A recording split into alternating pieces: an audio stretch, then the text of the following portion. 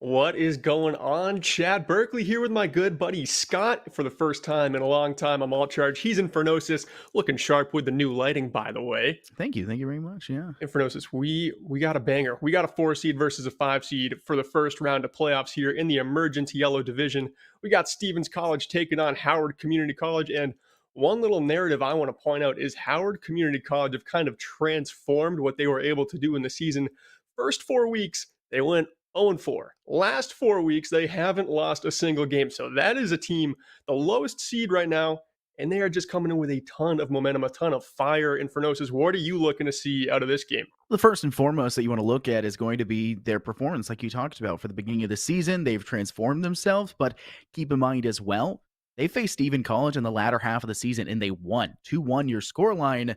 Yeah, a map was given up, and this is a BO5, and it will only go to 3 if it needs to go to 3. If it needs to go further, then we will. But seeing a 2-1 scoreline going in favor of Howard College, then that immediately gives me the indicator that they have come to rumble, and there's going to be some problems for Stephen College. They've got to make up for the mistakes they made prior, and that could be fairly difficult. But starting off first, the first map we'll be heading to, where we get to see who will come out triumphant or not, will be the map of Lijiang Tower. You know what I want to say, Berkeley? I won't say it because I feel like it'll be a broken record by the end of the afternoon, but I love this map, and I'm really excited to see it. It's not a broken record. Go ahead and say it. It's been a while since you've been on an Overwatch cast with me. What are you looking to see for real? Widowmaker. Yeah, I know. I want to see Widowmaker. You would love to see a Widowmaker. That'd be like me wanting to see a Reinhardt, but luckily for me, I get to see that all the time. Yeah, that's cheating. That's not fair. My main is way more common. No Widowmakers, Infernosis, unlucky. I'm so upset right now. This is actually so disappointing. But we can see from their composition, they kind of want to be fairly swift. Howard are rocking for the Reinhardt and the Lucio. That will allow them to take away space and create space when it comes to their defense and assault when they're trying to push towards any open space whatsoever. Stevens College not doing that, typically more of an aggressive composition. Obviously, with Hammond and the Diva, they'll have a bit more of an aggressive front line in comparison, but they still have the Lucio as well to get the rest of the team pumped up and ready to go into the fights. And speaking of pumped up and ready to go into the fight, Howard Community College running the sim definitely get to the point first. Now look at stabilize early here, but College, I like what the girls are doing. They're running the brawl dive. So they've got the Lucio speed boost, but they can also just pounce with those mobile heroes. And that's what we see going on right now. Mommy's playing Pharah, and she is just raining rockets in with a roof over her head. Doesn't care to get close quarters with that bird. It looks like Laplios is the first death of this fight. Nightingale falls, getting scorched by a fire strike in Howard Community College. They get the CMTP, they're on point early, and now they've stabilized.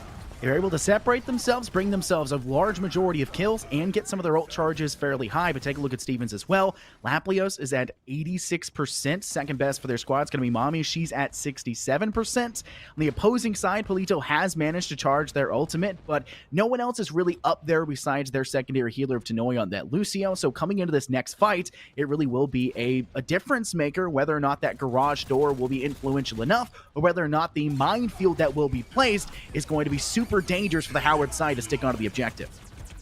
It looks like Howard can stay pretty safe from that minefield. They use the Baptiste and Matrix as well to just make sure they can really start zoning off Stevens College with a ton of damage that they're able to just output on this point. And still, I love how they're playing this Reinhardt shield and the natural cover, just switching side to side along this point, but things are about to get dangerous here.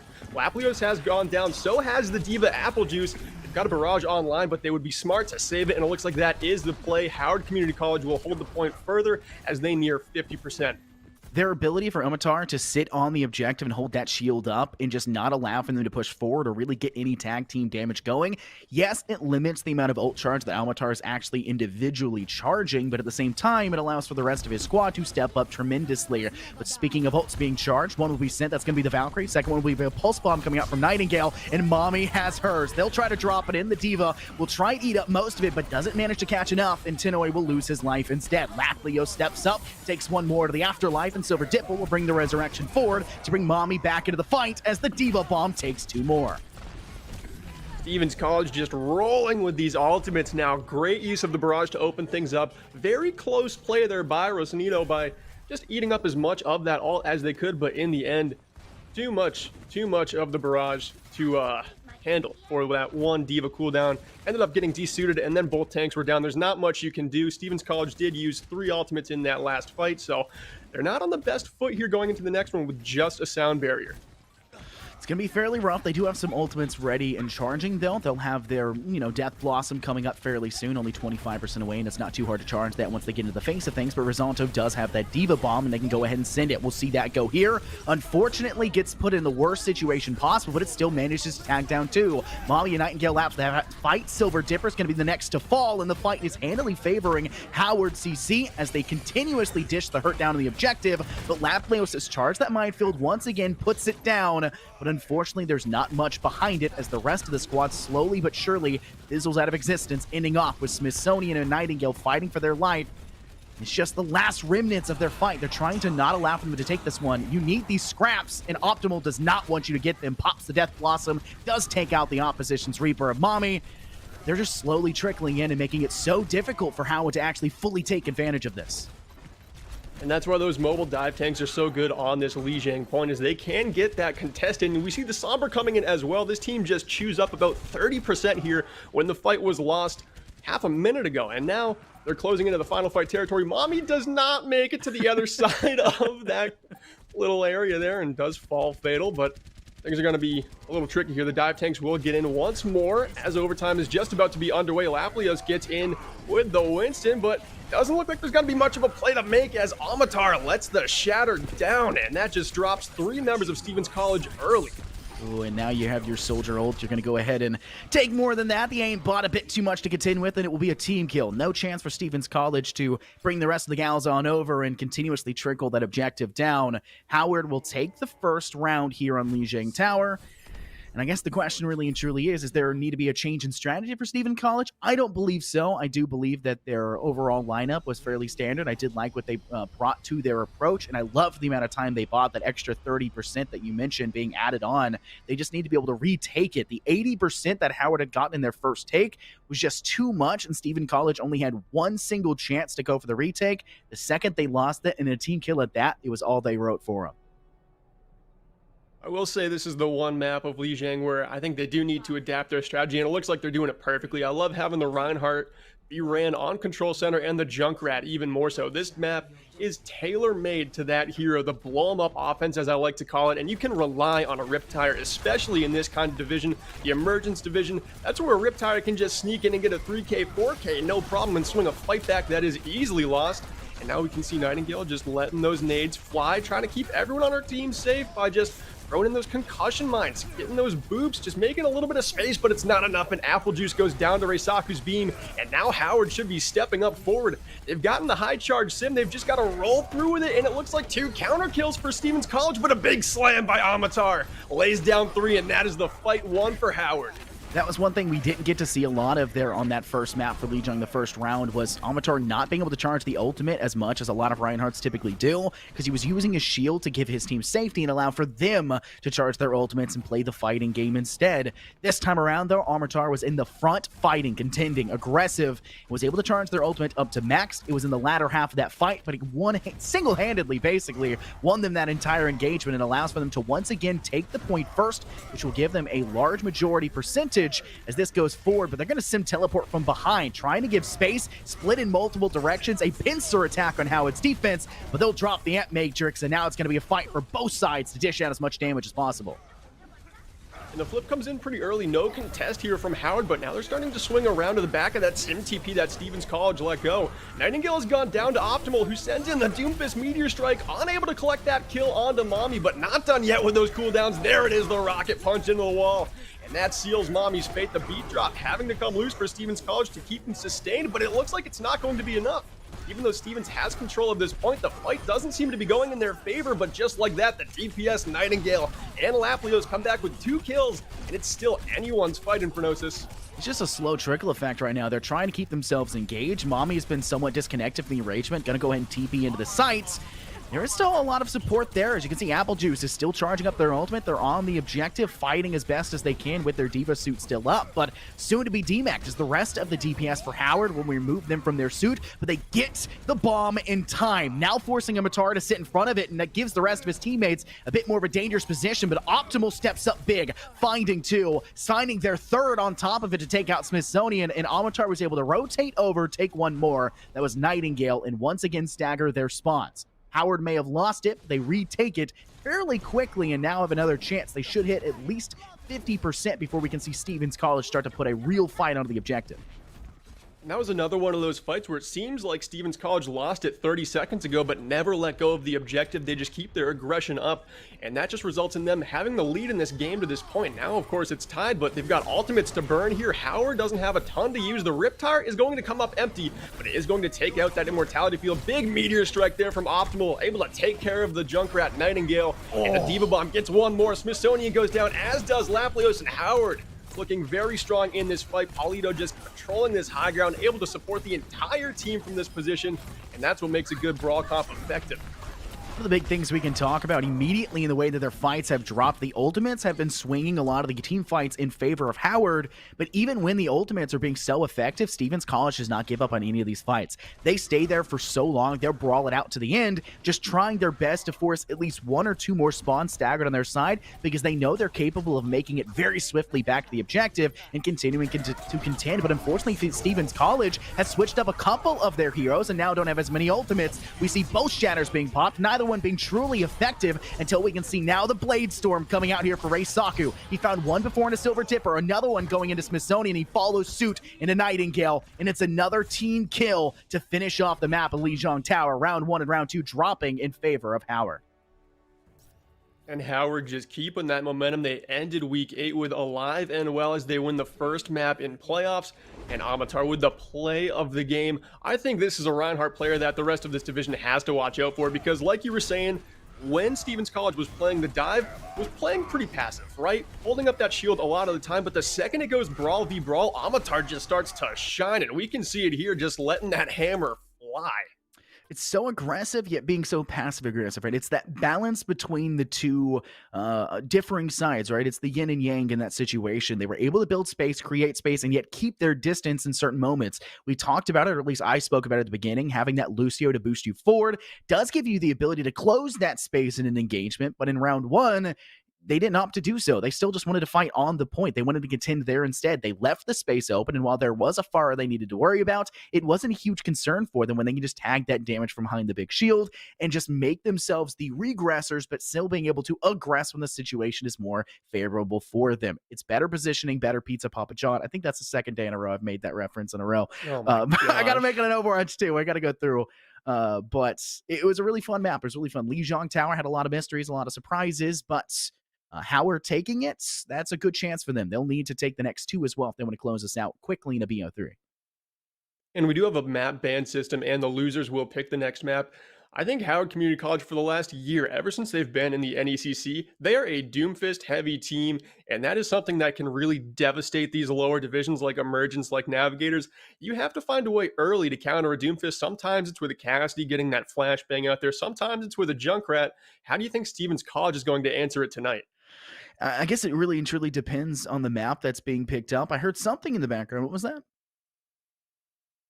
Oh, they banned Blizzard World. So we know at least Okay. Blizzard World's not in there. One of the things like they can deal with in terms of close engagements, Doomfist is really annoying to deal with in terms of really aggressive dive and things of the sort. A wider, more less hallway-oriented map, Streets phase, and any map's going to typically be a more wide phase. It can really assist you and you can dive fairly easily, but we saw the ultimate go down there towards the end for Doomfist taking out Nightingale on that Junkrat fairly early in one of those last fights. That's one of the things that you can't really stop no matter what map it is. You kind of have to bite the bullet in a lot of ways. I would say keep your distance, keep your spacing, be very wary of the comms that are going through. Don't clutter them too much because you need to be able to hear the information and callouts coming from some of your back line to be able to turn and assist them in any sort of way. Yeah, I think you're absolutely right. And when Optimal is just rolling on the Doomfist like that, you're bringing up good points. There's nothing you can do about that meteor strike coming in unless you're right next to the Baptiste and have immortality field. That kill is just going to happen. Sometimes as well, we're going to see that rocket punch connect, and that's a one hit that you can't do much about. But those roll-ins where he comes in with that slam first, trying to get that uppercut combo, that's when you can try and chain some CC onto him and make sure you're able to deal with that DPS player. Other than that, Infernosis, how do you think Stevens is going to fare better against the brawl comp of Howard? Do you think they looked a little bit better on the dive, or do you think they could be one of those strong brawl versus brawl teams? This is a bit of a loaded question, right? One, their dive composition was good when it came to keeping on an objective and holding when they controlled it. It wasn't super strong in actually taking it.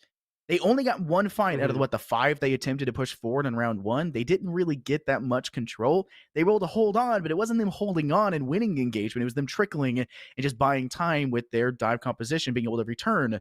So I would say their brawl in round two was much better. I really enjoyed their brawl. I liked what they did.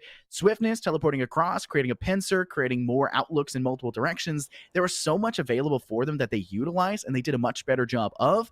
But ultimately, they're facing Howard here, and they have been headfast. They have been completely dominant when we've seen them fight and brawl in that close range of game. And Amatar is not giving any sort of space, so I'd be hesitant to still rock that. Maybe try to go for that early pick.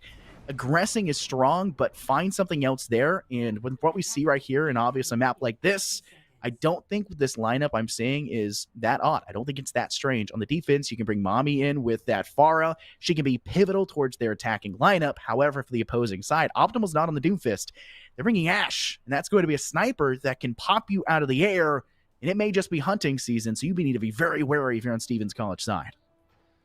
Yeah, if I'm looking at these team compositions, I'm looking at Howard as just a very well-rounded comp. Like you're saying, Optimal on the hit scan threat has the mercy pocket to be with him at all times, just to make sure that damage threat is even greater. And Mommy's going to have a very tough time taking to the skies in this one. And then the rest of Howard on this dive comp where they can have either a nano thrown onto Amatar on the Winston or nanoing Reisaku. We've seen how good his Dragon Blades have been. Just amping that up another notch. This Howard comp is something that I'm really impressed with out of the gate. We'll see how it works for him. They're trying to hold the high ground, get some damage downward, and they'll be able to accomplish just that. Genji, Reisaku not able to reflect all of the rockets, and Mommy will collect the first kill. However, Tanoi doesn't really want to wait to get the chance to push forward. They'll go for the resurrection, and now it won't be really available for their next team fight, which could be a bit disadvantageous, but if they just don't die, it's not the worst thing in the world. But more and more damage is continuing to cascade in their direction, and they're starting to get ultimates. Amatar's going in with the Winston, diving as they get nano boosted, and Optimal snipes down two in the same spread. An absolute slugfest that's dropping in favor of Howard as they continuously pick off player by player, and now are starting to whittle down those tanks and removes both of them just as quick. And that's something we see so much in higher ranks of Overwatch when there's a Winston and an Ana composition. Just losing that first fight, not intentionally, but getting farmed so you can charge up that nano in the blink of an eye. Paulito had that ultimate ready way before anyone else was close to theirs. Mommy does have the barrage online now. Maybe they get a recontest with that. The minefield gives them a little bit of hope here, only if it finds a pick, and it doesn't look like it's going to be able to. But what I was getting back to is this Howard community college team, they did a great job staging there, getting their Winston ready, knowing their win condition for that first point, going in with the nano and executing perfectly. I want to bring up the question towards you here, Berkeley. Do you think Polito was telling his team to take a lot of damage there in that fight to allow for them to be hurt so that he could continuously heal up, nade them down, and allow for them to charge the ultimate faster? Yes, it would give Mommy and Nightingale and probably Laplios their ultimate sooner, but it would guarantee that Amatar and Polito could have theirs, or at least Polito going in with the Nano. It would give them the advantage in allowing them to be the aggressors in the situation. I think that's what I saw going on, but it's a little hard to tell in that moment. Well, Howard's definitely smart enough to know that they're throwing the Nano Boost on the Winston in the first fight. The Genji Blade is not going to be ready. You just can't really get that much ult charge if you're trying to single out a dive target. Usually it's a squishy. Genji just can't farm Blade first fight that quickly. But I don't know if he was calling for them to take damage. Right now they're taking a ton of it from that barrage, but they are able to take Mommy out of the skies, not before Chip Milk is desuited. And now here comes the Blade coming in, trying to cut up the Mercy, but the elevator, oh, it takes him away, but just in the nick of time, able to hop back down and also cancel the Valkyrie there. That was a very unpredictable little tech of movement as the elevator just brought Reisaku up, but it looked like it actually paid out in his favor. Yeah, Silver Dipper, I guess panicking maybe, trying to think the Valkyrie would allow for, her to get away, did not, and instead they'll be sent the other direction. That's not what you necessarily need. Now that's going to be another ultimate that's not available for you, which is going to make this refight a bit more difficult. However, Laplios is on the flank, has the minefield available now, pops it directly on the payload, and now can start to contend in multiple directions as his teammates also contend to dive onto the site. It'll be Laplios to take out Optimal, the minefield takes out Reisaku, and now there's no DPS available for the Howard Community College side. Amatar may be able to bring themselves a little bit closer, finding one, but both his healers are taken out quickly by Mommy and Apple Juice. And while there will be a Diva Bomb that takes out two, there's just not much left here for Howard. It's Amatar forcing here with the Primal Rage, just trying to get them all off, maybe move a little bit further, but it's Stevens College that have been the king of the trickle. And I don't know how much longer it's going to go on, but thankfully the rest of the team of Howard has started to make their return, but the same can be said for Stevens College. It's still pretty much anyone's fight here. If the DPS for Howard get picks, they can actually push this payload to the objective, but it looks like they've got to take some better positioning and just stage this fight a little bit longer before they fully commit. Laplios is doing great things on the Wrecking Ball here, almost has another minefield charged up, used it midway through the previous fight, and we've seen them 2 maps in a row now have that ultimate ready first for the Stevens College team, so clearly banging on all cylinders is the Wrecking Ball player for them. The rest of the team looking like they're finally doing pretty well. Also, Nightingale has another Pulse Bomb that they can use. Mommy has a Barrage coming online as well. This team is in a pretty good situation to hold this point for a while. It's something that we look at here and watch as the fight goes on, and it's just kind of marveling at what Laplios has been able to do. But you can see the Bob now being sent. It's Optimal trying to get a little bit of congestion towards the site, but Bob's now on the opposing side, and it'll be minefielded down. The Bob's just there to do a little bit of tag team damage on the side as they'll continuously eat a couple of the minefields. It may be a big boon in that way, but the Barrage also will be sent. Mommy failing once again to really find massive impact with it, being shot out and killed by the Mercy player of Tenoy, and Optimal has not been forced away from their cubby position. Shoots down two, will be killed off by Laplios, but they're not able to do much beyond that. They now have to fight in the other direction, and Laplios needs to continuously charge the ultimate like we've seen them do the entire time. If they can continue that, it'll be a whole new game. However, Diva Bomb is dropped, hidden inside the Winston bubble, and they'll be killed immediately afterwards. A dominant Howard CC fight, and they'll take themselves through. They're finishing off the Streets fans. And I like what Howard is doing with Optimal, always off-angling on the Ashe, not playing the main line of sight, always trying to take that high ground and get the complete different angle that the front line is going toward. On third point, it's much more linear. This is a tricky part of the map for your hit scan to set up like that. Really, you can only hope to get up on that high ground we're looking at right now, and as the payload gets toward the finish line of third point, there's another high ground around that final corner you can take as Ashe, but this first part of this point is going to be the trickiest one for them. Amatar switching over to the Reinhardt is a perfect switch for this part of the map as well. Saku's playing very, very cheeky right now. Rat angling up top. Will be spotted out by Laplios, who's made the switch over to the Winston, but some extra assistance will go through. Chip Milk's going to go ahead and make their rotation up top as well. There's only one ultimate ready for Howard, though Optimals is coming up as well. We should be able to see them employ the aggressive approach by sending in Bob and then trying to find a Blade Storm on top of it, but ultimately it's going to come down to can they find a first pick, which directions can they push through, and what they're going to do first. Optimal throws out the Bob. Ultimate now off. Reisaku's taking a bit too much damage, and in fact is now sitting at a sliver of HP, not yet being able to be finished off, and in fact will be able to heal. And now it's Optimal stepping up, finding two. Another fell. That's Laplios by Reisaku. And Stevens College are once again facing a precarious situation, but they're close to their respawn. They can make a return if Howard College fail to find all the kills quick enough.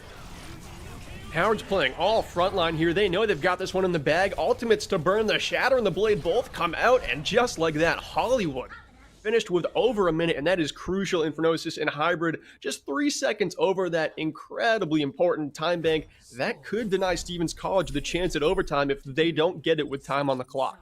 This is going to be a very interesting situation now. Stevens College are going to have to think twice about each and every single one of the fights they take, what positions they have during it. We noticed Optimal. I know we hyped him up in between as well, but we noticed Optimal's off angles, taking shots from different corners, not giving themselves in the center of the fight, and just looking for what was going to be a better lineup for them. We need to see Stevens College do the exact same thing, and it doesn't have to be on an Ash to do so. You can also just bring... you can bring Dave, aka Cowboy, over to the side, aka Cassidy. You can bring them around to another corner and get some tag team damage off. You can also bring the Soldier we had seen previously that was kind of utilized for a short period of time. There's a lot of different available options as a DPS, but at the same time, if you're trying to play that brawl, Reaper's not a bad choice for it if you are able to get in there quick enough. Nightingale, they won't have a problem to do so. You can Sombra in fairly quickly, cut the back line, then start to tag team the backside open. But at the same time, you also need to be able to make that retreat. And there's a fairly competent Howard side where they're going to be sitting very steadfast on the objective, strong holding it up on top. As you can see, they're bringing that Reinhardt, they're bringing that Sigma, and they're looking to keep the opposing team at bay and only fight when they need to on the actual objective. And again, very impressed by the composition that Howard chooses to defend with here. 2 snipers, 2 shields, a Baptiste Immortality Field, and the Mercy Pocket to make sure everyone can just do that much better. Stevens, on the other hand, they do have a dive composition with the Reaper and the Sombra. If they can jump on hack targets and that focus fire is there, it's going to be beautiful. But they could have a lot of trouble doing it, getting around 2 snipers, 2 shields. Sometimes it is very tricky to get damage in. We're going to go ahead and jump onto the site, though. They jumped up to kind of force Howard down and off the high ground, and it did work to a very large degree. We obviously saw Optimal being forced away, but they've also lost 2 players. Laplios had fallen off the high ground, then had to leap over to the site. Applejuice was in and involved as well, but when Laplios and Nightingale lose their life, well, take a step back. Howard have won that fight. They can jump themselves back up to the high ground. They're doing a fairly weird split right now where Amatar being on the low. That's going to be their first line of defense, and then they're going to have their DPS being boosted up top. Reisaku is pivotal towards this early start, already tagging the head of Laplios and dropping him down to 45 HP. Now they're going to try and go through the screens and try to give themselves an outlook, maybe a shorter angle to dive in until you can see finally Laplios commit and leap onto the high ground. In Stevens College, they can't be slow here. The DPS are able to get a pair of picks. Mommy, and it's going to be Nightingale taking down the support and the Hanzo. Those have been 2 of the carries for this defense so far. The Dragon Strike was online. They're not going to get to use it. It's going to be coming in from spawn, but it could be too little too late in Infernosis. We're going to see that ultimate, but I don't think it's going to collect any kills unless people got their feet stuck in cement. It's just making its case right now, coming through the point, but a little bit wasted here. Reisaku looks like he'll be staying on this hero for second point as well, so that is an ultimate they would like to have back, and a good starting time bank for Stevens as they come off the first objective. This is a really good time bank, and while Howard died fairly early into that one and didn't really contest beyond that, they'll be able to position themselves up on the street's phase fairly high up, giving themselves dominant control of the high ground. But think about what they did here on the first phase towards the capture points. They tried to keep the high ground, but Laplios did a phenomenal job of diving in with Applejuice, and it's only going to get worse from here as Laplios has the Primal Rage. They're popping it now, looking to contend in that direction, and while they commit initially to where the tanks were lying, now they try to jump up to the second phase and try to go where the DPS backline is. It fails to do so. They lose one of their players in the process. Now they lose Laplios, and Stevens College are now in a precarious situation. 2 players down to the fight, and everyone lying down as a massive shatter connects here from Amatar. Amatar was feasting for that shatter too. You could tell. He knew there was no Winston in the way. There was no shield that was going to pop up and block that shatter by surprise. Just a kid in a candy store waiting for as many enemies to be on his screen as at once. And then it was just a no-doubter laying down force, solidifying the fight victory. And now they're set up again on this high ground, playing the fundamentals of Overwatch very well, always setting themselves up fight after fight. See them going around the backside. Stevens College are looking to play this one in. Go for the semi-flank. They'll also TP around. You can see their Reaper, Mommy, trying to find something, however, stunned, and then, I guess, proceedingly charged. As you'll see, they'll be killed by Amatar. And while Silver Dipper, they will be able to find Optimal. They need to be able to do more than just that, and hopefully this Diva Bomb will be enough. It doesn't seem to do anything besides getting rid of Polito's utility, but Nightingale, while the rest is distracted, guns down Amateur, now leading the Howard side to be a tank down. Chipmunk has now been hacked as well, not really able to utilize their full tanking utility, and they're being gunned down in the back line by the duo DPS combo of Mommy and Nightingale. Stevens College have given themselves space and are now looking to capitalize off of it, as Howard are now forced to come back on their refrag and try to keep themselves calm and coordinated. And this is going to be Howard's most difficult fight, going up against the EMP. Nightingale on the side, and it looks like they're able to take down Reisaku. That is the somber counter. Now the EMP should be much more free to use here, and they should be able to finish off the streets phase of Hollywood. Just meters to go here before that checkpoint is reached, but Howard come out in the nick of time for a contest, and they get the rally off. They're able to counter the Death Blossom as well. Mommy doesn't get any eliminations with that, and Nightingale goes down with the EMP in hand. This fight looks like it actually might be won by Howard. What a turn of the tides here with 2 minutes to go. 1.15. That's how close they were to success here. Now, the time bank is the most important thing. We spoke about that. I guess you spoke about that. You were smarter than I am. They need to have time on the clock by the time they get the payload to the end. They need that extra time if they want to have any chance. This is a great time burn that was set up here for Howard. Their retake, their playability to actually stop them at the last minute at the 1.15 meter mark allows for them to burn even more clock off the board, and that's exactly what is necessary. However, it might not last that much longer, especially if the whole side of Howard is proceeding to be hacked by that EMP. And while Amateur are able to swing down one, they need their actual utility back to assist, and Reisaku will do just that. Takes out Mommy. DPS gone for Stevens College. Silver Dippers being rushed down as they try to take the elevator back up to the high ground, and Stevens College are now saying, hey, we'll take this one a little bit slower, take a step back. That first pitch did not work out for us. We're gonna have to wait for the rest of the squad to come back in and actually contend. Those are 2 massive fight wins in a row for Howard as well. 1, winning the first fight, not letting Nightingale get that EMP off, and then 2, surviving the 5-player EMP that connected on the high ground, and Howard was able to just stay alive with 5 members and swing that fight back. Now they're in a position where they've got a Dragon Strike for this fight. They're going to have a Gravitic Flux as well, but Stevens College, for 3 fights in a row, are set up with the ultimates to win it. They just have to execute on the hardest part of Hollywood to take. They go in with the Winston Dive, the Primal Rage, but farm down. That is 1,500 HP gone in a flash, and now Howard are on the back foot. They've lost a member as well. Tanoi goes down close to the rally. All they're going to have in this fight is a Baptiste. And I don't believe the Immortality Field is going to be online as well, but it looks like Howard are doing a pretty good job here, corralling Stevens into that corner with the Mega Health Pack. Not able to hide from that Diva Bomb as Apple Juice gets a pair, and now the dive should just be full throttle. They've got to get these kills quickly, because I think the payload might actually be far enough away where Howard get back. I think you may be right here. That's actually an insane chance. I don't know, actually. Maybe? It's going to be close. It's going to be really close. I don't think they're going to come in. I think they're going to say, nah, no chance. We're not going to actually waste any more time off that. They got 1:40 left. That's somewhat good time, but Berkeley, I don't think that's enough, really and truly, the way that Howard have been playing. It's going to have to be a flawless performance in this push, and Stevens College don't have any ultimates. They're 1 away, 2 away players. It's Mommy and Nightingale. They're fairly close, but there is 5, almost 6 ultimates in Howard's pocket that they can pop at a single notice. And that's going to be at least 2, maybe even 3 team fights if they play this correctly, that they can proceed to pound the hurt on Stevens College and disallow any chance for them to go any further with the payload. Howard's doing a great job with those ultimates, just setting up for the end game. They're conceding space on the payload right now, but they know the time is already in their favor. Stevens is playing with under 1:03 seconds, and if Howard can just stall this out to even overtime, no seconds left on the clock, they've got the only chance to win this game in overtime, and that is what they're playing for right now. Mommy does get the kill onto Amatar. Nightingale and Apple Juice both go down, and now Mommy has to commit even further with the Death Blossom. Now it's a 4 versus 4 fight, but it looks like Stevens College doesn't have the resources to stay in it. Man, Mommy was at a sliver of HP, and now being able to brought back, gets the actual full HP pack, and while it will reset that, they also have a Somber, so they can hack it if they necessarily want to, make sure it's allowed for only their team, and it will recharge a little bit quicker for them. But Stevens College are really wary of pushing past this chokehold, but they also have that EMP. Nightingale gets a charge. They'll pop it. Hack Squadron of Howard. Their ultimate's useless if they're not allowed to use them, but they're not able to get enough picks towards the end until they're finally able to find impact on a player that actually has their ultimate. That's Chip Milk. They will be able to be killed. Now have to go to the respawn. Avatar goes for the shatter. Doesn't find the biggest amount of impact, but will allow for one more kill to go for Reisaku until Apple Juice dives in with the Diva Bomb and finds 3. a huge impact for them, but it looks to be Howard are in their wits end to go for it. Gravitic Flux is popped, forcing them off the payload, now trying to contend. It's a slow stagger, methodical trickle as they try to keep on, but the overtime has been forced, and Stephen College have to keep this one together, but the Immortality Field of Palito makes it just a little bit more difficult until they can continue to clean off the last few players. Stevens College has done a great job just staying in this map, too, even though it was not winnable.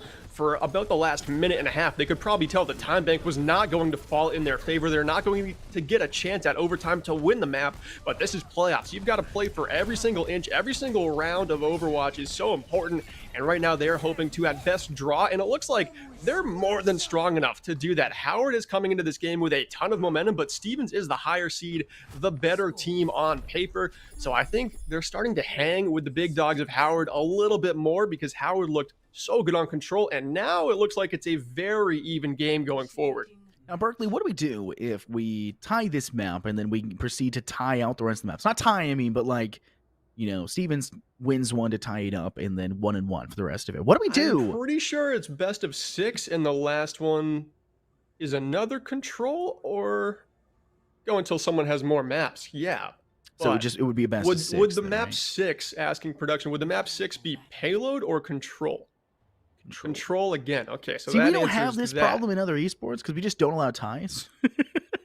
Yeah, we just thing don't about let teams Overwatch is tie. they're like, you know what? It's anyone's game all the time. Blizzard's like, hey, just throw it out there. Y'all do whatever. To be fair, Overwatch was probably one of the largest esports in the world for a very long period of time. So, I mean, you can't blame them for their game mode sense, right? I mean, they handled that fairly well. But I'm actually going to blame them for 2CP, and I'm never going to let my gripe go. That is a good call. Blame them for 2CP. That is the biggest one. That is a very fair blame. But with 1 minute and 3 seconds left here, they just need to be able to get a little bit on the point. They just need to jump onto it. And they're still going to play somewhat passively with Optimal still in the Hanzo instead of that Ashe we saw previously, which will make the shots a little bit harder to hit. But the damage output that will be available for them on that front side is going to be astronomical for the side of Howard. Yeah, you're right. And what I do like about Howard, what they're doing here, they path with the Lucio and they get in early. What Stevens was doing on their first attack on this point was they were being a little bit slow, being vulnerable to hit scan, to snipers. And that's not what we're seeing Howard do. We're seeing them just go in full throttle. Again, they've gotten 2 picks here, and it's all Amatar. Make it 4. This should be the fight 1. All they've got to do is take 5 more %, and they have won. Hollywood jumping out in front in the series 2-0, and now Howard could move on with a win on this next map. Diva Bomb? Is that the play of the game? The 3K we saw that kind of gave them even the chance? I think it is. I think it's this 3K towards the end of the last phase.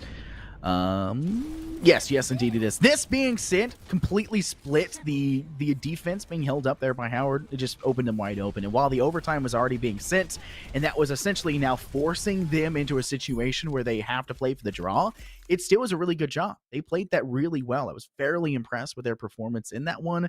That map as a whole was very close, straight through thick and thin.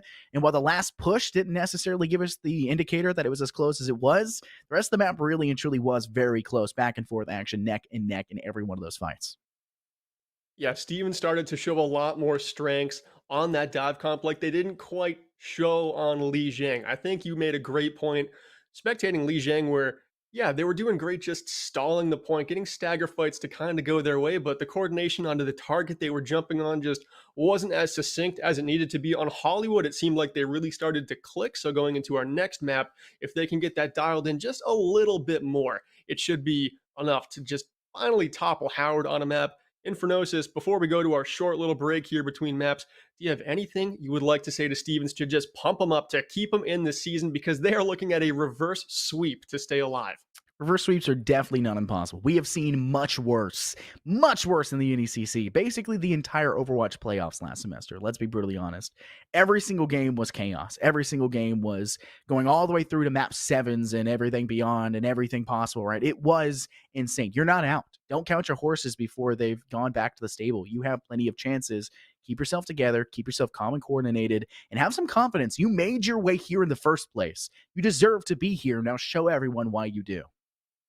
I really wanted you to say hatch when you were making that metaphor about horses, because it's what I thought you were actually going to do. Very impressed that you were able to bring it back to the stables there. Chat, stick around. Couple minutes. We'll be here with map 3.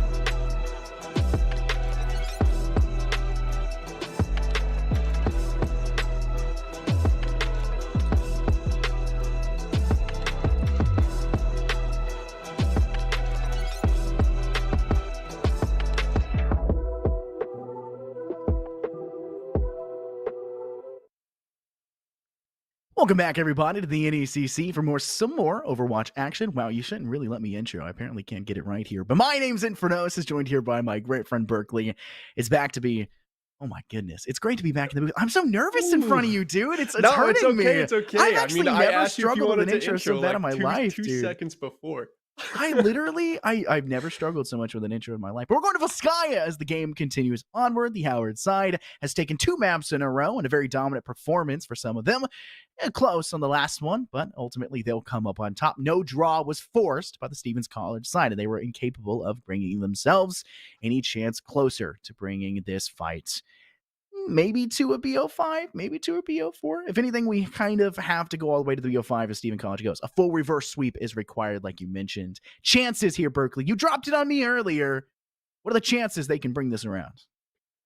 There's a pretty good chance that they can bring it around, because if they're able to win this next map, that will be the first map that Howard has lost in 9 maps. So that can really throw them off kilter, just realizing that, oh yeah, we're a beatable team, which they look like. After that Hollywood game where it was pushed to overtime and Stevens almost had it with time on the clock, almost had a chance in overtime, they're making Howard look very beatable despite the incredibly strong finish of the season Howard has had with 4 straight wins, 8 map wins in a row. Stevens is starting to take it to him, and I think since they're able to keep on picking these maps, this one might actually fall in their favor the most, because this is one where, yeah, double shield with the sniper, the hit scan look great. Howard's composition has looked good all game. It's going to look good again here, but Stevens, I think this map plays to their strengths more than anyone we've seen yet, with Mommy on the Pharah. First point and second point look great on that hero, and then the dive DPS can really collect this first point quickly. So I think if Stevens attacks first here, they come out with a big time bank going into point 2, they've actually got a very good shot. And if they're able to win this map, they could just go all the way with the reverse sweep by throwing Howard off. But the high ground is going to be heavily utilized here by Howard. You can see that they've brought the Ashe. They also have a soldier to just continuously do that tag team range damage from above. And while, yeah, there is a lot of... Actually, it's Stevens that are the other way around. Am I incorrect here? Is the color just backwards for a second? There we go. It's fine. My brain for a second fell apart there.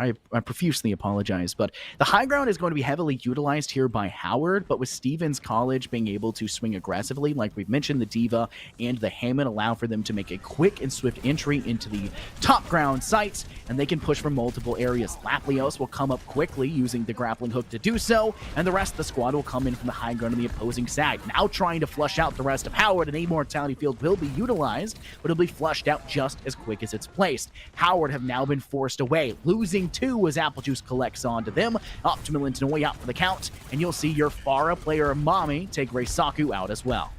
Look where that fight happened. Stevens College did great just moving where their Wrecking Ball made space for him. The Wrecking Ball Laplios went in with the slam.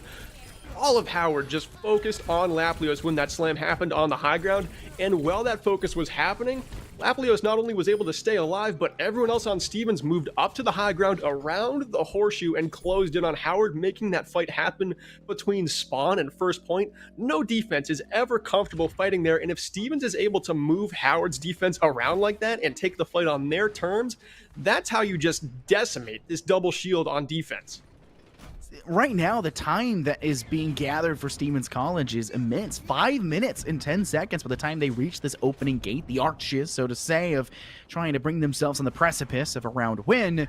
They've got plenty of time to do so. They can lose a plethora of fights going forward, and they've got themselves in such a good position that they can just swing in multiple directions. Laplios does that aggressively, a grappling hook combo swinging into the back of the site, or dropping their minefield, both on the high ground and the actual site itself, but Optimal's quick to frag them in return. The Cassidy's being very successful for them, but they need to actually charge the ultimate a little bit further, and now they're being dived in the backfield. Thankfully, Reisaku on point, manages to tag down 2, now make it a 3rd, as the Helix Rockets hit Smithsonian and remove them from the fight. Just one player truly left standing now for Stevens College, and they're all going to run back the opposing direction. That was Nightingale, their tracer, and they're extremely low. Sliver of HP in a dream, but they'll make their return until Amatar nails the fire strike across the map, forcing the hand of Silver Dipper to drop the resurrection quite early. That was from beyond the three-point arc for sure. Nightingale had no business on Tracer with Blinks to go down to a fire strike, but Amatar's been flashy all game. That's just another moment of greatness for this main tank player for Howard, nailing that fire strike. Now Howard is looking pretty good. They've got the visor from the high ground ready to go, coupled with the Amp Matrix, so that is a ton of damage that'll be done onto Stevens College if they don't play their sight lines well. And it looks like they're just starting to close in here. The Valk has been popped, keeping this dive comp sustained for now, but the visor is out, as is the Matrix, and this is just so much hurt coming the way of Stevens College. The visor finds two. Optimal's able to take down Apple Juice in pilot form, and the Flux connects for a ton of damage.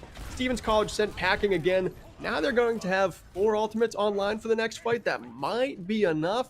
But Howard are looking like they're just playing the fundamentals of Overwatch very well here on Volskaya second, and these high grounds suit their composition incredibly.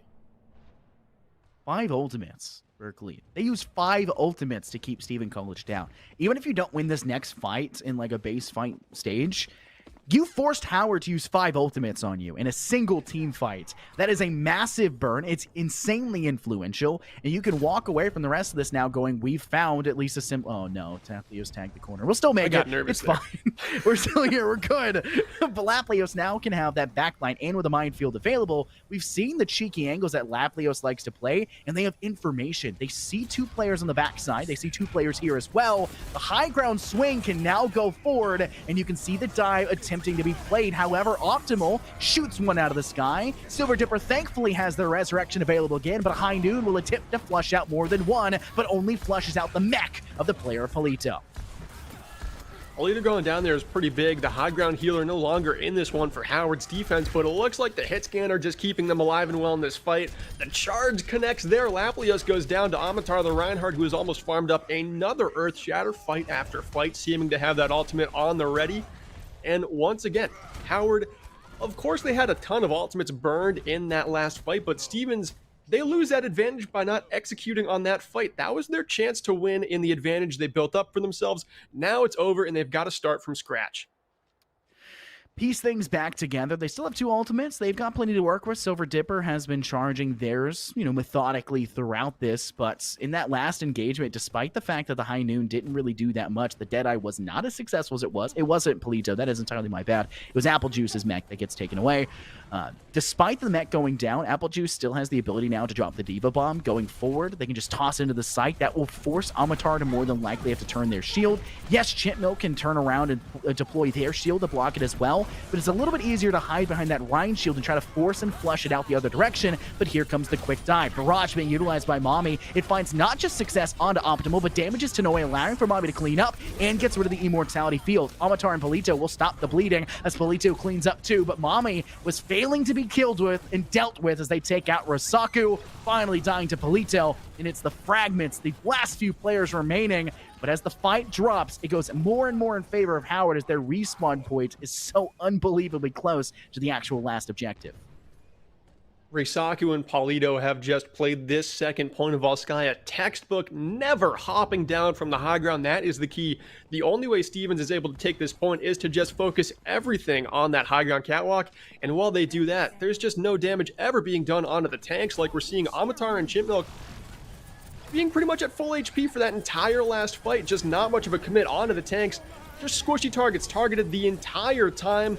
Chimp up in the sky here as that Flux does not connect with anything, but it still looks like Stevens are scrapping a fight together for themselves. The Valkyrie keeps them alive through that first engagement, but now they've only got the minefield to use in this fight, and Apple Juice loses the mech. The Shatter connects. Mommy gets stunned. You hate it when your Pharah is laying on the ground like that. Very vulnerable, and overtime will tick down with ease. Howard are able to hold second point at 0%. That is a very good statistic as well here, Berkeley. Howard were in a position where they had 5 minutes and 35 seconds total being allowed after first point got taken in one single push.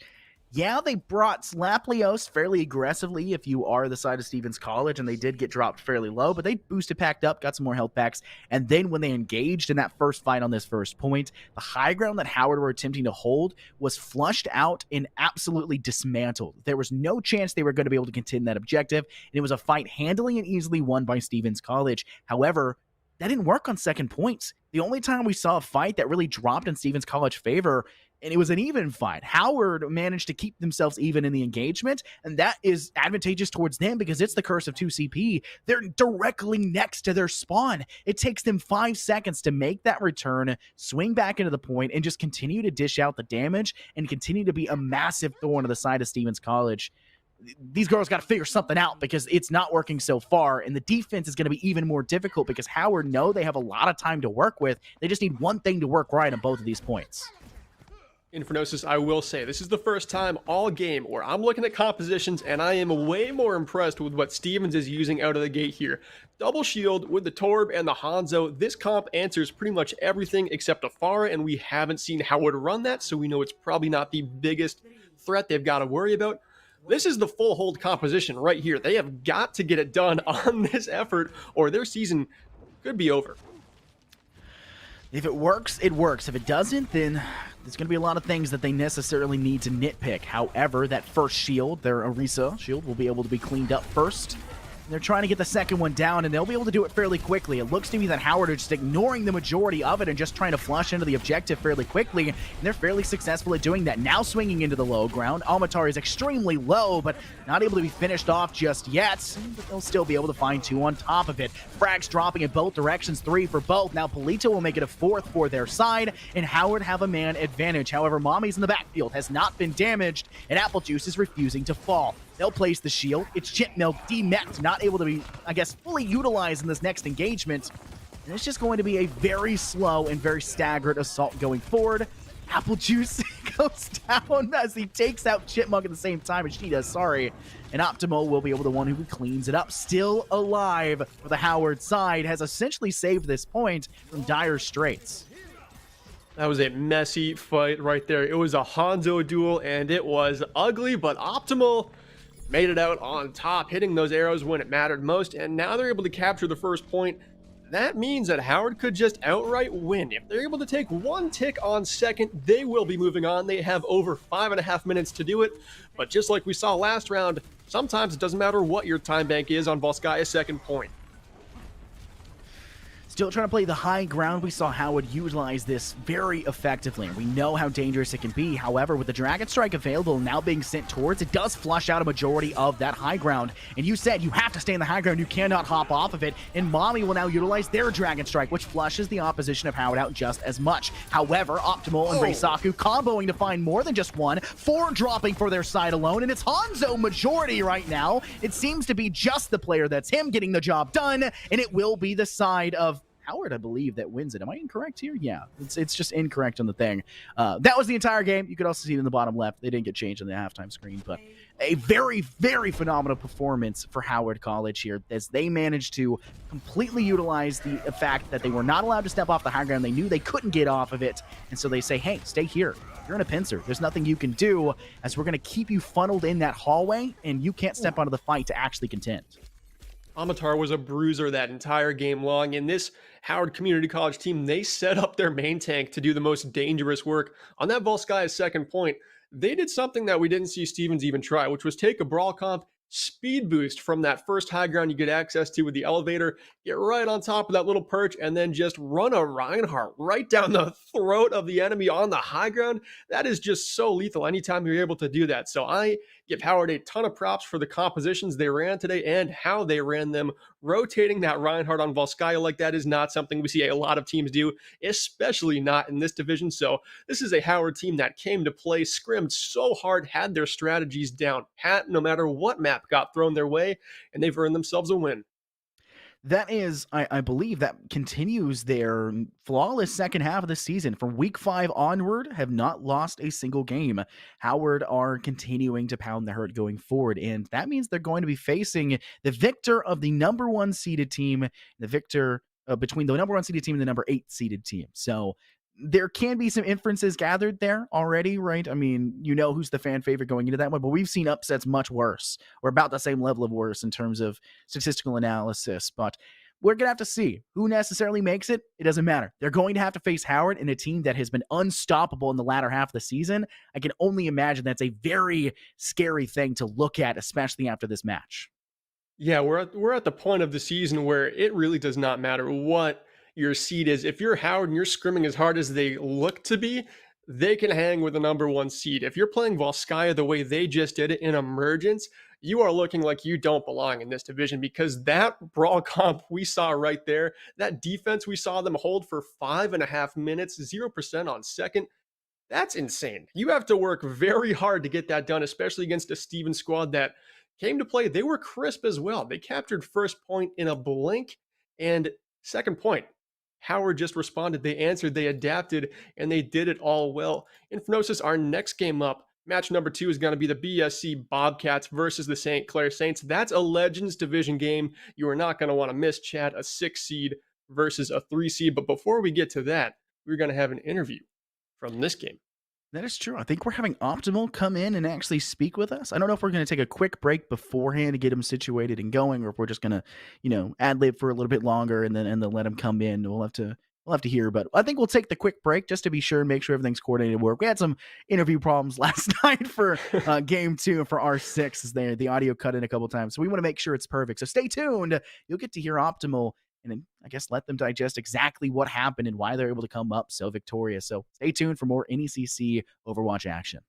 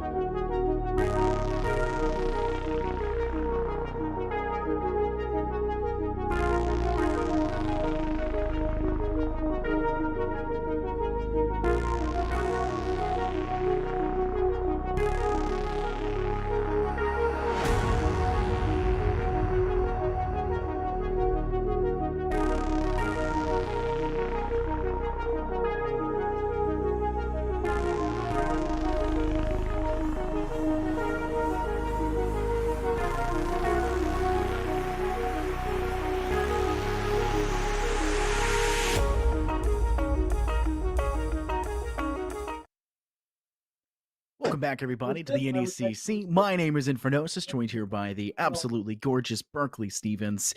We've also got another person here in the booth. It's the player of Optimal on the phone, quite literally, as he had to use the phone to actually be able to be and enter our call. But how you doing tonight, Optimal, after your audacious victory here in Game 1? I'm doing fantastic. Everyone's doing fantastic here. Big win. I'm actually really glad to hear that. Really glad to hear that. I'll start things off with the first question. Did you anticipate being able to finish this out in just 3 maps? Would you think they'd be able to take a map like the last time you faced? Well, obviously we come into it thinking we're gonna 3-0, like we're gonna win every map, no matter what team we face. Um, we did know that we played them and 3-0'd them, so we just were that elevated our confidence. We decided to go to what's natural to us, which is me and Reisaku playing off of each other on Ash Genji or a variation of hitscan DPSs. So that was just the factor that pushed us over. Berkeley? Yeah, I wanted to ask you, when you're scrimming, how much is it just trying to pop off as a DPS player, and how much of it is trying to set up Amatar so he's able to do all those Reinhardt things? Like on Volskaya's second point, your team took a rotation where they hopped high grounds with a Lucio speed boost. That is not something anyone in Emergence ever does. So you guys seem to be well oiled on Reinhardt comps. As a DPS player, what are you doing to make sure that comp succeeds?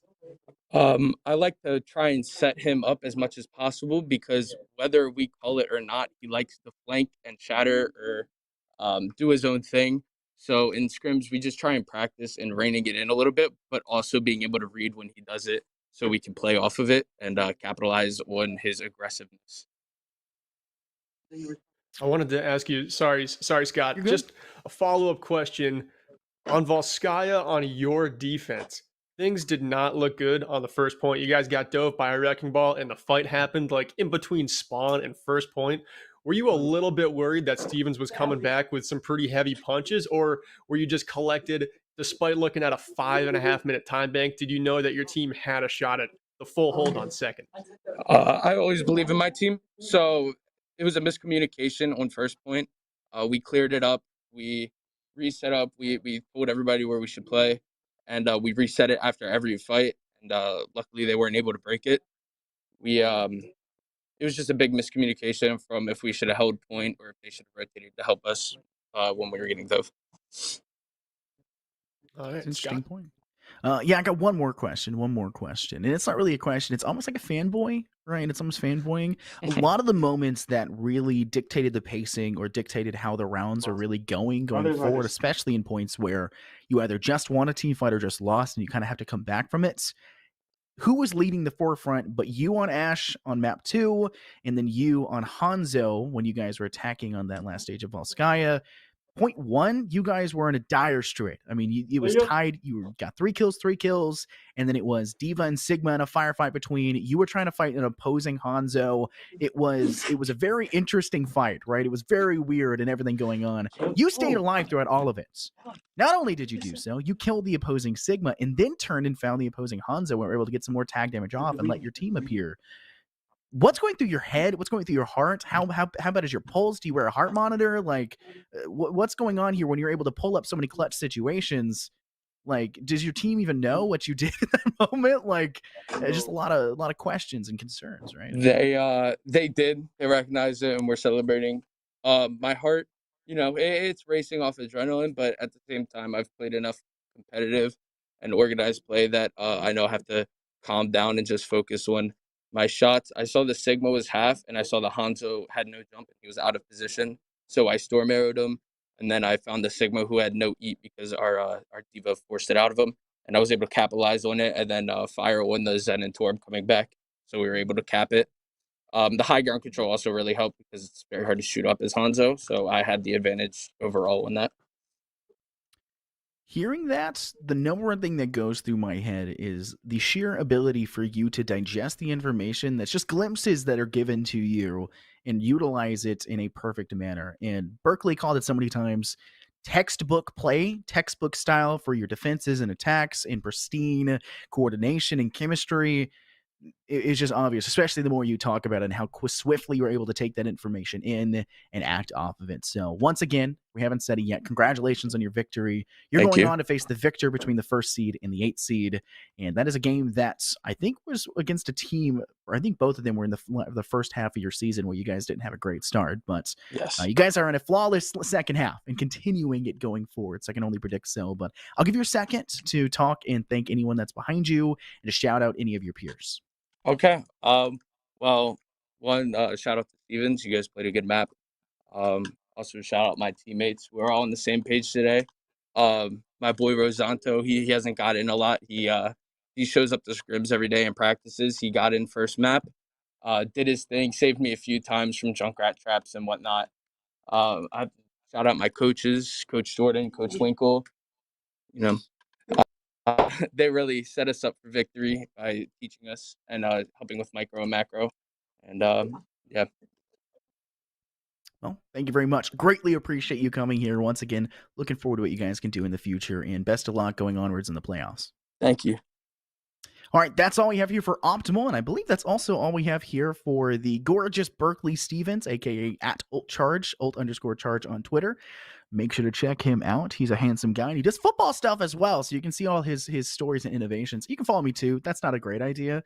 I don't tweet that often. They're pretty stupid, but follow me at INFERNOS1S. I'm Infernosis, have been joined here by the wonderful Berkeley Stevens. It's great to be back in the booth with them, but that's all we have here for now. Make sure to stay tuned. There'll be another game coming up. Chef Billy's coming on in, so it'll be a good one. Much better than me being here, but stay tuned for more NECC Overwatch action.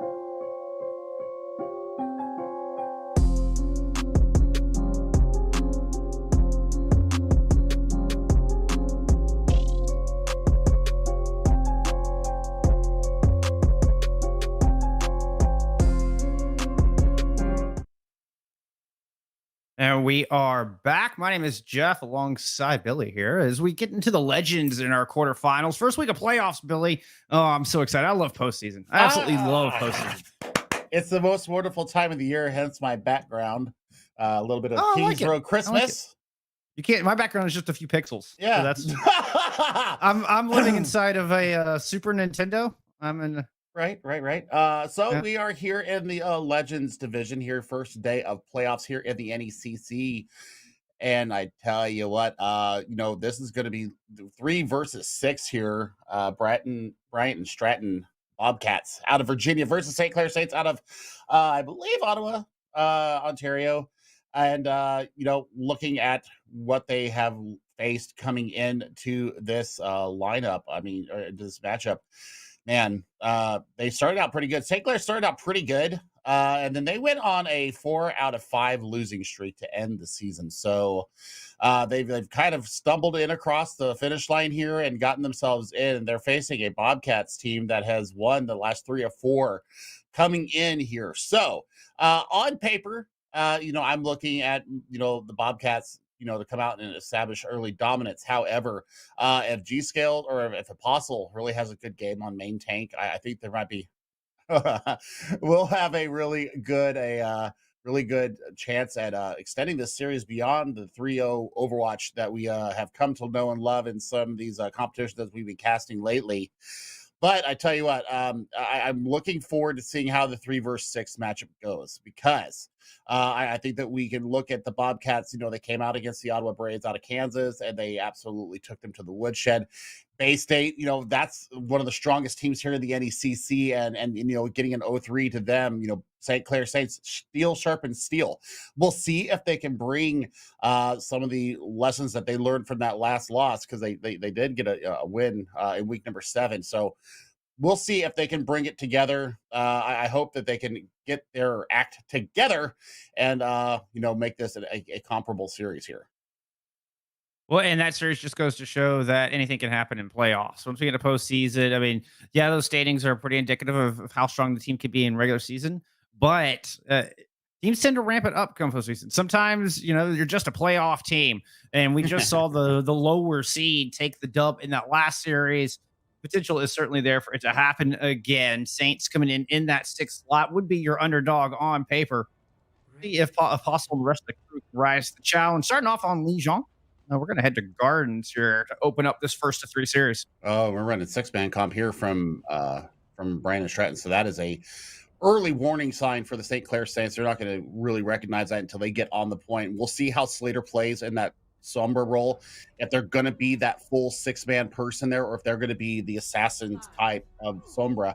However, you do have some real good weapons to combat a Sombra and a Reaper with the McCree and the Brigitte. Yeah, we'll see if they can handle this, because this 6-man competition just rush down all together really fast, very lethal. Nobody wants to die.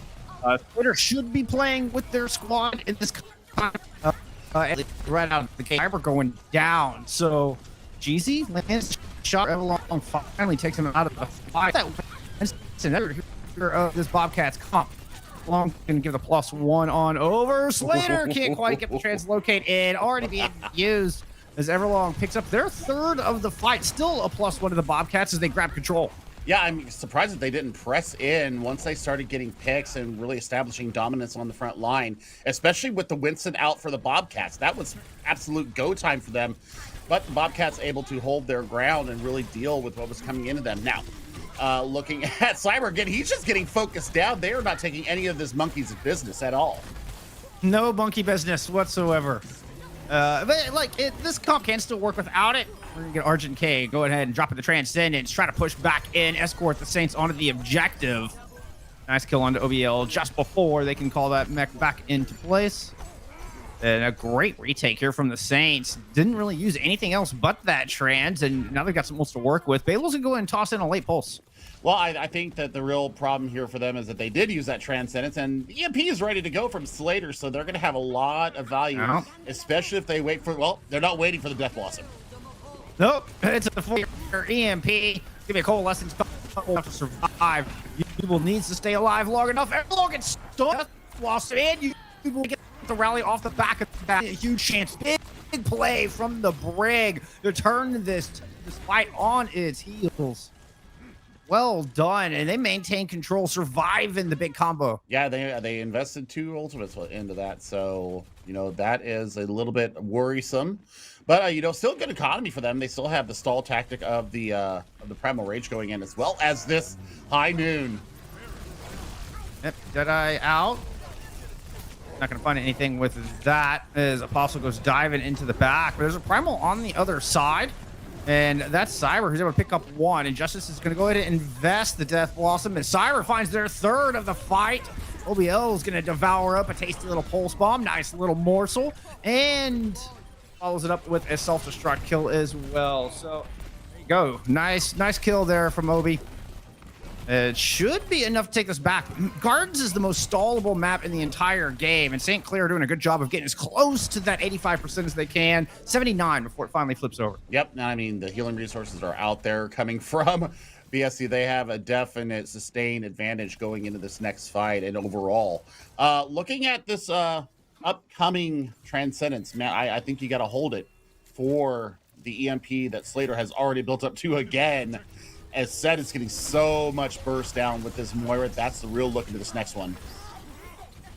Slater's going to go down, though. It's Yubel again, who is coming up with the big plays for these EMP fights. The most important fight for the six-man composition. And neither of them coming up fruitful for the Bobcats so far. The Saints are able to hold on, taking Everlong out of the fight. It's a large chunk of the damage absent. And Saints flip it right back over 70 to 80 on the board at the moment. I mean, bailable. Gonna have to be better precision and recognizing where the Diva is when they decide to let loose with this pulse bomb. But they have the chance to stall out with the Rebek coming in from that EMP, big EMP coming out. Nice coordination right as Cyber moves in and Set drops the Coalescence. They're going to net 2 kills on the back of that fantastic play. And another one on the board for Cyber. Nobody gets to the points. If the point had been over in the small house, in the tea house, that would have been fantastic for the Bobcats. Unfortunately, they unleash their fantastically coordinated play in the wrong spot. And maybe perhaps a miscommunication, but nobody initiates the overtime. A disastrous turn for the Bobcat fight handedly, Billy. They absolutely did. Now, they did lose the speed element, which they were probably banking on to get them to the point. And, I mean, it may have been, yeah. Yeah, and, I mean, they were so close to the sound barrier as well. So, maybe fortune shining upon the Saints right now. A little bit of divine intervention, if you will. Going into that and getting the first point there. But, I mean, we'll see what they come out with next. I mean, Saints are coming out with a ton of damage. The patron saint of C9? Is that what just happened there? All right. It's going to be a Doomfist and a Civ coming out from the Bobcats. And Slater goes in heavy right out of the gate. All eyes on the Doom, the initiator of this cup. And make no mistakes, it's not the Reinhardt. When you have a Doom, it changes everything. And it's up to Slater to kind of determine the timing. Everybody should go in on the back of that. Slater's going up against Bailable right now, and that could be a tall ask for a Doomfist. You see the mines come out, and Slater has to fall back. Still no kills here in this opening fight. Already a Baptiste amplification matrix on the battlefield as Everlong is able to burn down one. Obi burns down another, and the shadow comes through from Cyber. That's going to lay 2 down flat. And the Bobcats win the war of attrition here, first control. Oh, my word. I mean, that is a astronomically fast amp matrix coming out of Set. The damage that was output that I talked about at the beginning, absolutely laying into the Bobcats, and Set was able to keep everybody up and healthy. So Photon Barrier is going to be available in the next fight. Also, it's going to have to be deployed against this upcoming Tire. And Argent K on the opposite Baptiste is going to have amplified damage going through this window. Could be nasty, especially when combined with the Flux and the Tire coming up. I mean, a Shatter landing. It only finds 2, but the kills are there, courtesy of said Tire. Slater strikes back, finds 2 of their own. The Flux trying to bring it back the other way. G-Skills does pick up Everlong. So the Bobcats looking a little worse for where G-Skills is able to win out what I believe was a 3v3 in the middle of the point. Slater's still alive, lands the big right hook, but only has 7 health to their name, and G-Skills will finish him off. But it's bought enough time for Cyber to get back and stall off this point even more. Yeah, I mean, this is absolutely fantastic stalling, and they actually flipped the point! Oh, all that progress was there, and it was just stalled out, and they take a foot off this point, and the point flips in favor of the Saints, and they're coming up on sound barrier, so they're going to have staying power in this next fight. I mean, Cyber did a great job. I mean, really, Slater and Cyber did a great job of getting that extra 10-15%, which has kept Saints from buying their percentage. That one pays out double. It's going to be the sound barrier coming out. Yule almost got stunned out of that by Slater. Just barely got the toes on the ground.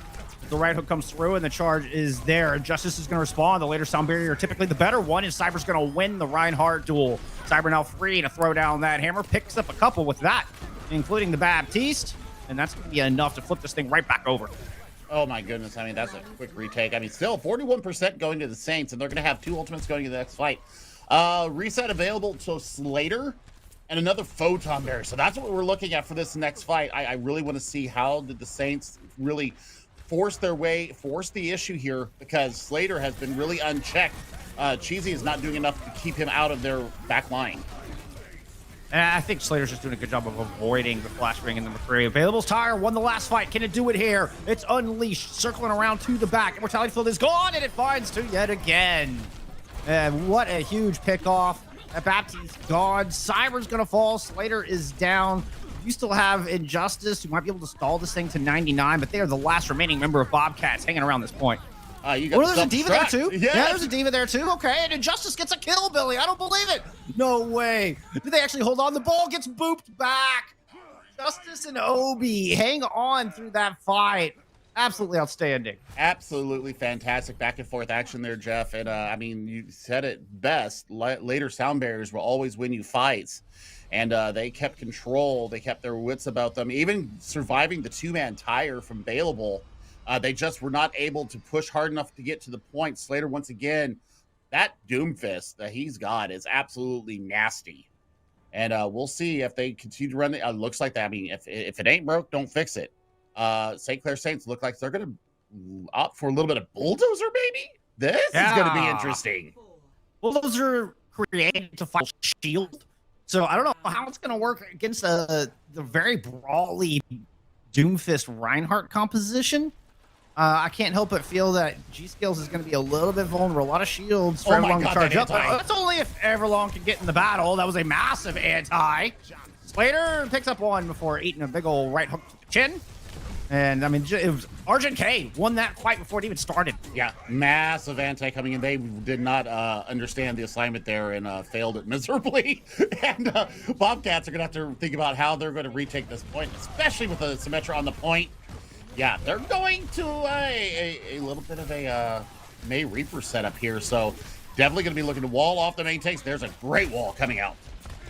This is going to do even better against that Bulldozer comp.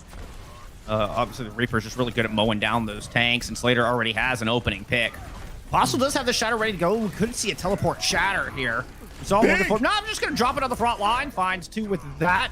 But Cyber responds with one of their own, and it's Cyber who comes up with a kill. The back here and claim this objective for their own. It's now blue.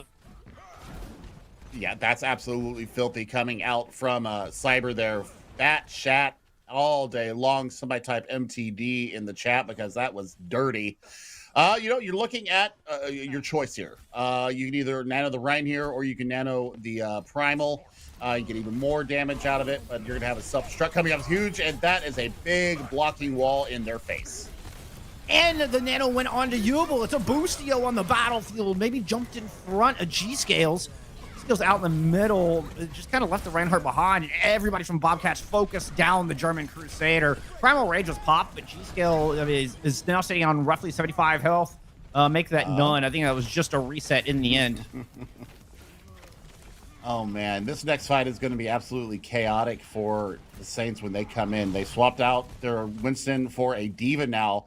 As Bobcats are crossing 50% here. They do have sound barrier, but they're going to be facing a whole bevy of ultimates coming in. I don't know when you decide to deploy it. I'm expecting them to open up with the Blizzard because everybody's caught tight in that small little area. GZ already goes down, and May was actually outside as the Death Blossom to start the fight on the front lines, picking up 3, including the D-Mech. Everlong just decimated the ranks of the Saints. Yeah, I mean, you take that trade all day long and twice on Sunday. So beautiful work there from the Reaper player. Now available, swapping over to a edgelord of their own. Still only 1 ultimate or 2 ultimates going into that fight. And now you're setting up for Cassidy to, really deal with the incoming Reaper. So, I mean, they're going to have to really bide their time here and decide how they're going to address this point. They got the sound barrier. Oh, huge play from Cheesy. Shuts down Slater, and the sound barrier's out aggressively. They're going to charge right past the Amp Matrix of Set and just start rolling on this objective. A lot of focus on a Cyber who eventually fall, while Bailable is able to deal with Everlong. And with the overtime going, the Saints do a great job of overcoming the Bobcats and their win cons. Yeah, and I mean, but they hold on to ultimates, and that's the big thing for the Bobcats. They held on to the self-destruct. They no need to invest that. They have the Blizzard coming in. Great early pick on the Slater with the May. So now, they can hold off the point here a little bit with the Amp Matrix and then hold out that Immortality Field until you are ready to go with that Blizzard.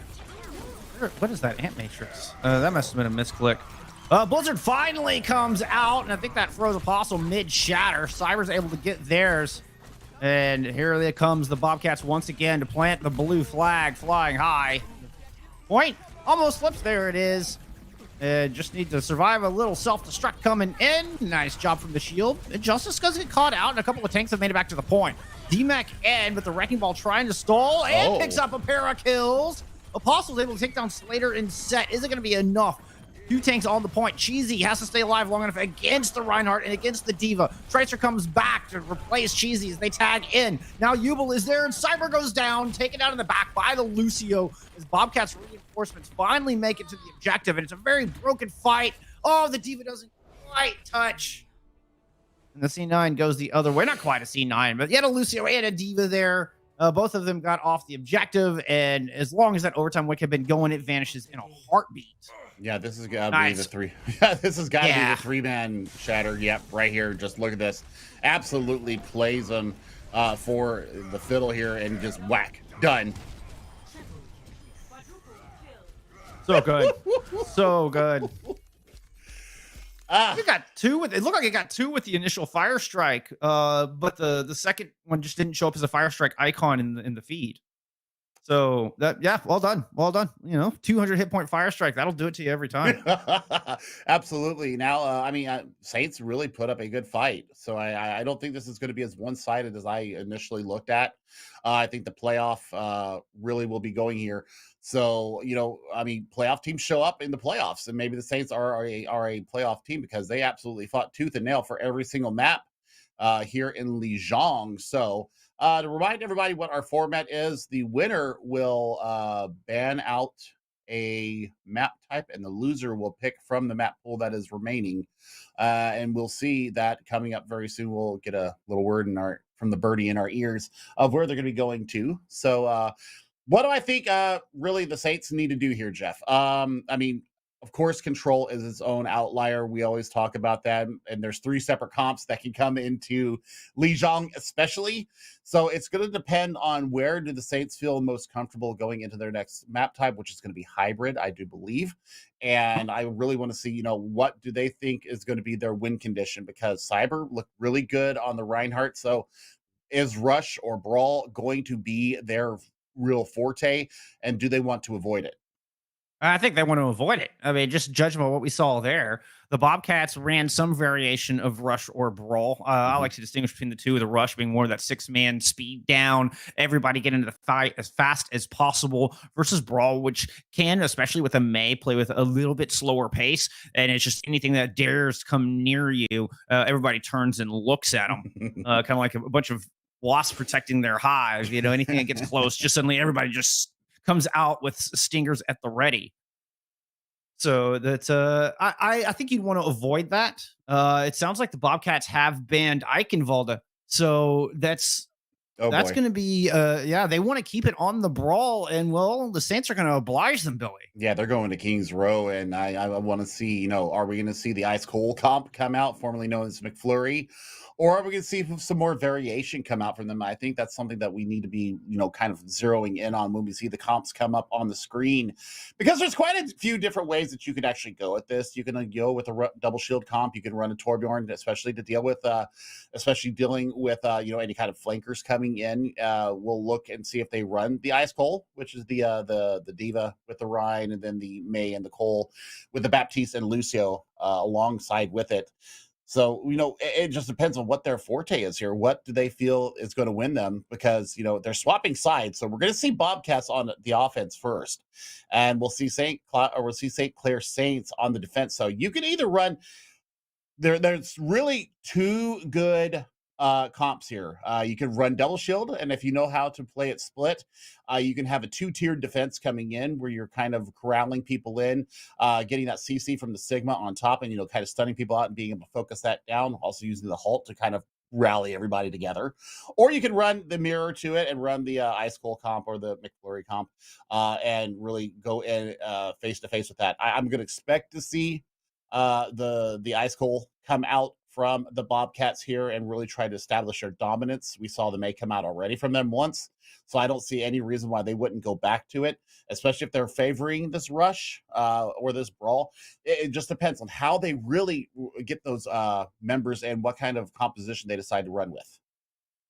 Right. On the attack, the wrecking ball dive comp is also viable, especially if you're going into a double shield to go dive on top of them. So that's certainly an option as well. Can work on the defense, but I consider that more of an offensive comp. Mhm. The Orisas just can be so oppressive on any defensive setup. So that's that double shield split comp you're talking about, either a full on treehouse where everybody's on the high ground, or the split with the Sigma and say an Ash and your BAP up on the high ground. And that can be tougher to break, but it has to be timed just right. From the Bobcats, particularly going on the attack first, I'm expecting one of the two comps we saw before. Most likely, the May composition. May is just so good on this map because of the narrow corridors. The same reason Reinhardt is good, and traditionally this is the home of the Reinhardt. May is excellent on this map for the very same reasons. Yeah, I mean, just denying space or creating space, respectively, from how you look at it.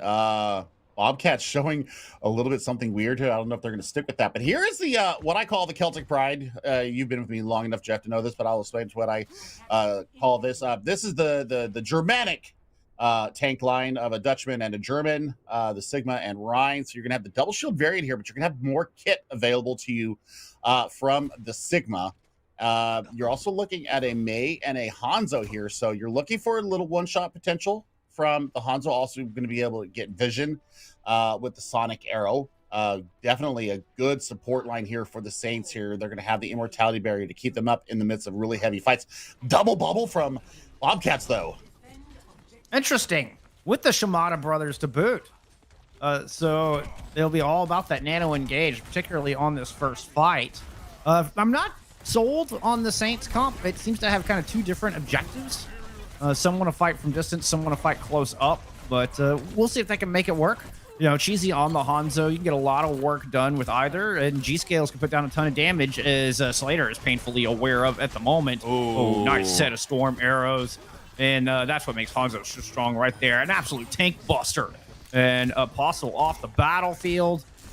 Obi's able to pick up one as well, so a big opening here for the Bobcats to move in, and they've claimed a lot of space around this statue.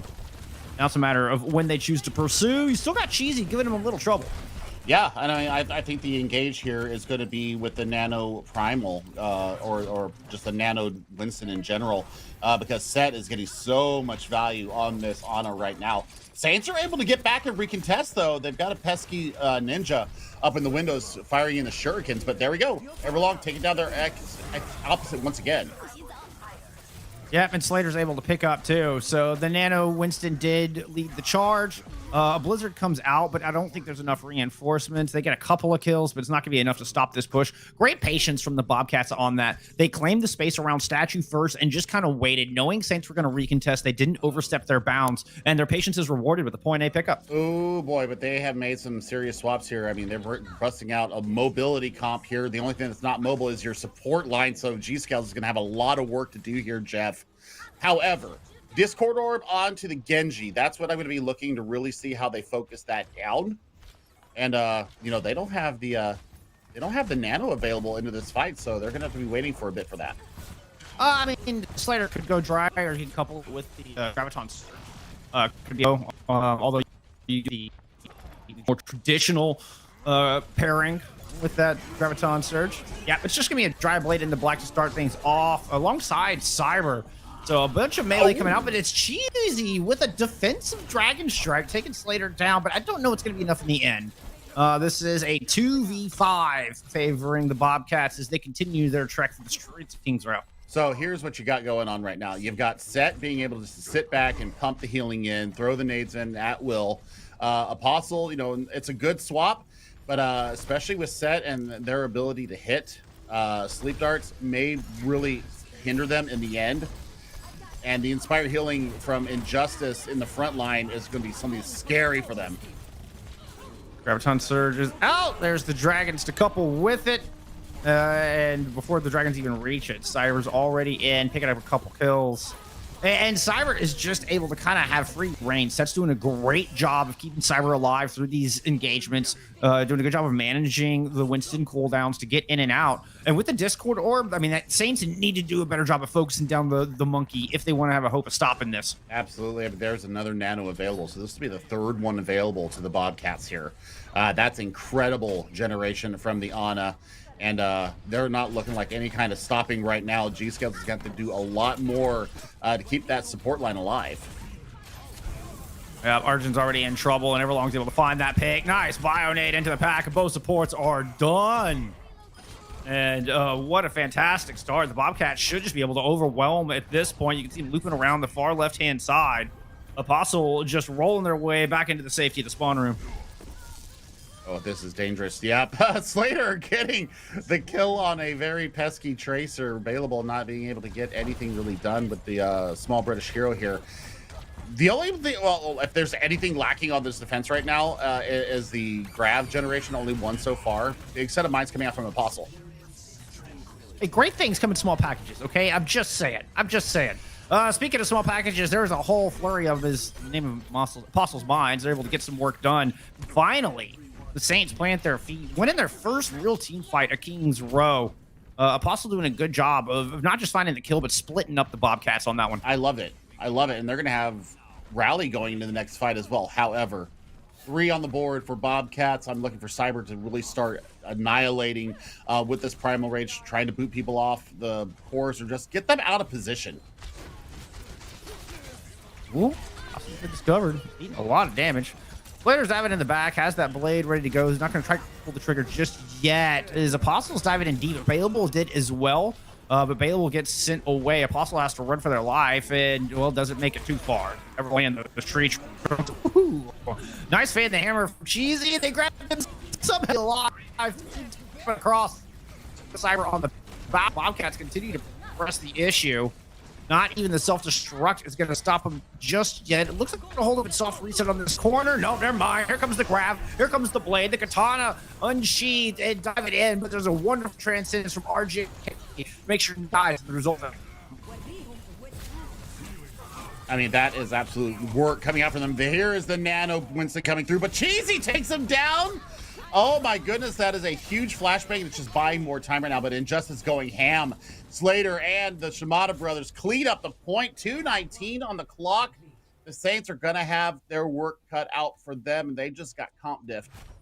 Once the first point was lost, I mean, really, the work coming out from the Bobcats was just a little bit too much for them to handle. They never got their feet set on point B and point C. They finally made their stop once they had the mines come out. But after that, I mean, it was just really stalling for time to see how much time they could whittle off because the win condition for Bobcats, I mean, that grab was absolutely filthy coming out of OBL. So, I mean, Saints are going to have to think about how lethal can they be? How aggressive can they be? Because this is their playoff lives on the line. They'll be facing match point if they happen to lose Kings Row here. So you got to start really swinging for the fences here. And I want to see how they address this. And, you know, Bobcats coming out with the Ash. I love it. They may be going with that high ground treehouse effect with the Sigma and the Ash, with Everlong being the nuisance factor. They're going to bring out their own Zenyatta here, Jeff. So we're going to have the Discord Orb once again on the field in play. We'll see how they focus it down. Saints did not get a lot done based upon those discords. We saw it happen a couple times, but not nearly at the rate that you would expect. I mean, Cyber just did such a great job on the Winston staying alive through those discords. I mean, even in that final fight, was able to get both supports out of there before finally getting taken down by Cheesy, and it was all downhill from there. Now Cyber on the wrecking ball is going to be even harder to take down, even faster, even more elusive to avoid the damage coming in from Saints. Saints trying to go up top and drop through this right-hand alley. Oh. Nice start from Cheesy, able to find that kill onto Everlong. They're gonna just kind of hold up right now. They're waiting for cooldowns to come back. Cyber tried to go in with the flank, but just caught alone over there. Nice shot from Seth, though, to take Ubel out of the fight. This might slow down this attack a little bit. I'm curious to see if Saints want to continue to push in without their... I mean, that's the bulk of their healing gone here, Billy. Set is the only support on the battlefield at the moment. Or, Big you know, it's rock. Argent K, but yeah.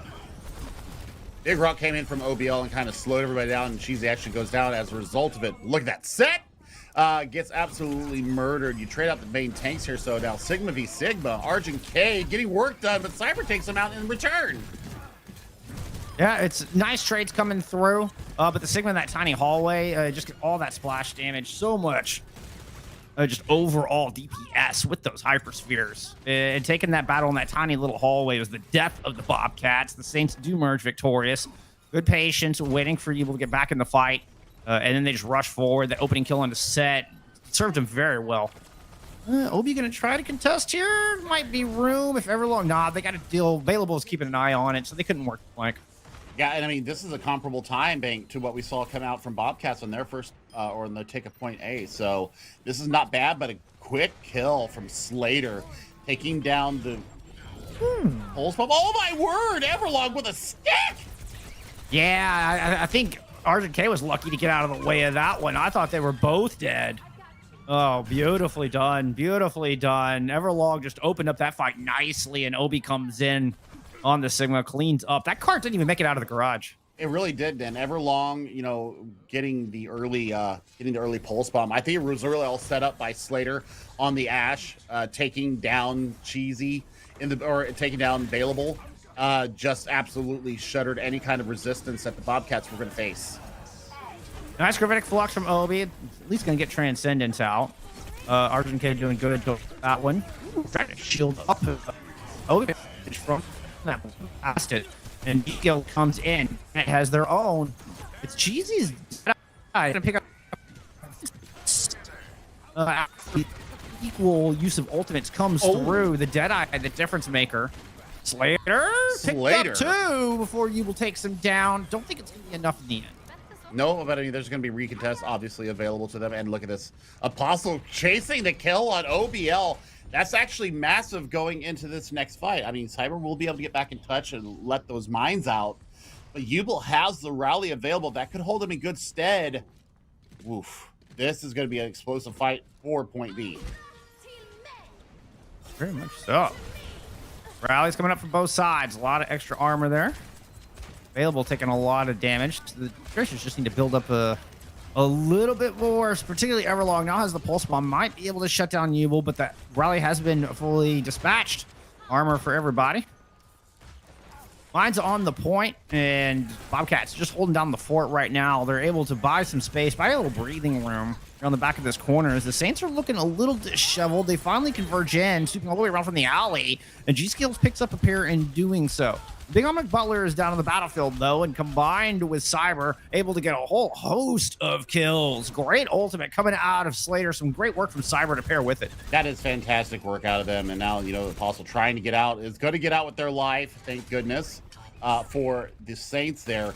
And now Cyber is looking at, looking at getting another set of mines up here. Oh, my word, Slater! Assassination on the Tracer. That is going to reset them in a hurry.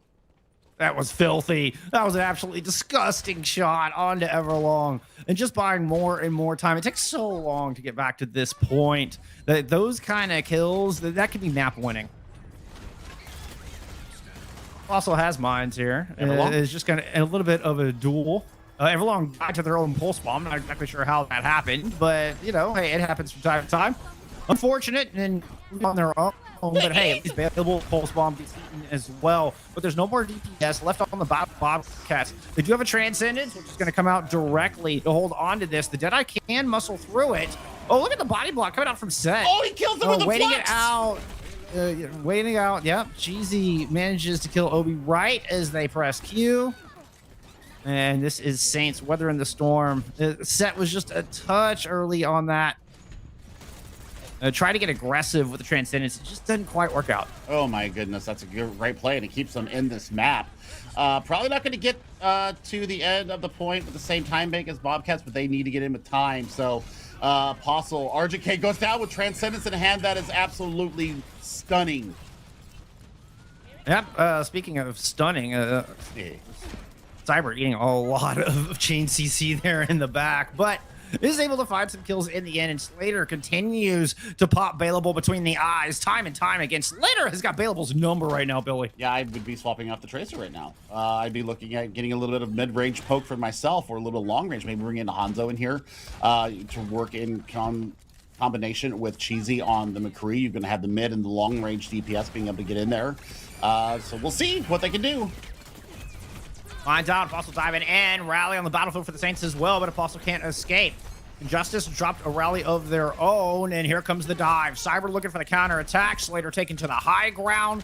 Available's able to take down Injustice. That's a great start. As a large source of the healing absent from the defense of the Bobcats right now. They're going to have to find a way to deal with Slater on this high ground, who has the Omnic Butler. It's Apostle combined with G-Scales. They are able to take the Southern Shooter off the battlefield, and it's a +2 to the Saints right now. Available is going to increase those odds. No longer having to fear Slider, can go take that duel. Dual Gravitic Flux from the defense is Obi. I don't know if it's just trying to buy time or actually thinks this is winnable, but the Saints are way up in this fight. They are absolutely available in this fight, but Omnic Butler's going to come out, but Self-Destruct is also going to come out. Oh. Good placement on that Bob. Cyber is just filthy on this wrecking ball. Holy cow. They had no business winning that fight. Cyber, what are you doing to him? Somebody put MTD in the chat once again, because Cyber is absolutely wrecking with the wrecking ball right now. And you see Apostle opting out of the mirror with the wrecking ball there, bringing in a little bit of brawl. So this is going to change the win conditions here for Bobcats. They're going to have to face up against this Reinhardt, who's going to be absolutely going into it. Yep, just trying to hammer this thing home, quite literally. Available throughout the pulse. I think that one got blocked by the Shield of Injustice. Skills gets demeched, but Cyber's down on the other side. So that is one pesky threat gone, and the Saints can focus all their attention forward onto Obi and the rest of the crew. Slater, who's been outstanding all map here with the Ash, is sitting in this back left-hand corner, but Apostle is able to muscle over Obi, and the Saints are fighting tooth and nail. The best they can hope for is a draw, but step one is finishing this map. Apostle is going to smash down the Zenyatta as well, and the swap to Reinhardt proving to be wise indeed, as they will manage to finish. Now they just got to hold on for 2 minutes and 19 seconds. Well, considering it took them a minute and a half, roughly, on their first attack, I think that's what we're looking at, is they're going to have to be able to hold their stead for an extra minute, and then some overtime into that. So, Saints are up against it here. I think you go in with Max CC. If I am the Saints, you definitely need to have a Baptiste here on your defense. I think you need to have speed as well. So we'll see what the Saints decide to do here as they materialize into our server. Looks like we're going to go into the wrecking ball mirror again. Oh boy. That is a questionable look from them. I would throw a Sombra out there just to throw a little bit of worry into Cyber, but Cyber is going to pull out the Winston here. So looks like we're going full on dive minus the Lucio, my dear friend. Injustice is going to be able to get the Inspire uptime when they're in the midst of the fight, but not a lot of speed to get them on the point. Lots of mobility for the Bobcats, though. Lots of mobility. And okay, I was worried about Bailable's pick on the May. They're going to swap to the Tracer at the last moment. Should be able to triple blink up and rejoin their friends on the objective. Bobcats with this dive comp. I anticipate are going to try to stage up on the high ground and search for a vulnerable target who could be Argent K, but with Yubel protecting them, that Zenyatta can be very difficult to pounce on. And Cheesy's up there too. So you're gonna, oh my gosh, yep, there goes Slater down in a heat. And Bobcats just kind of got separated. I can't help but feel there's a little miscommunication. Half the team tried to chase the wrecking ball. I think Slater went ahead and tried to pursue the back line. And you've got to be more coordinated to make this dive comp work. There's a reason dive is considered the most complicated composition in the game to execute. Set 55% to Nano. That is a definite win condition for them to get on this point. I still think that Argent K's Discords are going to be the winner for them. Oh, Slater. Yeah, Slater already gets in the back, picks up 2 before going down. These trades obviously favoring the attackers, because the Bobcats have much closer spawns. Huge ante onto 3 in the back. Apostle's down. Yubel's going to fall. Cheesy's going to try to run back with the legs. His set is dueling with the Tracer. It is Bailable who drops the pulse. Didn't see much on that one. Nice ante, and Bailable ends up falling. Great job from Set to stay alive through that. That's going to be the cap. Oh. And it will be Bobcats going up onto match point. Beautifully done. A nicely coordinated attack. The first one kind of faltered, but the second one, they got their act together. And Slater with those 2 great opening kills. Nice play from the Bobcats. Obi getting our play of the game. On the he cyber dive in on top of it. Stealing the kill away from Slater. Was that the Dragons? Yeah. Yep. Oh, that was better from both squads. I mean, it was better from St. Clair as well. But in the end, compositional differences coming to rear their head here in the overtime for St. Clair. So, I mean, they had it on their mouths, but just weren't able to finish it out in the end. I think the Onadiff was huge. That anti-nade absolutely securing the last point there for them.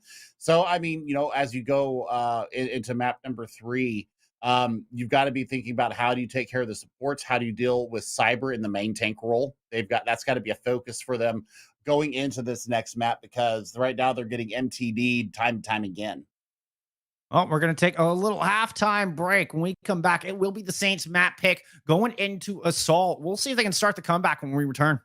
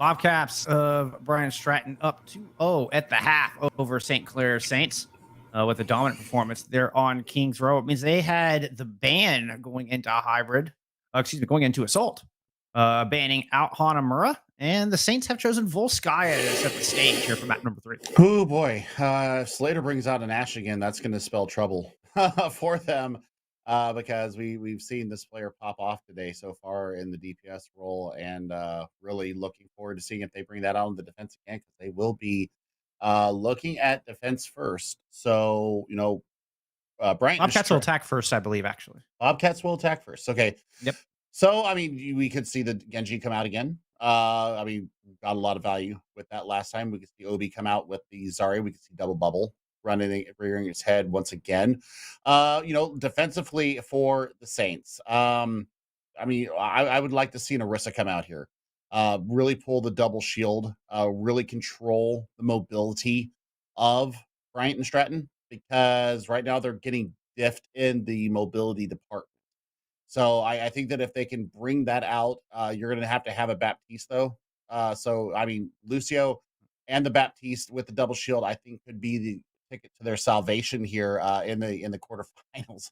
because they're getting a little bit MTD'd right now. I mean, the Apostle right now is just absolutely having a field day right now, and I'm really looking forward to seeing what they're going to bring to bear here on the defense. Because I mean, it's match point. This is the end of the season if you do not win here, and St. Clair don't want to go home with an over.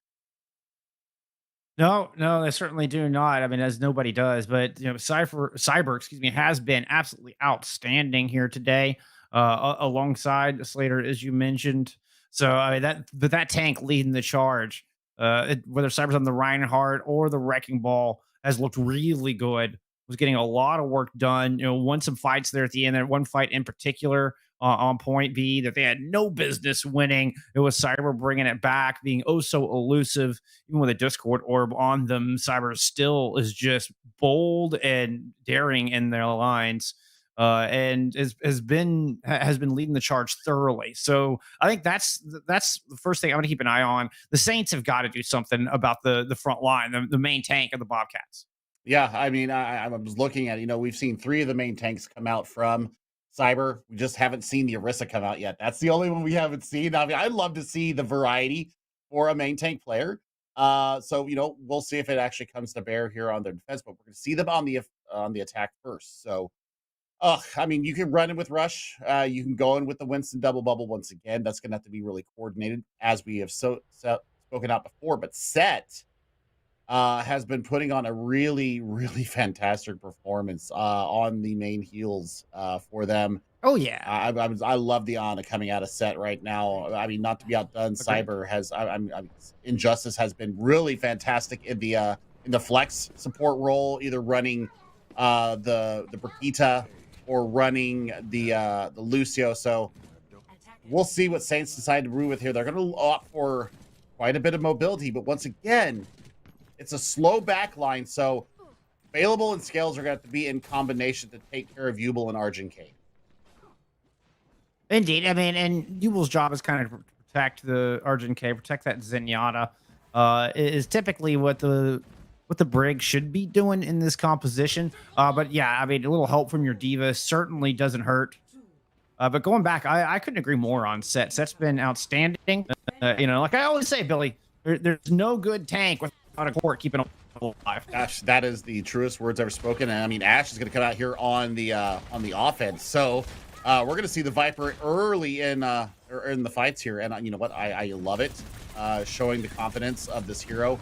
Cyber feeling no pain right now on the Wrecking Ball. So we'll see what the Bobcats do here, how they decide to address this point. They've got some mobility going in on the slower comp of the Saints. And they've got both sets of high ground. The Saints are going to try to clean off the one on top of Mega first. I think that's a wise move. You can see the Discord orb on Cyber, but they've hardly taken any damage as they're going to go into the back, look for a slam. Gets stunned up, drops the adaptive shields, while Slater once again pops Available right in the dome. The Viper has been trained in onto Available's head all series long. And with that pesky Tracer gone, like Bobcats just have few worries. I mean, that's it. That's point A, done and dusted. One and done with a massive time bank. I mean, 6 minutes, my friend. That's a lot going into point B. Argent K closest on the ultimate department with Transcendence coming up, but even Zet is ahead of him on that, and Pulse Bomb's going to be early out here. So where does Everlong go with this? Interesting little Tracer duel going on, as both of them just trying to control that left-hand flank. Don't want to give up an inch over there because it opens up so many avenues to both of the bulk of the rest of the squads. So this is why we've got the Wrecking Ball, the Tracers fighting fervently to hold down this side. Apostle sticks their head up, only for Set to take it down. Ball is exploded, and the Transcendence is out. Bobcats looking to do this in 2 fights. They're already starting to make some progress with the big Omnic Butler building it up, protecting that corner. Nobody dare step out. Nobody can come through the right-hand side because of the mine, so they know exactly where they're coming. Shield up on the left. Tanks make it through, but Injustice is able to pop that rally and keep pushing forward. But now with Cyber gone, they might be running out of steam. 2 ticks picked up at least. Yeah, I mean, 75%, a little bit more than that. But they're going to have facing ultimates, and Everlong never pulled the trigger on that Pulse Bomb, my friend. So that's going to be available into the next fight. And if you can catch Ubel or they pop Rally, that could be the absolute killer. Oh, there's no transcendence for this Flux. That's huge. That's 3 down. 2 with the hands. Both supports, as a matter of fact, of Obi and those hyper spheres. Set picks up a pair, not to be outdone. And that's going to be all she wrote. Oh, only 1 tick needed. Doomfist coming back. Doesn't stall for long. It took Bobcats 3 fights to take all of Volskaya. That's what I'm talking about. They chose clean. violence. They chose That was violence. clean. Jeff. That was clean. Oh my word! I was kind of questioning the fact that Everlong didn't pop that pulse bomb. Yeah, didn't need it. Was more worried about focusing those machine pistols on any kind of a target that Cyber went in on, and the focus fire, the coordination going in these dives, my friend, have been absolutely spectacular from the Bobcats. So, oh boy, Saints, time to turn the page in the playbook. And figure out what you can do to throw the Bobcats off their game right now, because they are firing on all cylinders. And yep, I like this coming out of Cheese. If they stick with this, I called for it back on Kings Row. If they bring this out and they can deal with anybody, whether it be Cyber not being able to leap out with the mobility, not being able to put that bubble down, or taking the mobility and the defense mitigation from Obi on the Diva. Those are 2 great hack targets for them. So, I know that they're expecting the ball right now, but you can still get work done with the Sombra here. It's just going to be a little bit more difficult, especially when Obi turns around to defend the healers. And this Sombra is going to play very different from when we saw it in map 1. So this is in much more of a dive setup. So I'm expecting Cheesy to actually play more aggressive. If they do choose to stay defensive and try to protect against Cyber, perhaps they were expecting the Wrecking Ball, in which it would have even more impact. But no, Cyber's going to go ahead and run all the way to the back, try to set up a flank with Bailable. G-Scales kind of by themselves. Oh, does get hacked up. Or I think that was Obi getting hacked up. Manages to escape while the bulk of the Saints are going to try to grab this front left high ground. Yeah, and that's a great hack target. Once again, going in on the Diva is exactly where you want to go. You want to take the mobility, you want to take the defense matrix and the mitigation out. So that is great work, and there's a great opening pick on to the main tank. Yeah, Cyber gets caught inside the center box. Obi's not faring much better. Managed to fly out there temporarily, but nope, there's the stun, there's the DMAC. And that might just be point A right there. There could be room for a recontest. It depends on how long Everlong can stall. Manages to get that kill unavailable, and the first tick hasn't come through, so the tanks of Bobcats might just make it back into this thing. Oh my gosh, that's a great roll through and knockback there. Set, once again, is just putting out the healing so massive in these fights, keeping the members up, my friend. Got the sleep almost available. Cheesy does take down the Tracer, though, my friend, so that is a massive amount of work getting done by Apostle. Injustice with the get down, Madam President. Protecting Set beautifully in there from the Wrecking Ball. Oh, that was amazing. And okay, second tick is picked up, but Bobcats have managed to muster up their reinforcements. I think they're going to go ahead and try and touch this thing. It is Obi who gets the touch, but is quickly demacked. Ooh, nice sleep unavailable, but it's not going to be in time as the recontest is just a little bit too late. Bobcats were hoping Obi could stay alive a little bit longer than they did. Yeah, they've got EMP and mines going into this next fight, so there's a lot for the Saints here to actually play with. They could actually take this in one fight if they have it all available. EMP bomb definitely on the books here. I wonder how they're going to address this.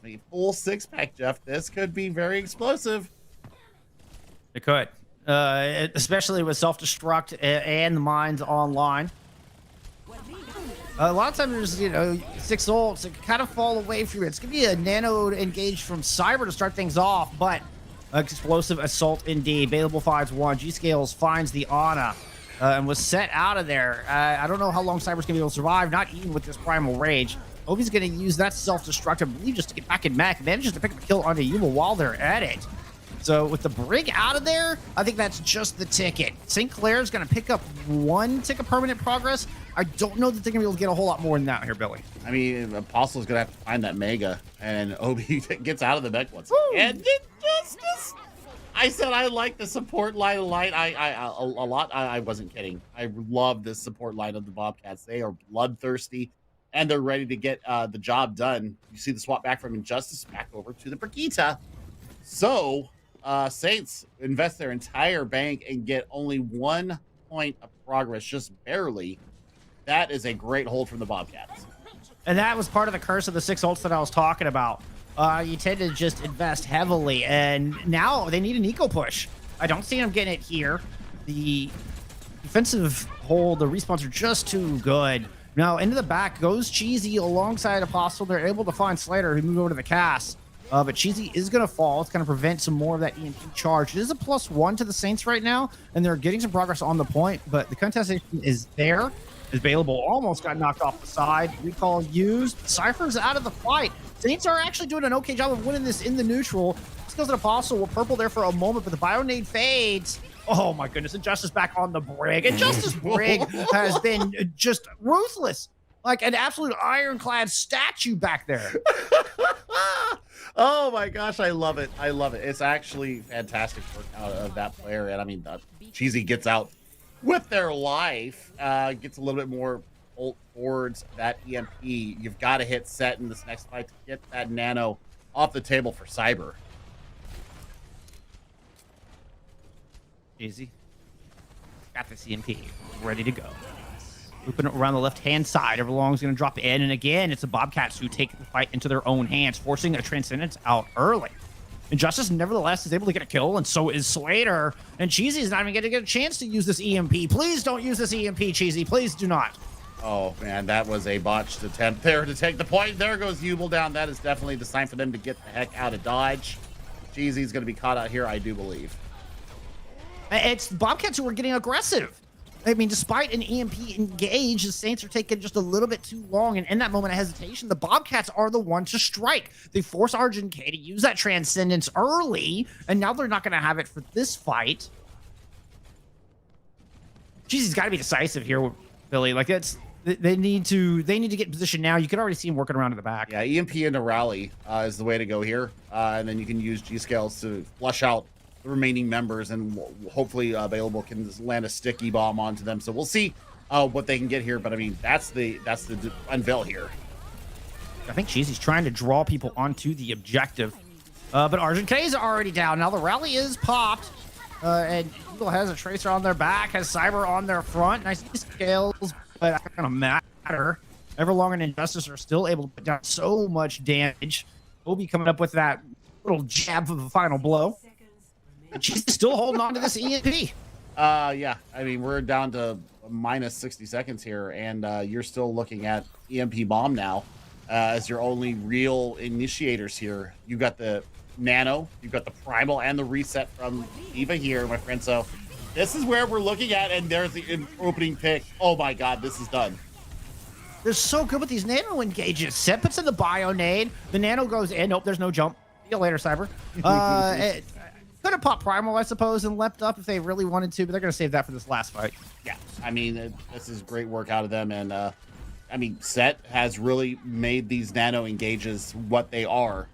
Perfect timing, perfect patience and deliberation when they decide to let it out. So, I mean, you've got so much staying power here now for the Bobcats. I'm not sure how they get in. Mines could just really dissect the point. Cheesy coming in, finally unleashes the AKM EMP, but it's too little, too late.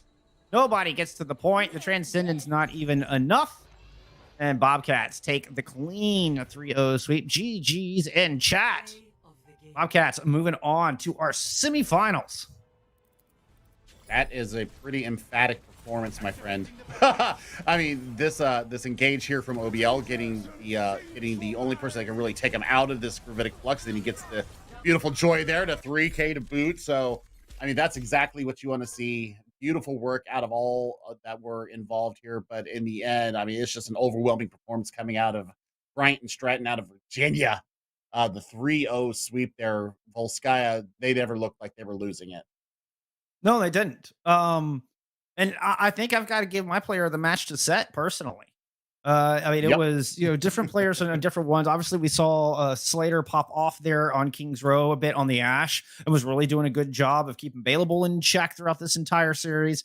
But it was set on the Ana, who was able to build that nano up so quickly, huge bio nades at the perfect time, and the engages with the nano boost. And it's all because Set is able to get that ultimate at a quick pace. Without that, they're not able to keep up the fast tempo that the Bobcats were showing us all day long. I mean, Set definitely gets my nod for player of the match. Absolutely, 100% agree with you on that. I think that they, whether they played the Baptiste or they played the Ana, great work for both of them. So I mean, that was fantastic work from the entirety of the support line. I mean, if I could give the star to both of the support line members, I would, because Injustice played a very close second fiddle to Set in that support department. We saw Injustice pop off Indeed. not only on Brigitte but also on the Lucio as well. So big ups to the entirety of the support department. But Set, yeah, absolutely my MVP of the match. All right, we're gonna get a bit of an interview. Let's get Bobcat side of the story here on what we just saw in this quarterfinals matchup. Give us a moment to set that up, and we'll be back, and we're gonna have a little chat with them here in just a moment.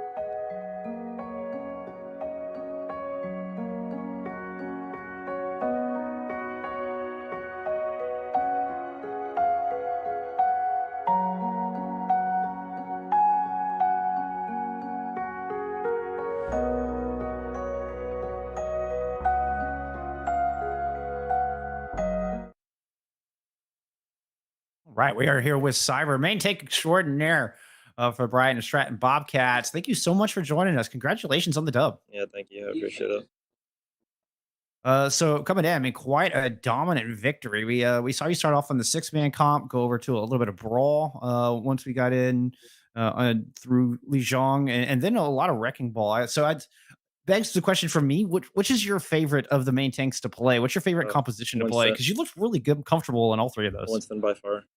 Winston. Winston? Yeah. Nice. Of course, the one we saw the least of, right? Yeah.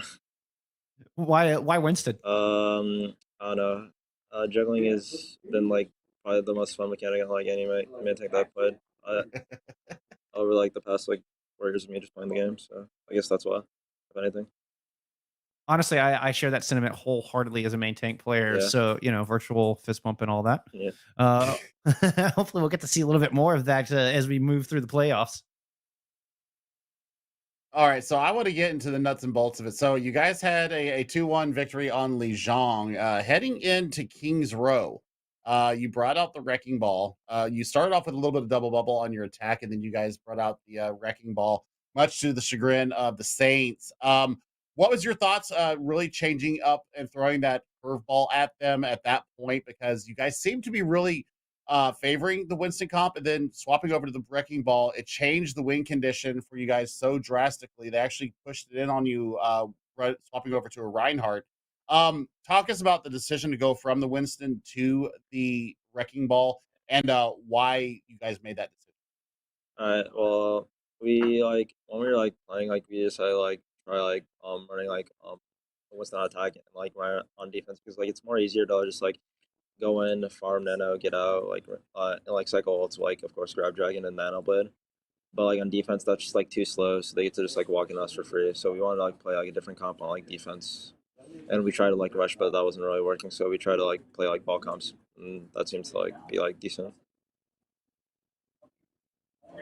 And then on Volskaya, we did actually get another taste of that Winston there. Huge props to Set. I think we actually gave player of the match over to your Ana player, Ana Zen player in the back line. If you had to highlight a team or a player from your team, who would it be? I mean, not that you didn't do fantastic, you did a great job.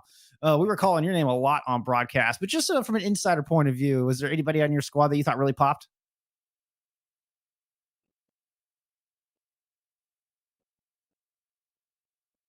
Slater? Yeah. Yeah, that Ash was keep available in check every step of the way. Well, we appreciate you joining us here. Any shout outs you want to give before we let you go? Nah, not really. All right, Avenue.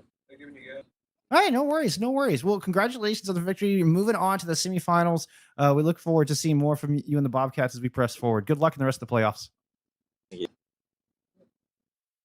All right, that was Cyber there from the Bobcats. Always good to hear from the player point of view. Always good to hear. So that's hey, we got another quarterfinals match in the book. This one from the Legends division. Tip of the hat to the Bobcats moving on to the semifinals. But we are not done. We have got plenty more Overwatch coming at you here at NECC. Coming up next, we're headed to the Champions division. We've got Purdue Gold taking on Missouri Baptist. It's the Boilermakers versus the Spartans. We return with more NECC Collegiate Overwatch.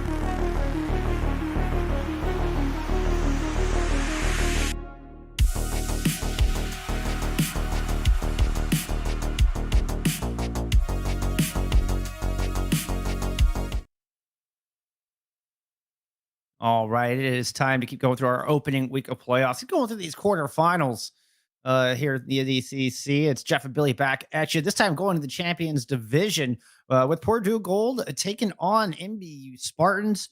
Missouri Baptist, kind of a little close to your home and heart there, Billy. Yeah, a little bit closer to my home, about a 3-hour journey for me here in Springfield.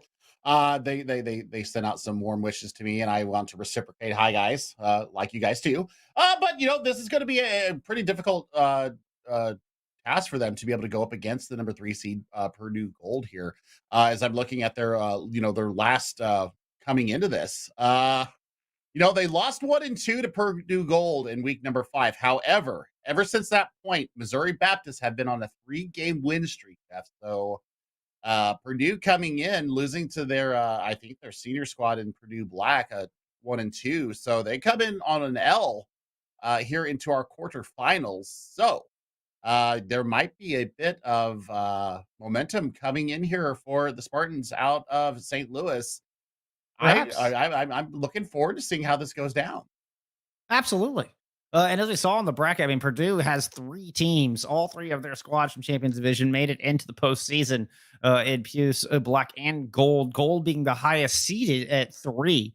Purdue coming in 6 and 2. So that one loss you're talking about is one of only 2 losses that they had in regular season. The Spartans are coming in 4 and 4 at the 6th seed. So, I mean, Spartans definitely the underdog here, and so they could use a little bit of that momentum that you're speaking of. I mean, I'll throw whatever mojo I got from down here in Springfield up I-444, up towards St. Louis. But Purdue, I mean, they have really, I mean, they have a fantastic Overwatch program. They have a fantastic esports program in general. But I mean, anything can happen any given Thursday. That is the Overwatch day here. I had to change the day, but anything can happen. Fair enough. Anything can happen, and if they come in, riding this wave of 3 wins in a row, Jeff, this could be everything that they wanted to play for. I mean, they could have the edge coming in. So psychologically, they're absolutely feeling it. And we're heading to Ilios. Oh, I love this map. Love this map so much. We do have a little bit of a ban system here to start things off. So after 2 maps were banned from the higher seed, 1 map ban from the lower seed of the Spartans, Ilios ended up being the final choice. And we're going to start here on Lighthouse. Purdue showing us a little bit of the old ice coals, we like to call it. It's the casserole with the Ice Queen herself. So a lot of up close and personal. Going up against a little bit of a variation on the 6-man rush. It's still a rush composition. But we're getting the Tracer as opposed to the Sombra. So, well, you're going to have the repositioning availability. You're going to have the recall as well. So, Mipichilla is going to be the nuisance factor where ship ad tie is going to be the tank buster. So, here we go. Mipichilla going wide on those flanks, just like I'd like to see. Yep, has to use recall early, and Fredo Lance finds himself on the business end of a giant hammer.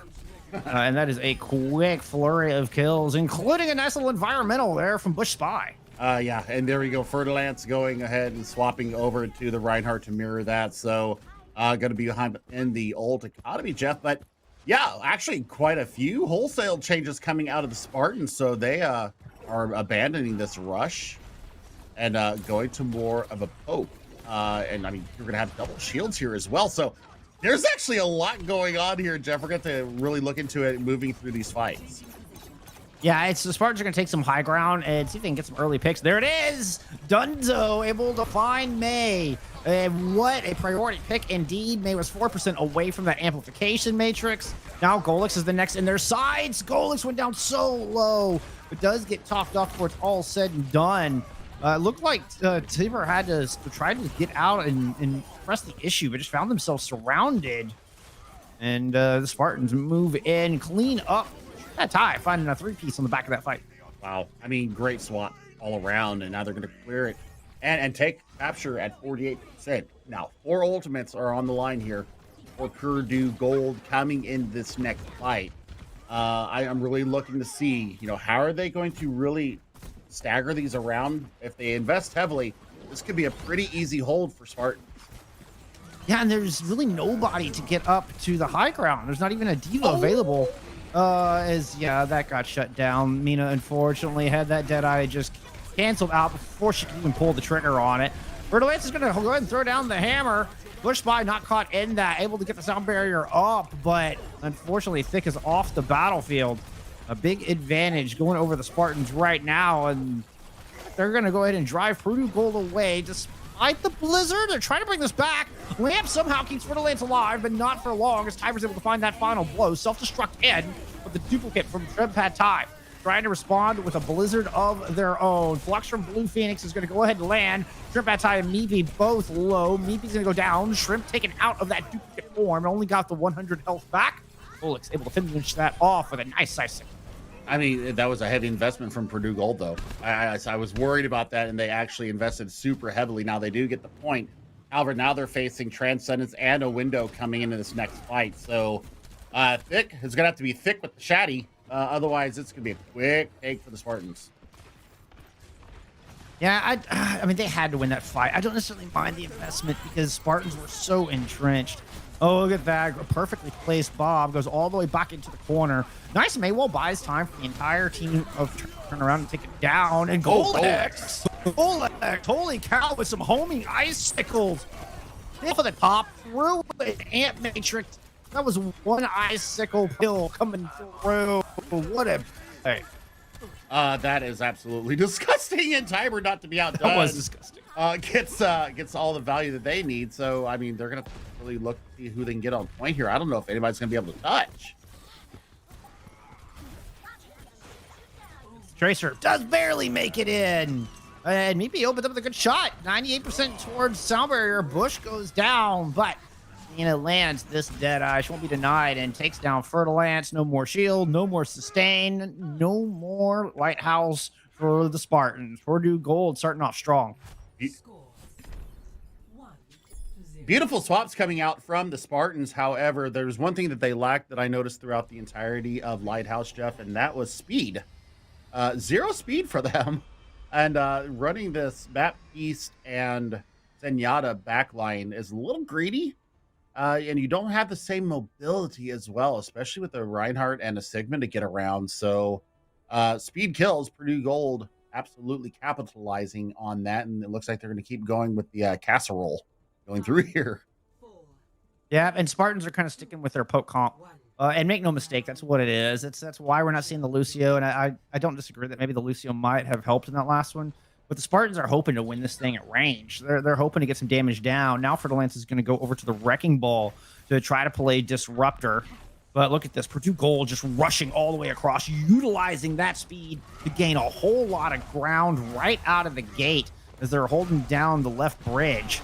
Now they're going to emerge and look for a target to pounce onto, and it looks like Blue Phoenix has been the chosen target. Back to spawn you go, just executed. Oh. What? Solo Zen able to start things off, and that started the dominoes of fallen, followed up by everybody getting involved in that one. Solo Zen even will get the kill onto the Lucio. Trust me, that is such a tough kill to get with an Ana. I mean, the help of the Discord orb absolutely showing its face here. Now look at this. Golex, here's a couple of changes. Thick going over to the Winston. Maceration going to the Ana, and Golex bringing out the legs. So you're going to have spot healing. You're going to attack Pfizer coming up soon. So, I mean, you're looking for this instant burst damage coming down from them. So the rush is gone. Now it's more of a pokey dive coming in. Yeah, this is a little bit of a hybrid comp. Thick does a good job of buying some space, but Tiber's in trouble. Gets D-Mech. Shrimp Pad Ty is just throwing massive damage down with that Hanzo. I mean, look at all the damage flying through that little choke. I mean, you've got Hanzo, the Ash, the Blue Phoenix with the Sigma, which is now off the battlefield. And look at that. So Golex is going to follow up with another E is apt with the Soldier 76 as they are with the May. Fertilance isn't quite done with this fight, though, and still trying to brawl it out. And finally, Mina's able to send Fertilance back to spawn.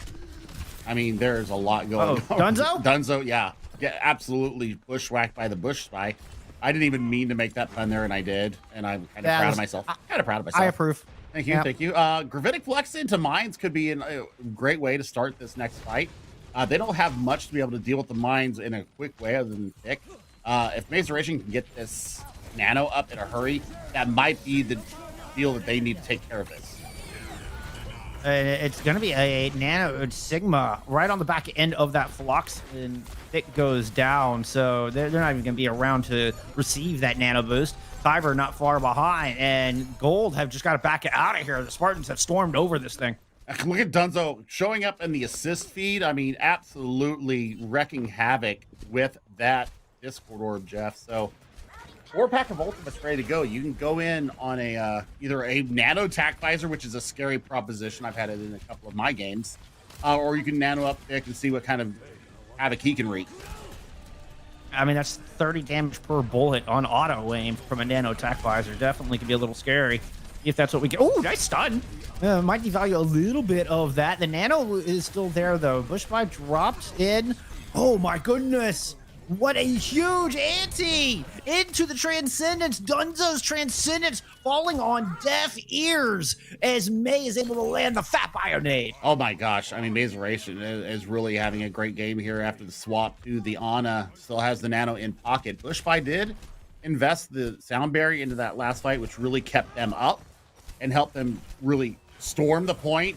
But I gotta say, that massive nano coming in, or anti coming in, was just massive.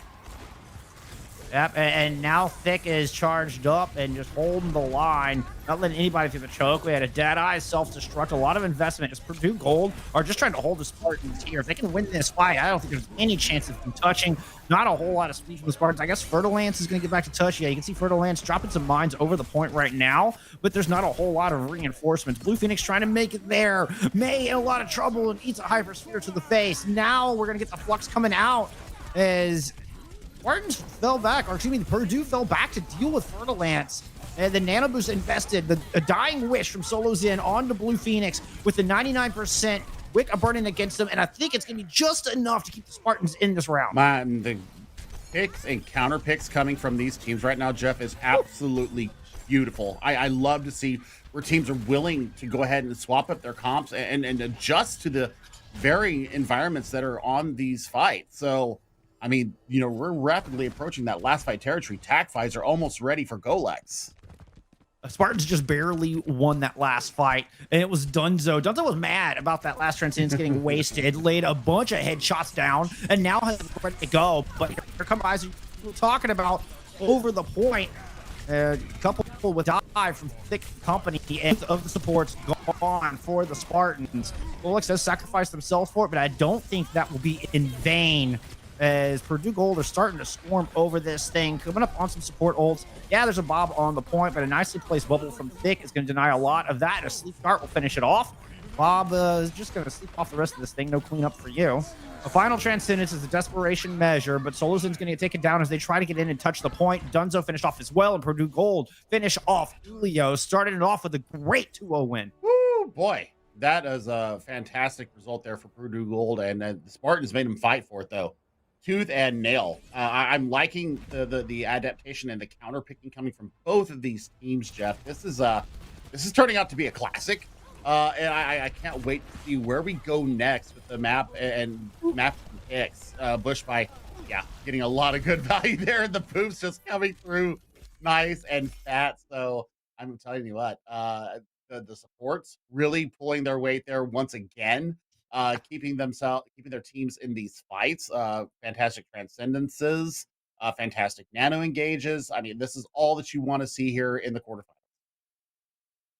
Yeah, I mean, May and Bushby in particular really standing out. Of course, with the winning team, you know, everybody's going to look a little bit better. The coordination was there. In general, I loved the dive composition coming out from them.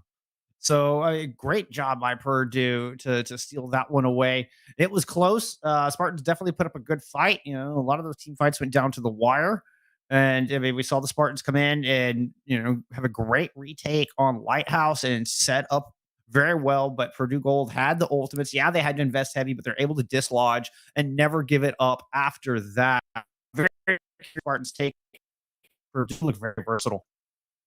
Yeah, I mean, they seem to be a very versatile squad, and what I'm really liking is the speed component as well. They still, I still think Missouri Baptist could have done with a little bit of extra speed in there, but the rock and roll tank line of Blue Phoenix really got a lot of work done on that Sigma. Very accurate with those hyperspheres, especially getting the nano, the Dying Wish coming out. So I think this is going to go back and forth. Honestly, I want to see what other tanks they have in the hero pool, because you can't. I mean, you can run a lot of rock and roll. It is a very versatile comp. I want to see a little bit more out of the tank line. So we'll see what we're going to get out. But it looks like we're heading to Kings Row, my friend. Oh, is that what the call was? I didn't quite catch it. All right, well. So yeah, we had Eichenwalde band, and Spartans have indeed chosen to take us to jolly old England. So you know, home of some snowmen, as we're seeing on your screen right now. That's great, by the way. I love that backdrop.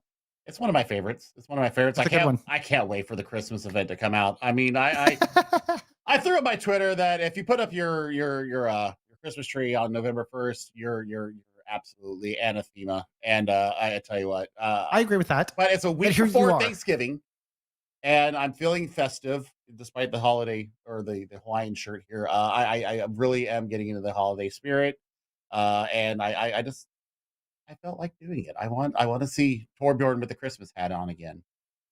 Well, it was Purdue with getting their early Christmas present here to start things off.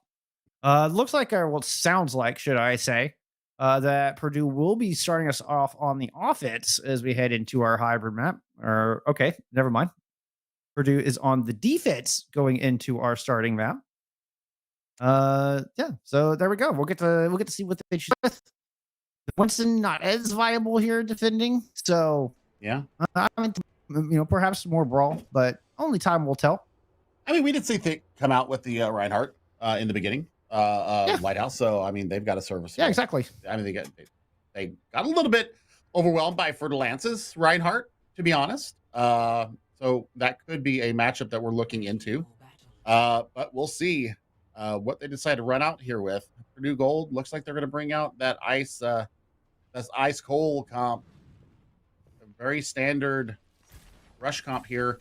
Looking to obviously focus down a main tank behind a May wall and try and draw out that immortality field. So you know, nothing unexpected here. This is a pretty standard defensive comp here on Kings Row. Looking at the Spartans, though, if they decide to stick with this, this is going to be a very interesting coordination of dive. I'll anticipate Shrimp Pad Thai to swap over. So you know, we're looking at the Zapper. Oh boy! Oh no! Get out your formal well, friends. It's time for the top hat. They have no idea it's coming either. There we go. Teleport up top. I love it when the Ryan charges to the high ground from here. Oh, the Maywall buys just enough time for Purdue Gold to duck around the corner and not give that LOS over to Shrimp, but they step out. Immortality field used both sides, as a matter of fact. May sticks around a little bit too long. The Bastion eventually goes down, but with so much work being done and a res available, Spartans are just going to storm over point A. Yeah, I mean, that is great work being done there by the Spartans. Completely caught them unawares. And yeah, that's going to be an easy, fast take of point A. Now, we've already seen Meepy swap over to the Ash. So that's the one change that we're going to see there. They could run a little bit of pirate ship here, or they could just press forward and have that double shield and just pour down the damage down the streets here. So Golex is going to have the wall, but it's going to be burned down in a hurry. Yeah, and well, at least the Spartans are able to push all the way up. So it could just be one fight territory here to take point B, but Purdue are getting aggressive. We're going to run right into Blue Phoenix's Flux, but Flux kind of whiffs. And Purdue are able to just back out of it. Now they're going to respond, charge forward with a Deadeye of their own. Shatter coming out of Fertile Lands only found Tiber, and the Deadeye picks up 2. Mina able to find some great kills on the back of that before finally going down. Somehow they don't get the res. Those must have been way in the back, Billy. Yeah, I mean, this is going to be able for them to set up behind Archway here, and now, kind of deny them being able to touch point. Nope, Spartans are just going to rush on top of them and start too many pushing. casualties. Yeah, too many casualties. So, I'm looking for Blue Phoenix. They're going to need to eat a frosty treat here to stop progress going forward, but, Immortality Barrier should keep them alive through it. Well, that'd be a tall ask, and yeah, no such luck. The Blizzard will make it out. Immortality Field currently keeping Fertile Lands alive, but that didn't last very long as there's an Ant Matrix up. Double damage into Blizzard. Great combo. Purdue Gold making the most of their ultimates on that one. I mean, that's a great turn of the fight here for Purdue Gold. And now Sigma's going to have to really haul to get out of here. Timer's just going to let him go. Doesn't want to overextend, and I think that's wise. Set up here behind Bookstore. Thick with the Shatter online. See if they can get the best of Fertile Land. I mean, it's 2 shields to work through. It can be very difficult to get the Shatter down. And Purdue are giving up a little bit of space. Draw men, throw out the self-destruct. They wall up, and then they go in and engage. I like that little feign of a retreat and then go rushing in, but this Flux does not miss. Blue Phoenix finds several with that, but the Immortality Field, or excuse me, is the Sound Barrier that was there from Bush Spy, and Thick does manage to get a few with the Shatter. The follow-up's not there, and Shrimp is going to unleash this tire into the back, pick it up 2, closing out this fight for the Spartans. Yep, and then now it's all going to be a matter of how far do they get. I mean, look at Golex trying to contest for as long as they can. They just don't get the joy that they want out of it. And maybe Chilla has Bob available, Jeff. So, oh boy, how do you defend against this Blizzard? Because you lost the last Blizzard fight. Yeah, I mean, it started off really good for him. There is time. That little bit of a stall from Golex buys just enough time for a contestant to come here on the back end, but the Bob is thrown in from Meepy into the back line. Ant Matrix, Immortality Field, Blizzard all invested. Fertile Lance saved momentarily once again, but Golex does a good job of finishing them off after Thick takes care of that Immortality Field. And it doesn't look like Purdue's going to lose this fight. Not unless Blue Phoenix. Oh, Blue Phoenix got like 4 with that. Yes. Holy cow. Bringing it back. Blue Phoenix will get this card into the Foundry. That was ballsy, my friend. There's no other way to put it. They completely invest on that, and they get the full joy out of it. So, I mean, right now, Purdue Gold is going to have to hold behind small room here and hope that they can get some kind of purchase around the corner here. Mina is starting to land these tree trunks with a frightening rapidity. Oh, man. Phoenix. Baptist has had an outstanding map. Of course, I'm sorry, I cursed you, and they get frozen up and deleted the first in this fight. But that's 2 huge fluxes in a row. That is a that out of dodge char. We're like, nope, gotta get back to spawn. I'm good, fam. I'm good. Big shatter coming out from Thick. Yeah. Almost got interrupted, but Thick does go down. Unfortunately, the follow-up is just not quite there, as it had only hit Fertile Lance. Now the chase ensues, and Spartans got themselves a lot of space, and you get a couple of ults to work with. Blue Phoenix coming up on another one of these fluxes. Well, let's just put an icicle to the dome of Rip Pad Thai there. Oh my word, almost went down there. I mean, the Bob coming out on the offense. Defensive Blizzard is up. It's going to find 3. And all of them going down. Blue Phoenix actually stayed alive somehow. Great heals on the back of that. And both supports are out for the defense. Blue Flux might be able to clutch this once again. Has Dunzo there for that long-range poke and the Discord Orb. And it is. It is the Flux. Raising them up, smashing them down, and smashing the hopes of Purdue Gold, keeping this thing alive for the Spartans. Fertile Lance returns, hammer in hand, Shatter ready to go. It's going to find Tiber on the back as well as May. And Blue Phoenix does it again for the Spartans. I don't believe it. How in the world did that work? I mean, you got to give massive amount of love to Solos in there on the Baptiste, absolutely pouring the healing in to Blue Phoenix there.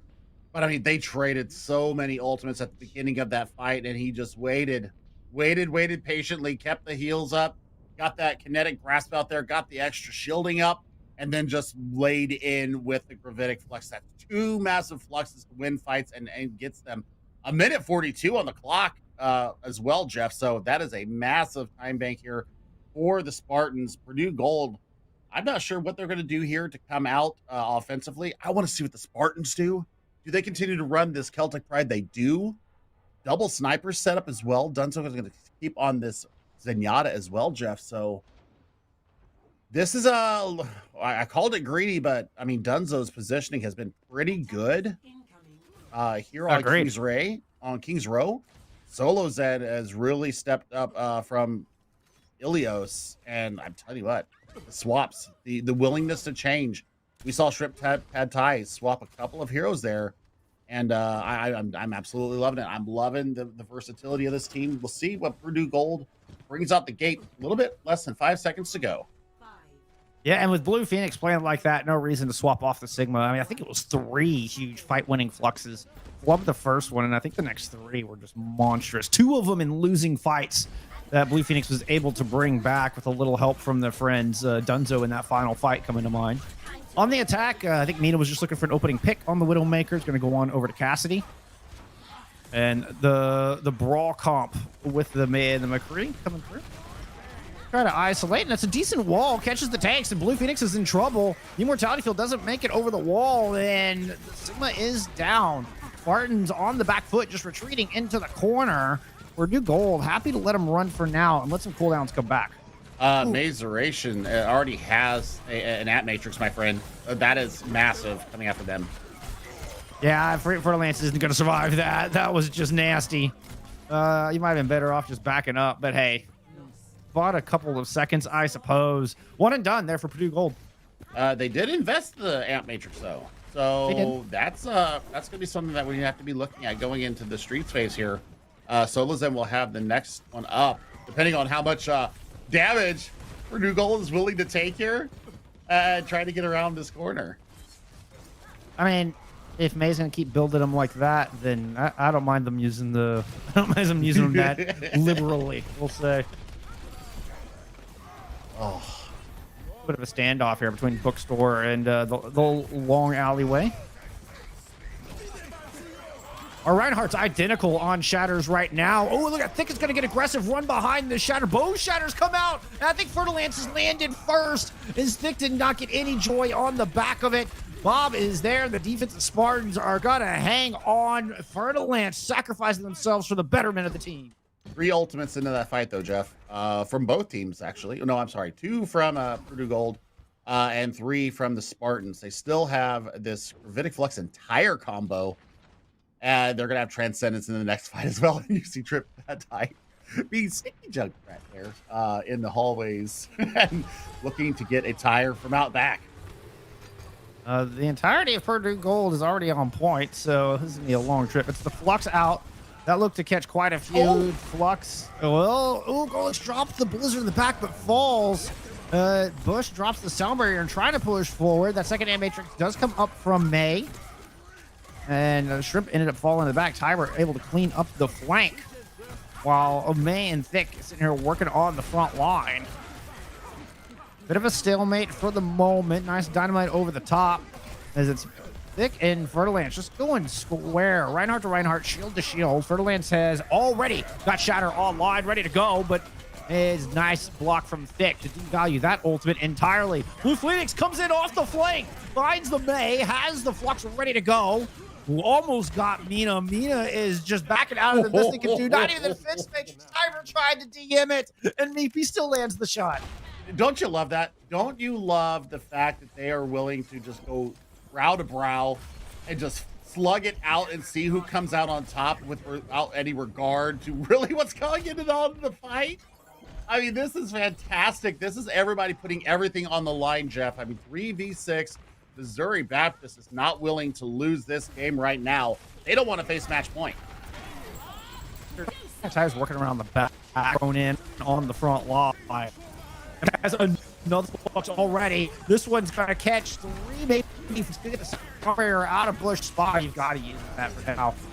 Self-destruct up, nice wall, and Blue Phoenix could be in trouble, but I think it's just the May back there. No, Thick gets back there in time to help out, and they're able to finally burn through Blue Phoenix, while Mina picks up 2 on the way. Yep, Amp Matrix ready to go into the next fight for the Spartans, and you're looking at Golex building up to another Blizzard. I mean, they're generating these with a pretty rapid pace. So, looking at Purdue Gold, I mean, this Shatter could be absolutely instrumental. Just depends on how much damage poor Thick can take on the shield. Yeah, there's a little bit of poke, and and then Purdue are like, nope, all right, time to kite back. Nice little push and pull. Was getting some initial damage, and fall back behind some safety. May wall to devalue the Ant Matrix, but Shrimp Bat is going to step right in front of it, throw a big mine throw. The Blizzard is out from the attacking Purdue, but they can't find the back of it, at least not until Bush Spy is able to pick up a pair. Fertilance is going to get mowed down. Huge Blizzard from Golex, and Bush Spy stays alive long enough to find 2 in it, and it might be just enough. Blue Phoenix is alive. The fight is still winnable as far as I'm concerned. Finally, Thick able to take him down. Oh, I mean, it's all to play for right now. I mean, they need to hold for about another minute and a half to get on the same level that the Spartans have, that the Spartans put up. So, I mean, Spartans right now, they're getting so much value. The poke is working in, the CC, the extra damage coming in. It's all working in favor right now. Yeah, a couple of opening picks in the neutral. Dunzo's going to go ahead and invest in Transcendence. I'm not really sure they needed that. I'm honestly not quite sure what prompted that. Maybe it was just taking too much damage and wanted to make sure that they didn't die. But that one might come around to bite him, Billy. It might. But, I mean, you've got Bob ready to go. Oh, VP Chilla is just absolutely owning this high ground. And sneaky Junkrat, once again, Shrimp Pad Thai ready to go with this tire. Oh, this could be massive. You can go straight down. Yep, you are. Finds Bush Spy immediately. There's going to be a Diva in Shrimp Attai's face, but doesn't matter. Shrimp has a couple of mines just ready to welcome and greet Tiber into their hallway. Finally, Golex ends the reign of terror from the Junkrat, but it's enough to hold on and buy precious seconds. This clock is going to be at least even, if not whittled down. I mean, that's even if Purdue is perfect from here. Yeah, I mean, they've got Flux and they've got the Bob once again. Well, no, they don't. Yeah, maybe not getting a chance to use the bomb, but the Flux does come through. They could drop the Shatter, and it found Fertilance. But now a Blizzard self-destruct combo into the back. And Fertilance gets sent into the Great Beyond to join the Omnix in the Underground. Purdue Gold look to have good done just enough. Bob doesn't make it to the point to contest. It's up to Golex. He's going to ice block up.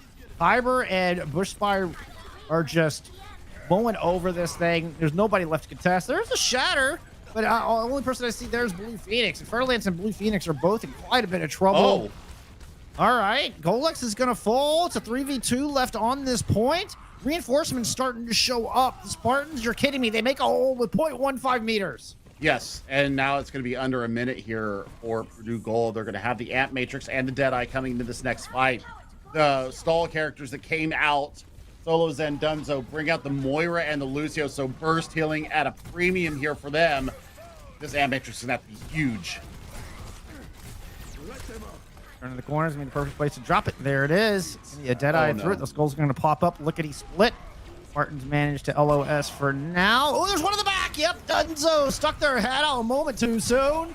Vic gets the big pen onto the opposing Reinhardt. It's a +2 to the attacking Purdue right now. They need to push this thing in the next 25 seconds. Nick is able to take out Zolo Zin and Shrimp Pad Thai. The Blizzard and the Sound Barrier celebratory. And Purdue Gold able to get it done before overtime wick starts to burn. That is incredible from both sides. Because, I mean, the 0.15 meter hold there, Jeff, that is absolutely massive from them. It gets them a massive advantage going into this overtime.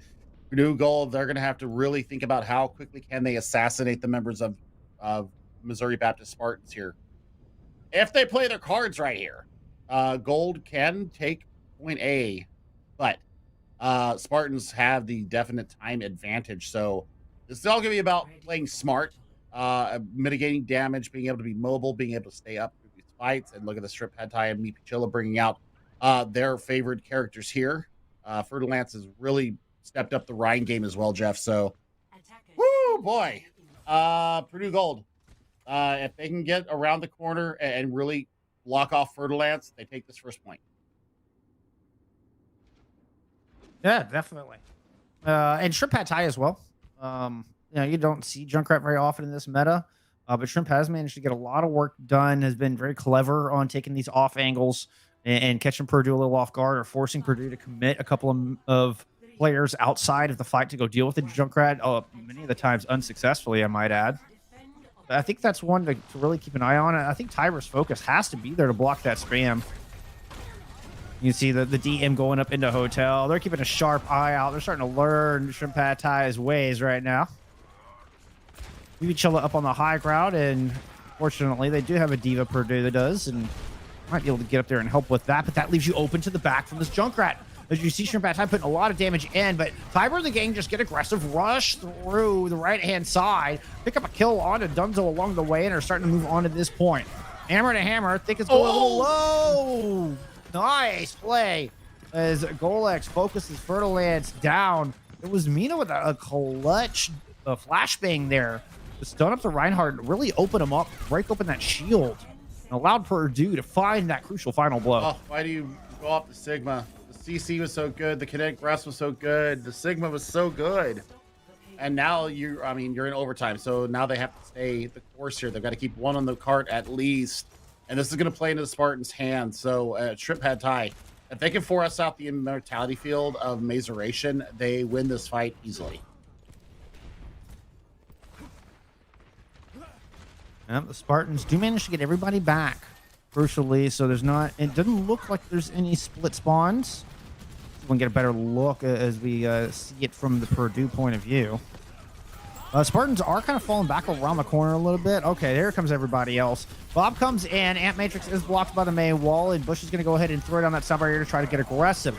The self-destruct will prevent a whole lot of follow, but the Shatter makes it through. Perfectly timed. Fer-de-Lance stands up and try to drop one of their own, but the reinforcements were all dead. Fer-de-Lance was like, go get him, team. Team? Where'd you go, team? Purdue Gold. That sent them all back to spawn. Yeah, and that tire got absolutely scouted out and taken out of the field, and now this is going to be 5 points on the board for Purdue Gold. What looked like a massive advantage for Spartans quickly got dissolved. That wall that came up from Golex was absolutely the winner. And it's up. They don't get the touch. Invest the Transcendence, and they need to get a kill right here, right now. They get some value out of it. See the Discord Orb on thick, swapped over to Tiber.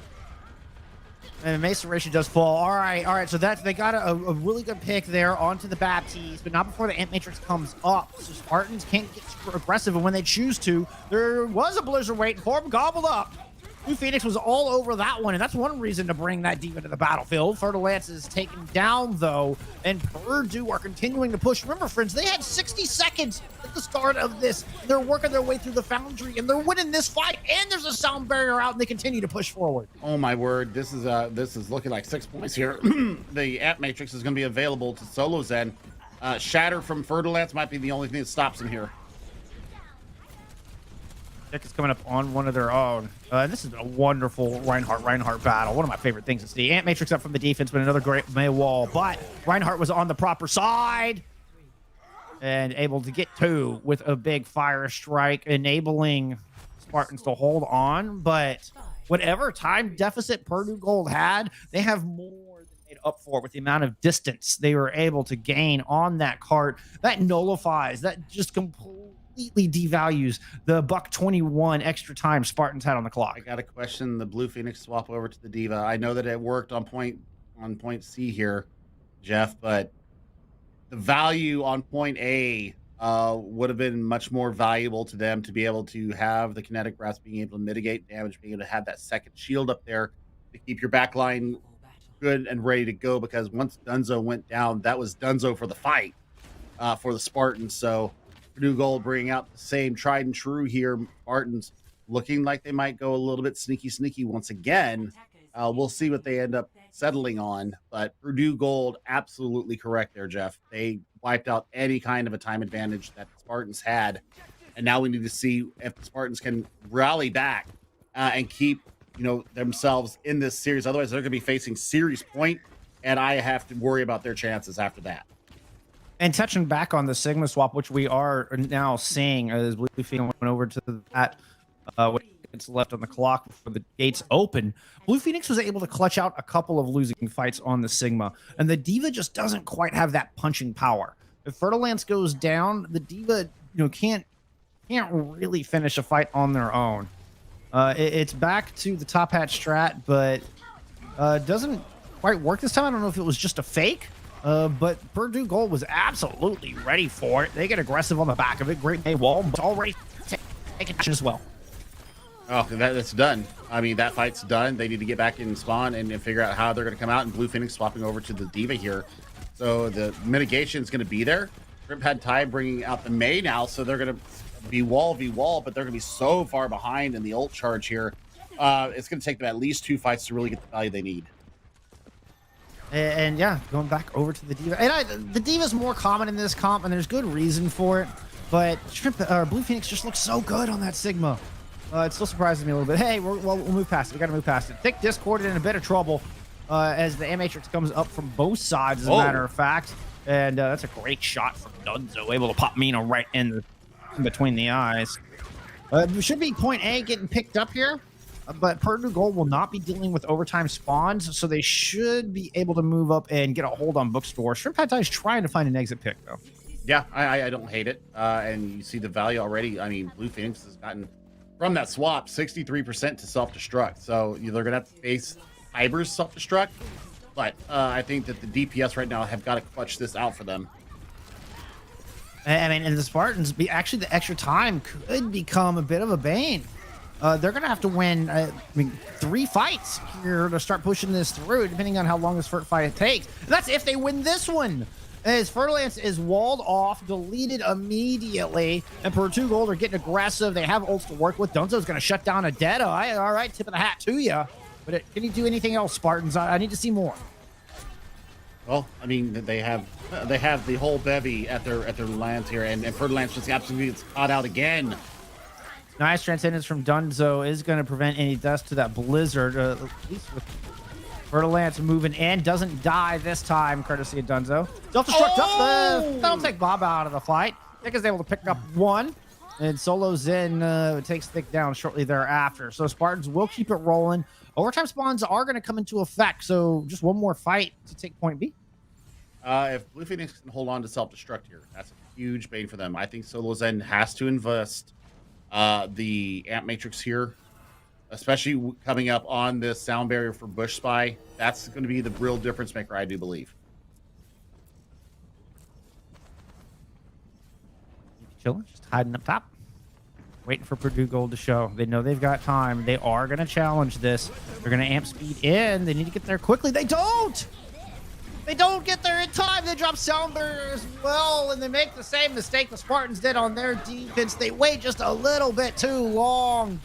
They're not able to get the touch. They might get the fight win here, though, as Nina's able to pick up a pair of kills, and that will be enough to take the map.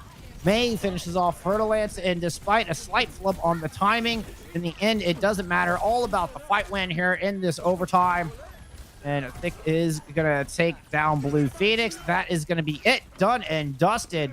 Purdue Gold hang on in an extra set to win it 6-5 on Kings Road. I mean, that's just a heartbreaker for Missouri Baptist. And now I worry about what's going to happen for them for the third map as we're going to head into an escort map. So, an assault map. And I mean, Trip Head Tie, they fought with the tooth and nail there. They're not out of it yet. That's the one thing I want to put out there is that they are definitely not out of this yet. But I mean, they're going to be absolutely looking down the barrel of their playoffs lives here, Jeff. And Blue Phoenix, you see it there again. I mean, so much work done by the Sigma. I just wanted to see that Sigma again because it was so good and it's so clutch. And there's so much more in the kit of a Sigma, especially when you're trying to output the damage going in. You've got the kinetic rest, you got the shield there as well. So, we'll see what they happen to choose when we go to our assault map. Indeed. It'll be the Spartans pick when we return. We're going to take a little halftime break. When we come back, it's Assault. We'll see you back here in a minute for more quarterfinals.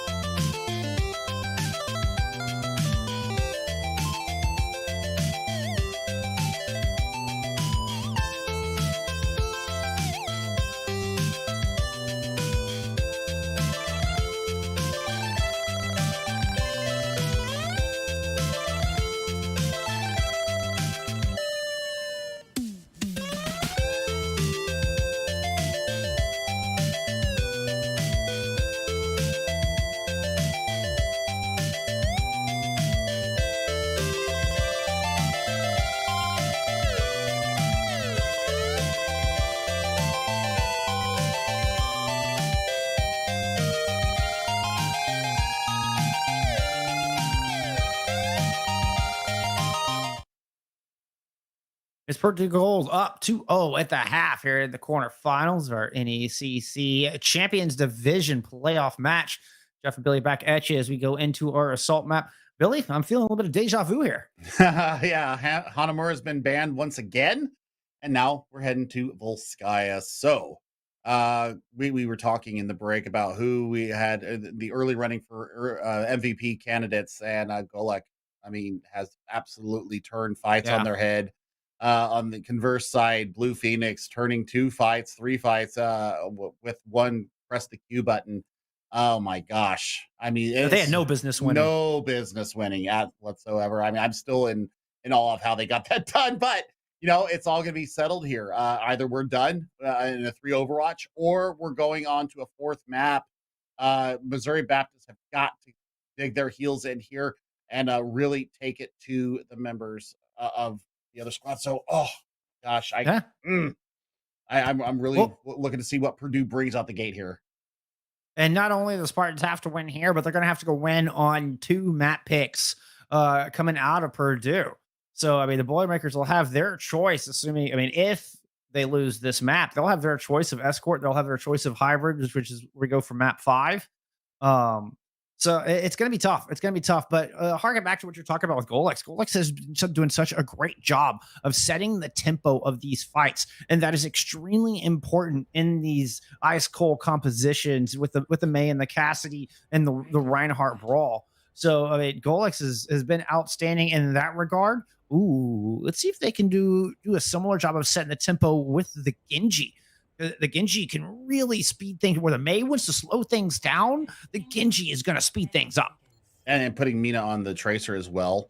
That's absolutely scary. So you're looking at 2 flanks that you're going to have to defend from. Blue Phoenix is going to have the head on a swivel. But they might be bringing out a little bit of chicanery here in Shrimp Pad Thai, bringing out the Metra here. Depends on where they're going to go to. That's where, if they're going to stick with this, where do they go with the teleporter out the gate? So, I mean, Winston and Diva going up against the Rhine Diva, that's going to be an interesting matchup. Yeah, my concern is for the backline. I mean, if Solozin goes down, then the Spartans are going to struggle. And to me, who are going to look to pounce on. Not a whole lot of frontline damage from a May and a Symmetra, and already they're just taking a boatload of damage themselves. Mortality field already forced out as Spartans claim center box. We're going to go ahead and drop in, put up a wall, but it's pretty easy for this dive comp to avoid that wall. And Furlance finds themselves trapped inside of the center box, as is the rest of the members of the Spartans. That's a kill zone. You don't want to be in there, Spartans. Oh, that was interesting, to say the least. And I don't know. Yep, Dunzo gone off that map now. So looking at ult charges, I mean, Purdue Gold, almost all of them are in the 70s.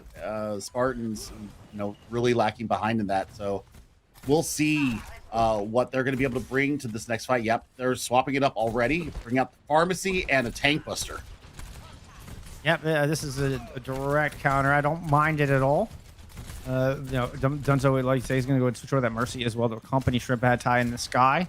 So 3 players swapping out, not a whole lot of ult charge to lose, and immediately finding value. Shrimp Pad Thai, I think, already has more ult charge than they had gotten previously on the Symmetra.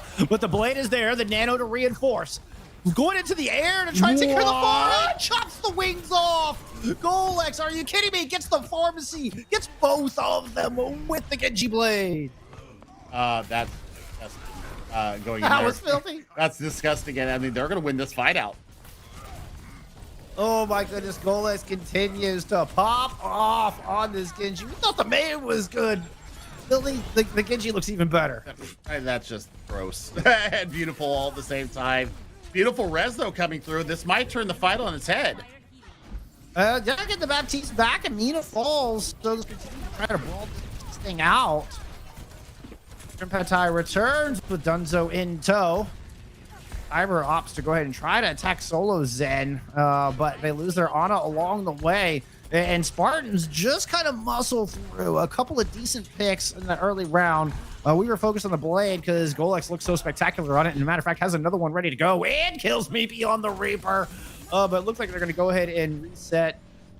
And that's going to be point A picked up. Well, it'll be a little under 4.5 minutes to take point B. Well, Barrage will be ready to go. Window will be coming up very shortly. Nanoblade not quite ready yet. And Mina direct counter here to the Farah, bringing out Cassidy. Golex is beating May in the ult cycle. You never see your Genji beat the Ana. Dashing up top, trying to prevent it in, and there it is. Here we go again. Round 2. Golex immediately gets 2. Both supports falling this time as the blade slices and dices through the heel line of the Spartans. He's the Ginsu knife now. And you only had the, well, I mean, actually, you invested the rally into that as well. So Yeah, Rally came out as 3 well. ultimates came out there from the Purdue Gold Boilermaker. So the aforementioned window is available, Jeff. Also, you've got the barrage ready, so nothing really to deny it coming in. Up pick going up top. Self-destruct was tossed in from here. Pick close to have it online, that Primal Rage, and Golex once again clips the... You know what? Next time I see a Pharah, I'm just going to bring a Genji. Who knew? That's a hard counter. Dunzo? Okay, doesn't manage to get the res off, but does die in the process, but the Barrage is unleashed. That's going to find 2 before finally killing themselves upon the Mecha Tiber. Self-destruct thrown in from Blue Phoenix, trying to clean up what's left, but Spartans have lost a few members, including the all-important Baptiste. They got 1 tick out of this, but reinforcements are going to start showing up for the defense. Thick is in serious trouble. This might be the point to them. Nah, there's no way. Is there? There's no way. There's just not enough people left. I thought there was. I thought there was enough for them to be able to get test there, but I mean 59.3% there, getting the value that they need. Shrimp Pad Thai swapping over to the Doomfist here, so now you're looking to take care of the Genji, get that pop up and the right hook, maybe take him out right away, but Blade ready to go again. Chilla just teleported into the back with Death Blossom. Is sneaking across the top and has 2 supports over there. And an eye on the Winston. There's the supports moving in. Gets bashed. The bash has been used. The Death Blossom comes out. And Bush Spy goes down. Manages to get May as well. A nice Bionade, a little present, means that Neepy could not heal up from that Death Blossom. And it allows Purdue to finish them off. But with no heals, this could be an opportunity. I mean, Thickest Primally is going to send Ana down to their grave. And despite the efforts of Meepy Chilla, this will not be the one. That's not the one for sure. And now Dunzo bringing out the Zen here. So Discord Orb's going to be online. But Nanoblade ready to go. Self-destruct ready to go. Rally is going to be ready to go in this next fight. This is going to be a difficult take here for the Spartan. Quite. I mean, you kind of have time to do an equal push, but it needs to be quick. If I'm the Spartans, I want to get in, get the Genji Blade out, and reset immediately. That's got to be your plan right now, because Golex has been a fight winning every single time this Blade has been online. Golex has been able to win the fight with it. Here it goes into the back, and immediately solos and goes down. Immediately both supports are dead. Looking for the third onto the Doomfist. The uppercut will finish Golex off, but Spartans have no healers left once again. This is scary business here for the Spartans. They've got 54 seconds left to go. Ferdinand has the mines ready to go again. So they're going to have mines and the self-destruct ready to go. It only depends on where do you go with this nano that Solo Zen almost has. I think you throw it on Shrimp Pad Thai and see what kind of right hooks you can throw. Yeah, I think that's a great plan, as a matter of fact. It also protects the Doomfist long enough to where they can start building their own shields. And the damage mitigation is just as important when you're nanoing a Doom as the damage. Although, extra 50% damage doesn't hurt anybody. Give me the mines coming out over the point to start off the fight. Shrimp Pad Thai tried to go up high, but got boot back, courtesy of the Bush Spy, who's going to go ahead and drop that rally. Deadeye out from Mina, takes out the Dome, and that's a big engagement pool gone. So Blue Phoenix is the recipient of that nano boost, trying to hang on. Eyes up in that top right-hand corner. That's 3 of them up there, though, including Mina. That's a dangerous move. Drops the self-destruct up on the top, and the time burns down. That is a letter number. That might just be a letter number there, Billy. That's definitely a letter number there. Yep. It has been 0 maps since we saw it tonight. I knew that was coming out. So there is a definite win condition here. We will not have a tie here on Volskaya. I mean, what we're looking at right now, New Gold needs to get 59.6%, and they will take this series and go into the semifinals. Spartans standing in Sparta on the precipice of going home. And I want to see what kind of counters are they going to bring out here to deal with the Golex Genji, because nobody saw it coming. We didn't expect it coming out.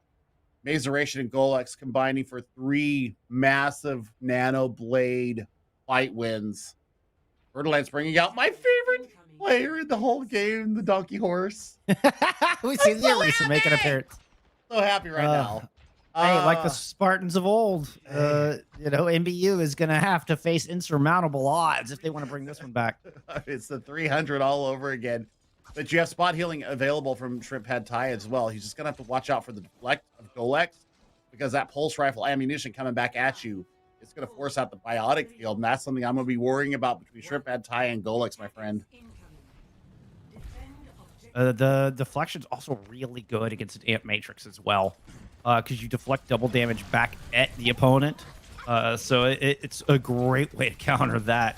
The Golexes just cemented their place as far as my player of the match here with this Genji performance so far, and they're not changing it up going on to the attack. Eyes on the top left-hand side, where Fertilance and the rest of the Spartans are sitting. Thick takes a lot of damage. Are you going to drop down, Thick? Thick? Well, stuck around a little bit longer than they probably should have. Bit off more than they can chew and find themselves back on the respawn timer. Well, this is a good early fight win, honestly, coming out from them. So, do you take down Mazeration? No. Look at the peel there from Bush Spy, keeping the Ana up in that fight. But Fertilance, I give full props there. I give full props. That's great staying power there for them. They actually take Brigitte down as well, Jeff. So, nice fight win for them. Minute off the clock. They already have amp mates ready. But May, because of that survival, because of Bush's sacrifice and Timer's wonderful DM and a great bio-nave in the middle of it, May now has this Nano online and ready to go. Up into the top goes the Genji Blade. Dunzo falls down, loops back up top, manages to deflect the flash in the middle of that. Are you kidding me? Golex, outstanding performance on this Genji, continues to awe and impress. Oh my god, that's just disgusting. And the supercharger invested here. Oh no. That flick, oh my goodness, that flick of the deflect onto the flash. That was like a quarter of a second that they had the deflect up. Perfect timing. I can't believe what I just saw. I'm shocked. I'm shocked. I'm shook by what Golex just did there, and halfway to another blade, my friend. Deadeye ready to go into this next fight as well. So Spartans do have some tools to kind of counteract this, but it's going to take them a minute to really get it set up. It depends on how they deploy them, honestly. And Meepy Chilla is going to have to really watch this Deadeye, because Golex with that deflector right back at him. Golex is discorded at the moment and just kind of poking in and out from that top left-hand side, build up as much of this blade as possible. May has managed to catch up as well. Was well behind Golex, but they're right in sync now. And one more Genji Blade could be the end of this series and send Purdue Gold into the Champions semifinals. I mean, 98, ready to go. Self-destruct, my friend, can pull out the immortality barrier, then it's a free blade. Yeah, that seems like a great order of operations to me. It is going to be simultaneous destruct. Ooh, with the Deadeye coming out. Golex actually has to drop down, still manages to pop back up and take care of the Baptiste. Follows it up with a kill on the Meepy Chilla yet again. And Golex picks up 2 opening kills. But Thick and Golex themselves do fall in this fight. The thing is, Purdue Gold don't need the entire point. They only need 59.6%, and they might have just gotten enough done. If the Spartans had gotten a little bit more progress, they might have time to contest. But even with dwindling reinforcements, I think Purdue have this. They need to hold off Shrimp Pad Thai. As Meepy Chilla is now the one stalling on the Tracer. Here comes Shrimp Pad Thai back, and it manages to get Mino with it. Might have just bought a lifeline as the supercharger comes out from Fertilance, and the Spartans are looking to hang on. Thick goes back down, and the Spartans will indeed hold the line here on the back point B. Oh my goodness, what a hold as well, my friend. I mean, 9%, 9.1% is the difference. And look at this stall coming out. Oh, even pulling back. Timer. That's beautiful stall mechanics there coming out from them. They still have 3 minutes, Jeff, to hold the line here. And you see the swaps coming out right now from the DPS line. You've got the Hanzo and the Tracer now available to Purdue Gold. And Shrimpatai and Meaty are sticking with their stall comps, and well, it's Golex on the Tracer who Oh my needs to get work God, done. that That shot. headshot was filthy, crispy stuff. Like a bag of chips. That one just crunched hard. Mina continues to follow up, and she is dominating the battlefield alongside Golex right now. The Evil Toaster strat will not. What? It did. Okay. It kind of worked.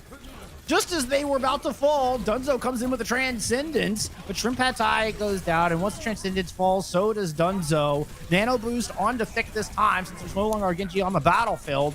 They're going to move back and try to devalue this Ant Matrix. Will do so as they pop that final Rage, finish off Solo Zed. There's still 2 defenders contesting on this objective, including Fertilance, who has Evil Toaster once again into the corner, which I love how that is a verb now. And is, oh no, just getting microwave sizzled down. Good right hook takes Thick out of the fight. Timer is returned on the Wrecking Ball. What? Shrimpatai is the one to hold on this time. Verbs, words, nouns, adjectives. Here we go. Fertilance put up just a stalwart Evil Toaster impression there, and I'm living for it. We've now got the Orisa and the Winston out here in the tank line. So, oh boy, Rally should win the next fight, but Meepy Chilla can turn that all away with a well-placed pulse bomb. Dragons to start things off. Golex going in the back with a pulse bomb of their own. Meepy drops theirs. Mina goes down. I think the pulse did just enough damage. I don't think Golex got the same value. Bushby's Rally is on the battlefield. Both of these Tracers doing their best to try to burn down the tanks on the other side. Golex goes for the healer instead. And then Blue Phoenix is easy pickings. Shrimpatai is purple, gets focused. Golex finishes them off as well. That's a 2-piece here for Golex on the back of this fight. 5 seconds remaining.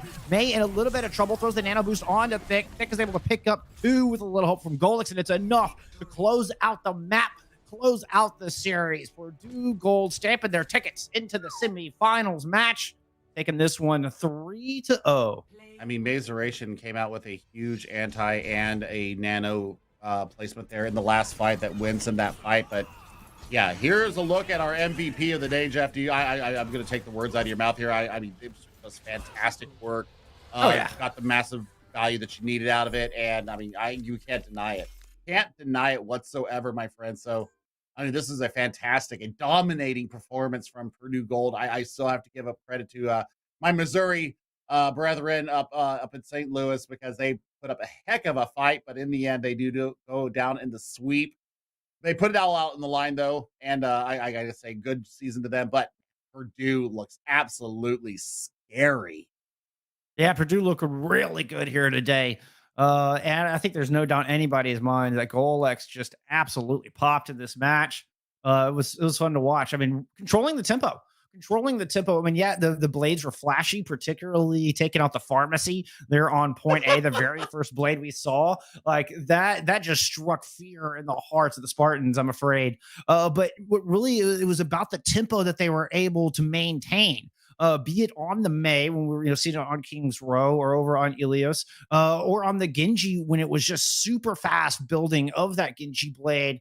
May was right there in sync, keeping the nano boost there every single time. I mean, they both came online simultaneously at seemingly every fight they got it. That was just insane work out of Golex.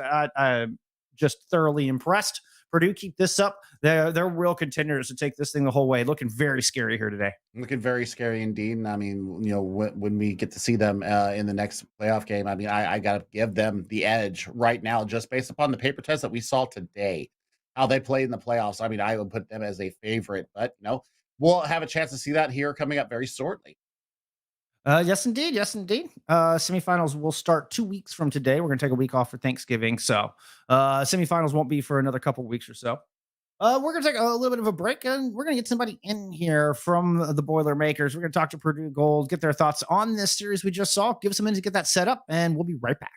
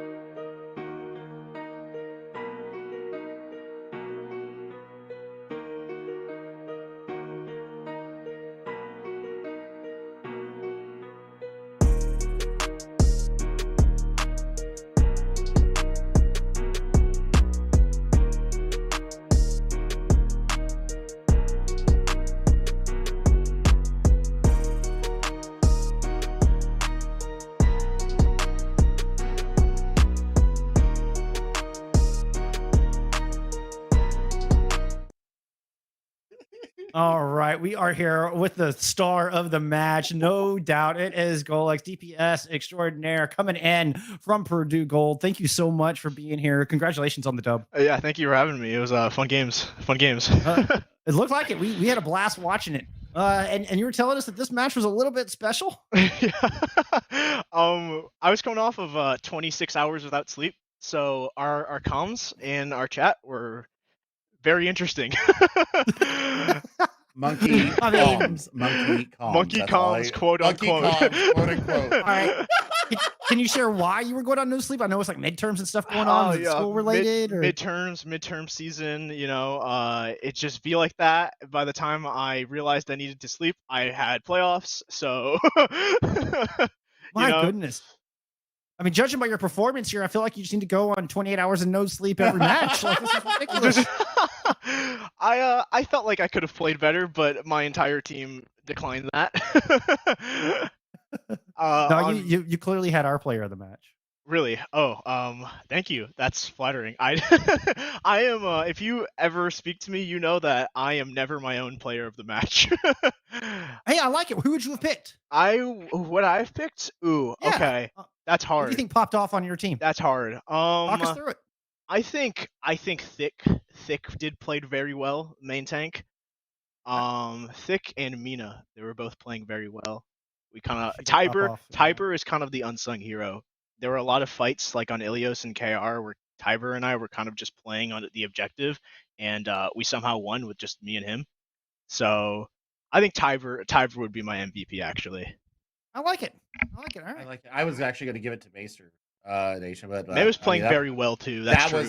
That was going to be my first one, but I mean, just the undeniable DPS prowess that you showed both with the Mei and with the Genji. Why did you lock in the Genji on Volsky? Was there actually a thought process behind that? All right. So I used to be a Genji one trick for one season, and then I started flexing to the rest of the roles.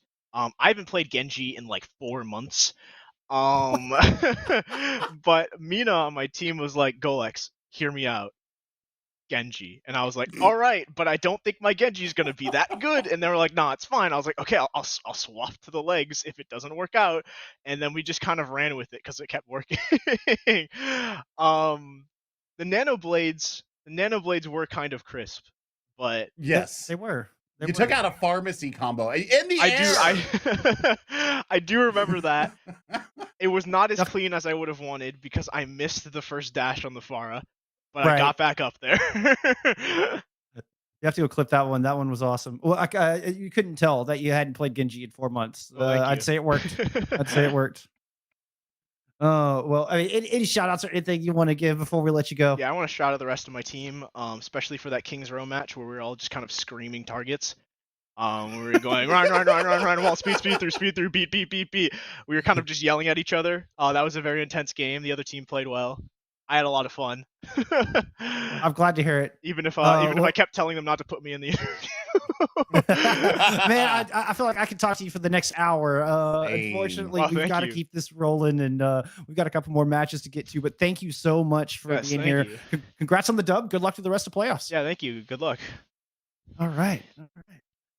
I love that guy, Billy. That was fantastic. Man, I love that guy. He's not the annoying Genji player. He's the humble Genji player. You love to see it. You love to see it. Oh my goodness. That was great. I always love talking to players. I say it every time. I always love talking to players. All right. Well, it's time for us to pass the baton. We've got Corbeck and Infernosis. I always trip over that. I'm so sorry, Infernosis. I'm so sorry. We got Corbeck and Infernosis coming in to take you home for our final 2 matches of the day. When we come back, we're headed to the Challengers Division. It's going to be Eagle Esports coming out of Southern Mississippi, going up against Center College. We'll return with more NECC Collegiate Overwatch playoffs.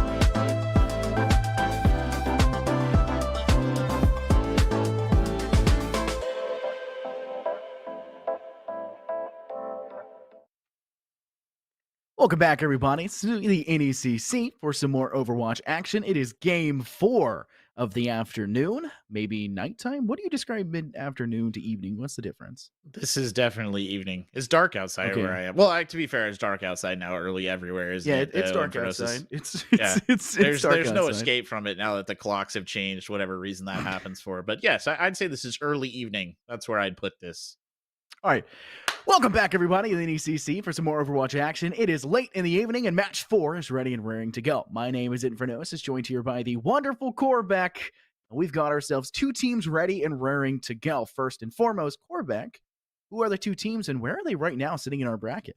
Well, it is Southern Miss, aka Eagle Esports, right there at Center College. So they are sitting at 4 and 5. So very much a mid-table matchup here between these 2 squads. Dead center, really coming into this, and their records very similar as well. Infernosis, both 5 and 2 on the season, which is relatively good for them. A couple of very competitive squads here in Challengers Yellow. It's genuinely almost a shame to see them hit each other because I've enjoyed watching both of them so far this season. I'm very, very curious to see who will come out on top of this matchup. I'm trying to look over at their records here. These teams haven't faced each other, have they? I do not believe they have faced each other. No, this is completely fresh in terms of them going against one another. Well, Center College faced a team in week 1 named Eastern Eagles. Different, not Eagle Esports. Pesky birds, man. There's a lot of different species. Yeah, and there's a guy named Eagles. Crow on Center College. There's a lot of aviation right now. It's a very avian-centered kind of thing. It is what it is. But yeah, I mean, when they're both tied here, 4th and 5th seed, respectively 5 and 2 each, that kind of leads to a large amount of indicators for we don't know what's going to happen. Both of these teams have had success here in the season. They've had success playing it out, and now we get to see these 2 teams that have had a very nice job together duke it out in one of the most important games, probably the most important game they have so far here in the season. Playoffs, round 1. Winner takes all to go to the semifinals, and will probably face the number 1 seed as they're facing the 8th seed. So unless there's a big underdog story, they'll have to face a very difficult opponent going forward. Yeah, that is ultimately the wind-up here as we get started on Nepal. Whoever wins this is looking at something a big grim, but very similar draw composition here. The Cassidy Jacob kind of replacing Vector's position as the Reaper on the other side. I'll be quite interested to see what the big difference is there as well. Of course, the off-tank stack with the Zarya as well is something to keep note of here as we go for the initial engage. Fight has to engage at some point, and an ice wall will go down to try to give Center College a little bit of leeway on the actual objective towards the fight, but you can already see Crow trying to freeze down the opposition's tank, but the Immortality Field is barely keeping Juicebox alive. It doesn't seem to matter. Bruce Goose and Jacob, they find the first two, both tanks down for Center College, and they'll follow suit by taking out one of their main healers of Jellyman. Yeah, the overarching damage mitigation coming out of the Southern Mississippi side is just much stronger, all things considered. The Baptiste in there with the Immortality Field, obviously super clutch. They have the stun in the form of E.G. Jacobs' flashbang coming in here as well, and they have the Diva Eat. And I don't quite think that the Zarya has been able to match that just yet, though Black Blocku is very close to a big charge, but look at this Juicebox Hero! Just levels the entire team and cleans them up, and that was all they needed there. What's the line fellow likes to say? Something you might know not here for Overwatch. He did one game, so maybe they would. Buddy ace across the board as it's Jacob and Juicebox to clean up all 6. 3 for each of them. They'll each clean up for a large amount, but that doesn't really buy too much time. When everyone wipes out so quickly, it's only like an extra 5-10%. Beyond that, honestly, it's probably better for them to all die in the same exact spell swoop, except for the ult economy. But you do hear the ultimates going off. You can see that they're going to drop down the garage door and try to amplify their damage as the Ant Matrix goes through. Jake will be the first to find a kill. Reflex on the Mei will be able to take one more. That's both tanks once again for Center College. Their healing backline has just not been outputting enough heals to keep their tanks in these fights, which has made it so disadvantageous for them the longer the fight goes on. Yeah, that's part of the problem, and definitely some good early ult usage coming out on the side of Southern Miss as well. I mean, that last engagement with the big shatter, that was a classic example. I was expecting them to take their time and position the engagement here, and I could hand that over to you for the actual call, gift wrapped in a bow. No. And Juicebox Hero said, no, jumped right in there. It's got another shatter he's coming up on here, which is going to be incredibly impactful. Add Bruce Goose's Diva Bomb in, and you have a very powerful all combo indeed. Looking to step up. They took the high ground. Now coming on the side. But once again, a massive shadow from Juicebox Hero, and the team is gift wrapped for them. Didn't necessarily need the handoff there either here, Corvac, as it's over as soon as it starts. And this one, in fact, is just going to be over as a whole. 96%. Diva Bomb's just going to be sent out. Southern Miss, no. They were entirely aware of what it was. Even blocking the opposing side says, yeah, I'll throw out the old Graviton Surge, give it the old... what's the term? Give it the old best try. What's the term? College try? College? That's it. That... Yeah, the old college try. That's quite literal. How yeah, appropriate. That makes sense. How appropriate. All things considered. Yeah, it was a very dominant performance there, to be honest, from Southern Miss. I genuinely feel like there was never a moment in that match where they weren't in the driver's seat. Very good early ult usage to apply the pressure. But I mean, I think we could both agree here, right? Infernosis, the defining factor was Juicebox Hero hitting 2 massive shatters. I mean, essentially just won his team 2 fights with very minimal ult investment. And when you can win fights at that low of a cost and maintain kind of your ult economy going forward, it just puts you so far ahead of your opponents. But we'll see if things change here on Sanctum. Hopefully it'll be a little bit different. You obviously need to push from multiple directions. Reflex, how are you alive? Riot will be the one who comes up big, though. We'll boop off, too. It's going to remove the Lucio and the Mei, and they'll have to bring themselves back over the edge as well. But they're survived with the Lucio wall. It'll be the rest of his team to clean up. Hasty, Juicebox, and Reflex find 3 more. That's going to be first point going in favor of Southern Miss, and it was exceedingly favored for them once Riot got the double boof off the side. Yeah, that was a pretty big play there from Riot. You don't usually see a Lucio get kind of that golden boop right there on this particular engage and Sanctum, but when it does happen as an off-support player, it's the most wonderful feeling in the world. That's the phrase, good soup. That was exactly what it was, as they drop down below into the soup and take their drink, but fight has to engage at some point. Juicebox Hero gets a little bit over-aggressive. They come in through the side entrance, loses his life early, and now the rest of Center College can now pay what they've done. Southern Miss losing 4 in a row now as Riot, Bruce Goose, and now Jacob will lose their life, and they're just going to have to hard reset. Point will drop over to Center College's side. From the very get-go of that engagement, Juicebox Hero overextended, lost his life, and then the rest of his side didn't have a tank to hit behind, and they just kind of fizzled out of all their energy. It's taking a long time to go back in, but they finally do engage. Dive coming up from the Winston right there. Will not find the target, but Juicebox Hero using the Primal almost immediately juggles things around.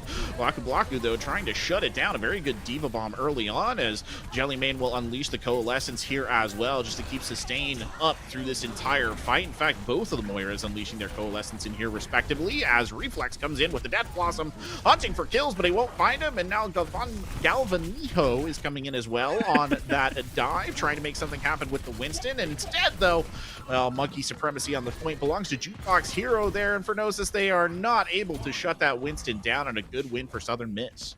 Yeah, great retake. Did not really allow for too much in terms of the long con fight. It was a very long fight. They only needed the one real fight to get it going, though, and that was where they were able to return it. But we're just now equaling tie territory. Center College still has plenty of time to make the return.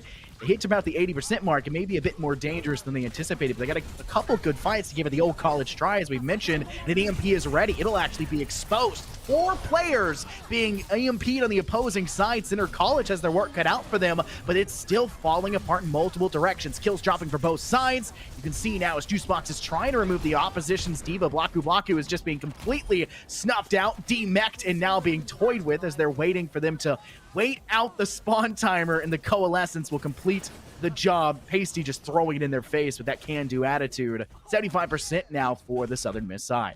Could have held on to the Coalescence probably, to be honest, but it is an ult that charges relatively quickly, so you still have a pretty significant advantage in the ult economy. Unfortunately, the EMP and the bomb coming in already. Sound barrier invested as well. They're wasting no time. It's another one of these rapid engages coming from Southern Miss. Look at this aggression, sheer power coming out here on the Primal Rage. Crow desperately trying to slow the Eagles down, but what can one Blackbird do versus all of these angry Eagles? And the end result is that they do get a touch on the point, but isn't enough. The hack coming in there on the Diva will shut it down. Jumble coming in over the top there. J-Double just trying to keep it alive. Unfortunately, he can't find the wall. That's an unfortunate situation for Lucio to be in. He will die. It will go all the way back down to bronze or whatever in the pit. And they'll unleash the Primal here as well, just trying to keep it going. And instead, it'll just be a burn down right there. Nothing they can do. An awkward engage at the end here, but I think it is over in Pronosis. There's not much they can do. It very much so is. And I'll point something out here, Corback. Juicebox Hero losing where they initially lost the point, right, to Center College. One thing we noticed was that he overextended with no real support and then died. Then they lost the point. Massive shadow here, by the way. This is the point. Which one is this, actually? Which one of them? It's the first one. It was the first one, yeah. This is a huge shatter. Oh, the turn on a dime for that one. Absolutely drop dead gorgeous. It wasn't a Bloody Ace. No, there was a Diva got one of them. I lied to you guys. I apologize profusely. I thought I would know that for sure. No, I'll talk about it once again. Juicebox Hero overextended and lost his life without much support behind it, and the rest of his team was forced to die off basically just the same, but they kind of just reset themselves. They knew they needed to take a step back. They weren't going to really engage that well without their Winston tank frontline, and so it was just all she wrote. But the second fight where they extended through their own chokeholds, they threw the Diva Bomb, which flushes the players out, and while they're escaping the Diva Bomb, they run in, they drop the beat, they go ahead and extend with the Primal Rage as well. They full sent in every tanking utility and ultimate that they could do. Full HP, Primal Raged, Diva Bomb. There was no escaping the dangers that were present to them, and there was no way they could burn down Juicebox Hero in time. He said, you burned me down last time? There's no way I'm giving you the chance to do it this time around. No, he definitely wouldn't be brought down in that particular circumstance. And I do think on the main, right, it was a bit of a stronger setup, all things considered, from the side of Southern Miss. But these Koth maps, I give them a grain of salt. I always give them a little bit of caution. I think I say this every broadcast, but it's pertinent every single time. You just don't know. Some teams are really good at Koth, and they'll transition to the next map, and suddenly things will not go so well. So we'll see if that holds true here. Somehow I kind of doubt it. I feel like we saw a little bit of Southern Miss supremacy right here, but you never know in Infernosis. You just don't. None of the games today have gone past 3 maps, and it's a little unexpected, especially when some of these seeds are actually fairly close, 4th and 5th, around that range. These should be somewhat closer games. Some of the games were close, but they still didn't go past that. But we're going to take a quick break. One of the teams is going to make some substitutions, bring players in. So we'll be back really quickly with more action here for the NECC, so make sure to stay tuned for more Overwatch action.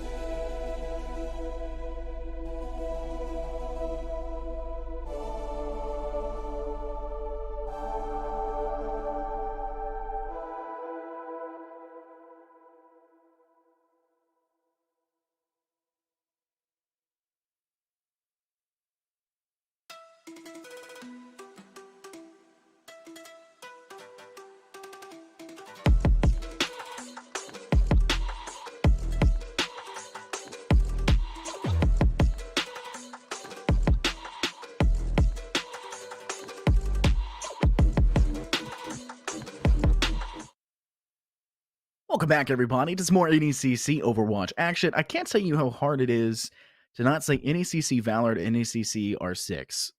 It is so difficult. It's more difficult than you would think here. The whole season I haven't done Overwatch. Jump in. It's challenges. It is a challenge. Challenges of being a Renaissance man, dude. What are you supposed to do? A Renaissance caster. I'm the Swiss Pulled in knife, so the many Swiss Army directions. knife of the NECC. They throw me in Yeah. anywhere they can get me. The only place they haven't thrown me in is Rocket League, which I technically can do, and League of Legends, which no, keep that away from me. Too complicated for me. I was gonna, it's very Da Vinci-esque. I'm sure he had to juggle lots of different things as well, but even he wouldn't cast League of Legends. I'm pretty sure I heard from someone. It's too toxic, is what he said. He wrote that in those somewhere along the notebooks. lines. Yeah, If you're ever the wondering.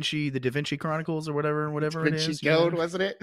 Don't get me started on that.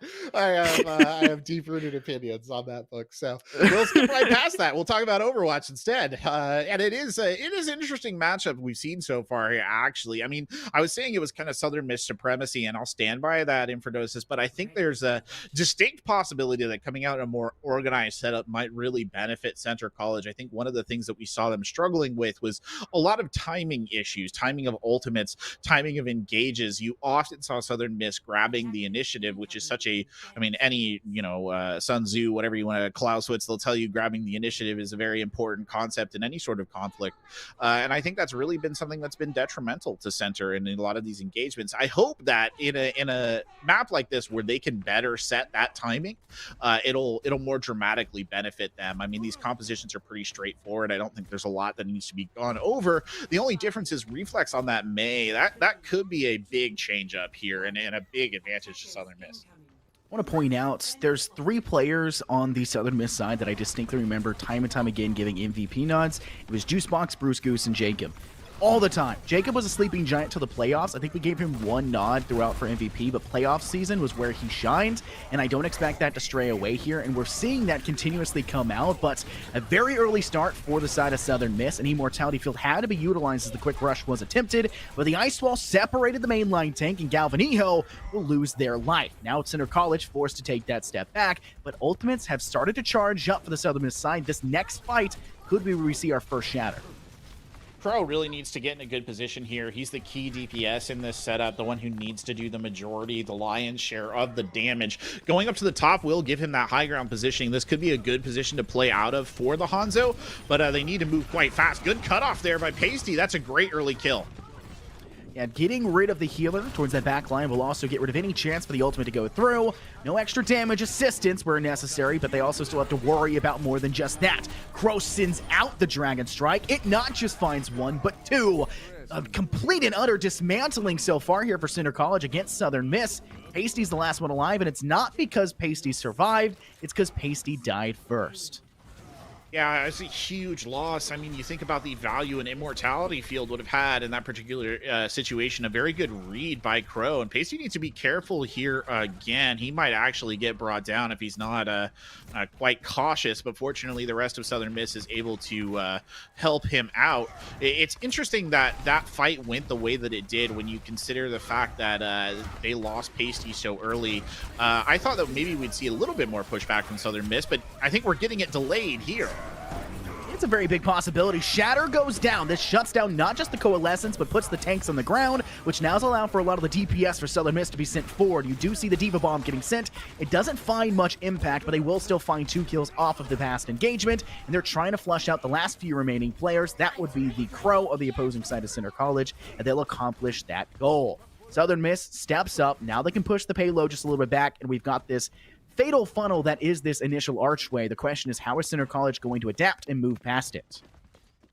Yeah, we will see. That's going to be a key aspect of this. They're going for the long rotate here, I think, which is a valid strategy for what they need to do. They have a very solid ult combo. They just need to get it off first, because if the Blizzard comes out and the High Nuke comes out early, it's going to be a very short fight.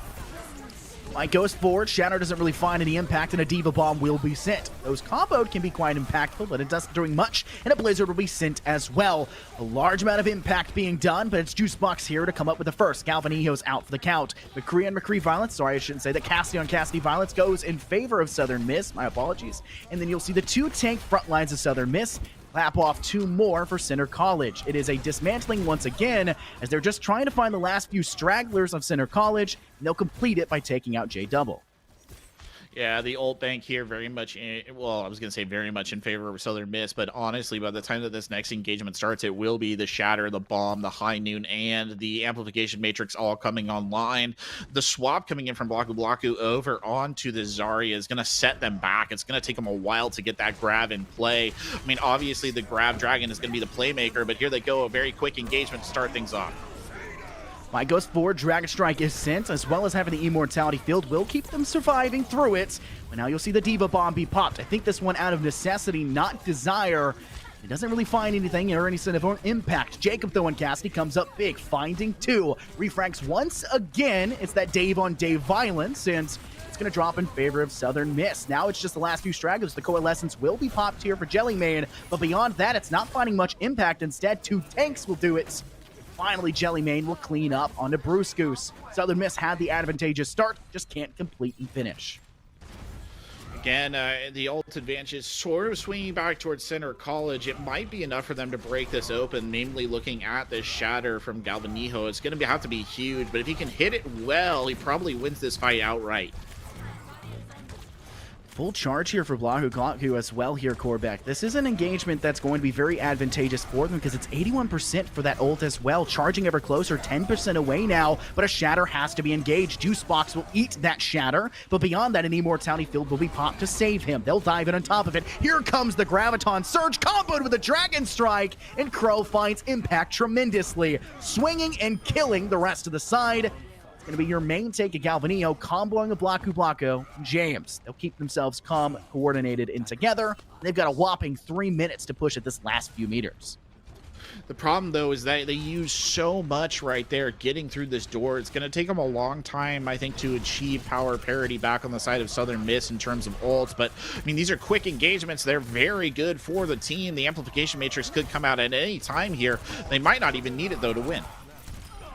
Immortality Field popped. It will start to go in favor of Southern Miss, though, and it will continue to do so. Bruce Goose and Jacob. Jacob finding 2 more. Reflex will step up as the May, taking out Jellyman for the more of the competition, and Center College will choose to take a step back. After losing that fight, they need to re-coordinate themselves and piece together an attack. They don't have very many ultimates, but the Lucio, the Reinhardt, and of course, their Hanzo are coming up with their ultimates, and these could be devastating to the competition.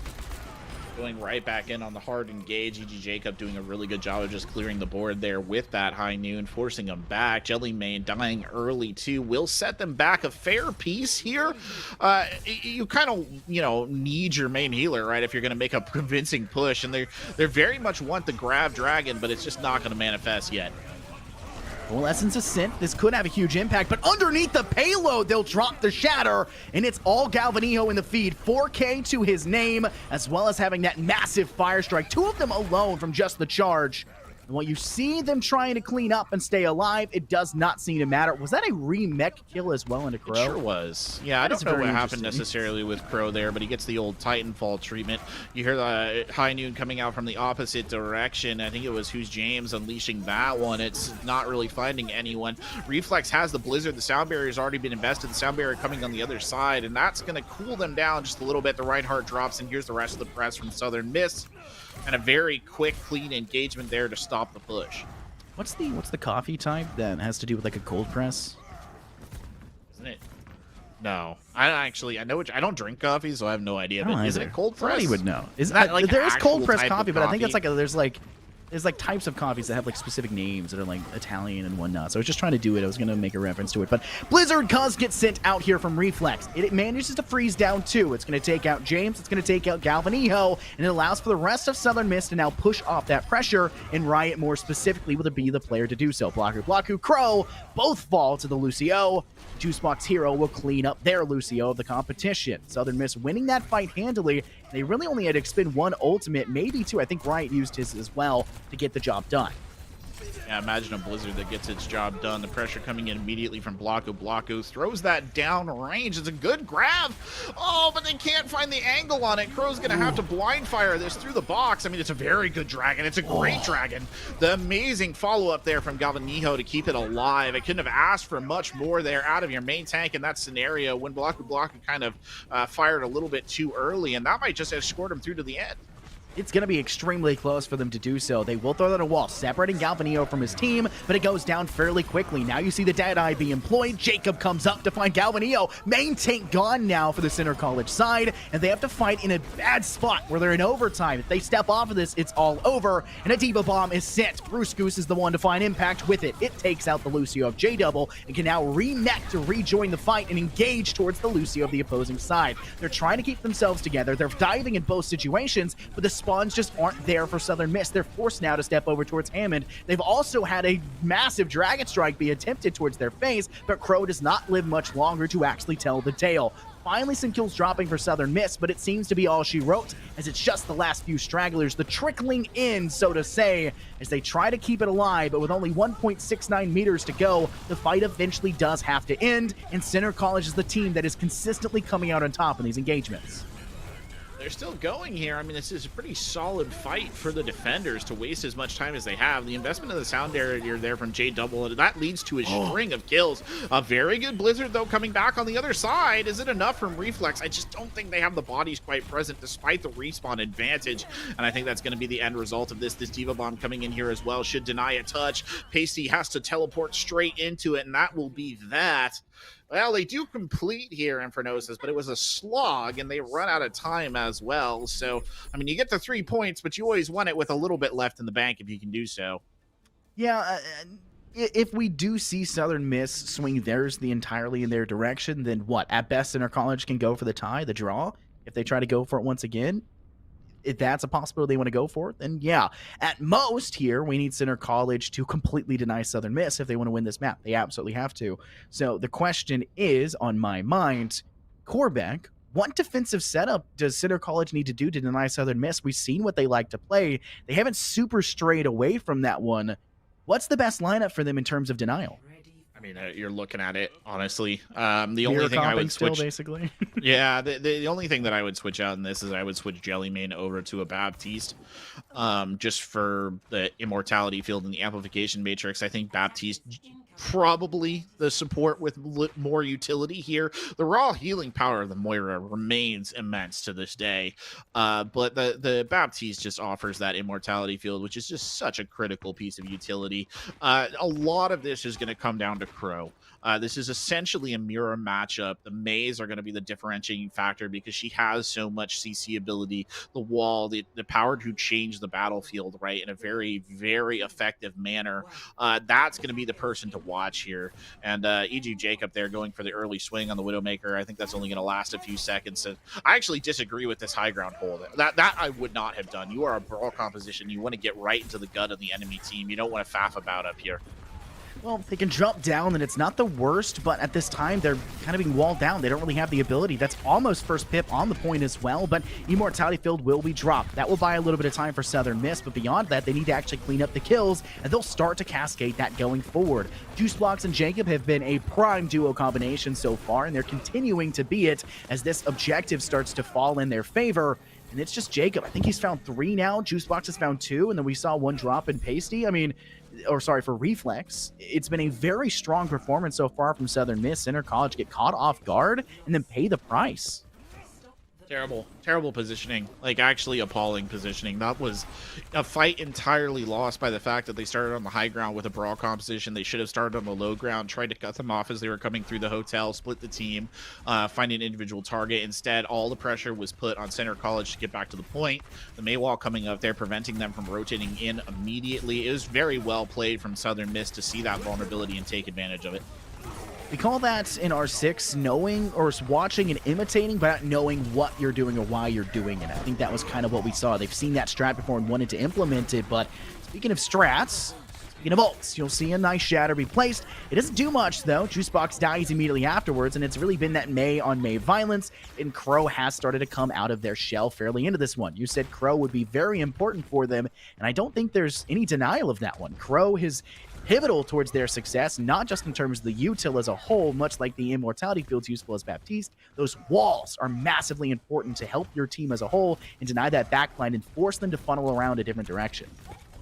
Yeah, it's the case. I mean, the walls are the key part. It's another good one right there, but the Blizzard here really tipping the balance. Blaku's ult gets eaten in the midst of this as well, which is just unfortunate indeed. It's just going to allow Southern Miss to paint the kill feed blue. They don't need any more excuse than that, and they're able to hold on to some ults here as well, which is absolutely crucial. I'll be very surprised here if Center College gets a meaningful retouch before this second point gets completed. It almost feels like Center College got caught off guard by how quickly Southern Miss was able to walk forward, right? They just didn't keep intel around the corner, and it just felt like Southern Miss were in their face with that can-do attitude before they even knew it hit them. They're immediately going in for the engagement again. The Blizzard coming back the other direction. Bruce Goose there gets the eat on it. Crow just unfortunately not able to get anything off. Bruce Goose has been too strong there. Hungry Diva coming in big for the team. The follow-up very savage here. They should be able to clean up most of these kills, and definitely Center College reeling right now. Cannot find their level, their equilibrium here at all, and they're getting punished for it time and again. 5 minutes going into this last stage is kind of absurd, honestly, and you're going to see an almost immediate attempt at a re-engage here, but this feels very much vain. Hungry Diva. It's a good line. I like that one, Corbeck. I like that one a lot, but I'll tell you who doesn't really like it, Center College. They've had a lot of struggles facing off against Bruce Goose. There's a reason why we voted him MVP so many times. He's phenomenal as a player and completes his utility. You do see a shadow go down. Juicebox looking to find some impact. Will do just that as his hammer slams into the heads of not just himself, but the competition as a whole. Riot boops one off the side. Jacob completes the fight onto their opposing side. And it's just cleaned up by Southern Miss. Blue in the feed, and there's nothing that Center College have been able to do to deny that. While Galvanijo can make the return to the objective, same as Jelly Main, they're not able to do anything besides that, and there's really no strong contention when it comes to the fight. No trickle-down economics towards their play. Not like we saw Southern Miss attempt to do for their defensive buying time. Center College died, felt themselves a little bit too much, and 4 minutes remain for Southern Miss. Yeah, this is a very similar Southern Miss team to what we saw on the last map. I think their aggression is really doing them good credit here for most of these fights. Center College feels like they're constantly in a position where they're more reactive than proactive. And I think they're getting punished for that. At the start of the map, we talked about kind of initiative, right? Seizing initiative, using initiative. And Center College just has never gotten it. They have never been able to roll high enough on the dice. They're always behind the ball. Whatever metaphor you want to use for it, it's just not worked out. And as a result, Southern Miss has very much felt like they're in control. They're setting the tempo. They're engaging how they want, when they want. If Center College is going to battle back on the maps that come after this, and I'm talking about the maps that come after this because I think very unlikely that they can hold this point for 4 minutes and 13 seconds when they got absolutely pasted here last time we saw this. On the next few maps, they really have to figure out how they can kind of take away some of that initial advantage from Southern Miss. They have to be the one initiating the fights, and when they do initiate the fights, they tend to win Infernosis. They really do okay, but usually they're going into every engagement kind of a man down, and it's costing them. Let's see if they can hold this, though. The hope really and truly is that they will, but some early ult charge attempted by Blaku eaten up by Bruce and will instead be their snack. And the first kill will drop in favor of Southern Miss as well. Pasty takes out the DPS, that's Who's James. And now it's just up to Crow to be able to dish out that hurt as their Reinhardt Galvanijo has been taken to the wayside. Same as Blaku. Southern Miss have swung themselves now into a probable map win. There's no one to contest. There's no time. And an ice wall will be placed to make it even more difficult. You could feel the heart break there for Center College. As soon as that first kill dropped, it felt like the wind got sucked out of their lungs and they couldn't breathe and felt suffocated on the objective. That's exactly where you see Southern Miss be their most important. That's where you see them play their best. And they're brawling, that in-your-face can-do attitude. The only times we see them really struggle against this side was when we saw Crow pop off with multiple Dragon Strikes. That was their undoing, the Grim Reaper of their side. And it was these fatal funnels, these corners that they utilized. Beyond that, that really and truly was the only times I really saw Southern Miss struggle in a lot of ways. Yeah, again though, I mean in those instances, at least that play of the game we saw right there, the ults were kind of moving in favor, right? They had started in favor of Center College. They made the play with the grab. It didn't quite work out the way they expected, but it set them up for success on the other side. And it was probably one of the few times in that entire map that we saw Center College actively pull that off. And if they want to keep their playoff hopes alive, they've got to figure out how to execute those kind of combos quicker and more frequently here across these maps. Or map 3 is going to be a very short and unfortunately unpleasant affair for the folks over at Center College. Yeah, it's maybe another game here, Corback, where we see it not go past a BO3. A full reverse sweep is required at this point in time here. That's a tough ask. It's a really truly tough ask. Somebody who was it that asked me earlier? It was Berkeley Stevens. I love Berkeley. Used to be Yelkrip, now Ult Charge. He brought it up to me. He put me on the spot, and he says, "Do you think it's possible for them to return and bring your full reverse sweep?" And I felt like I was pinned down. I was like, "That's a rude question. I don't." But I'll answer it, and I'll give them guidance for how I think they could do it. In this situation, reverse sweeps are tough, dude. They're really difficult. Yeah. I mean, you and I know. We play R6, we were on one side for the entire time, like for a very long time. You have to come back from like 5-1 halves, right? You have to come back from huge and extreme sides. It's easy to look at a reverse sweep there and be like, oh, that's somewhat normal to see a big reverse like that. It's a bit more difficult for me to picture that in my mind, to see them return and bring it to a BO5. I'd have to see what the next map is before I give it a chance. I don't know what it is. I'll wait for the booth to give me that map. What was that?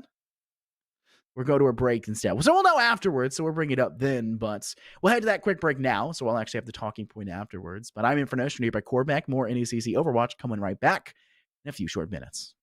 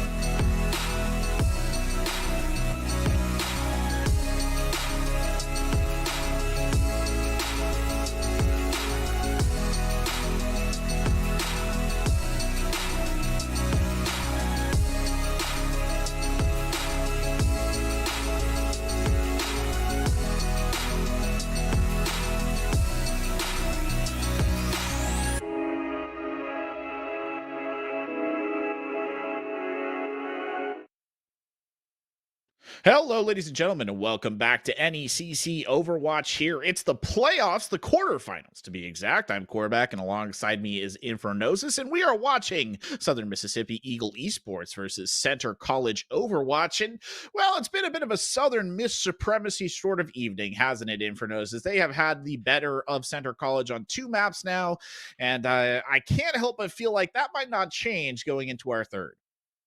Yeah, it's really been a Southern Miss slugfest, right? I like to use the word barn burner because it makes Chief angry, but he's not here, Yes. so I feel like it's not a great word for it. But yeah, it has been Southern Miss's game to lose, and they have not been doing that in the slightest. Even when we saw them slightly struggle to hold defensively, their attack was 100% put together. They lost, what, 1-2 team fights as a whole, I think. They were at the engagement. And the third one they struggled on, but like they put themselves back in the respawns with their side, so yeah, it wasn't a game that they were necessarily struggling with, but we are going over to Temple of Anubis, so there will be a lot of difficulties here. 2 CP points, so your defensive side has a massive advantage. So maybe that's what a side like Center College, who played fairly well on their attack, it could be an even worse situation for them, considering that Southern Miss's defense was just enough to force the overtime for Center College.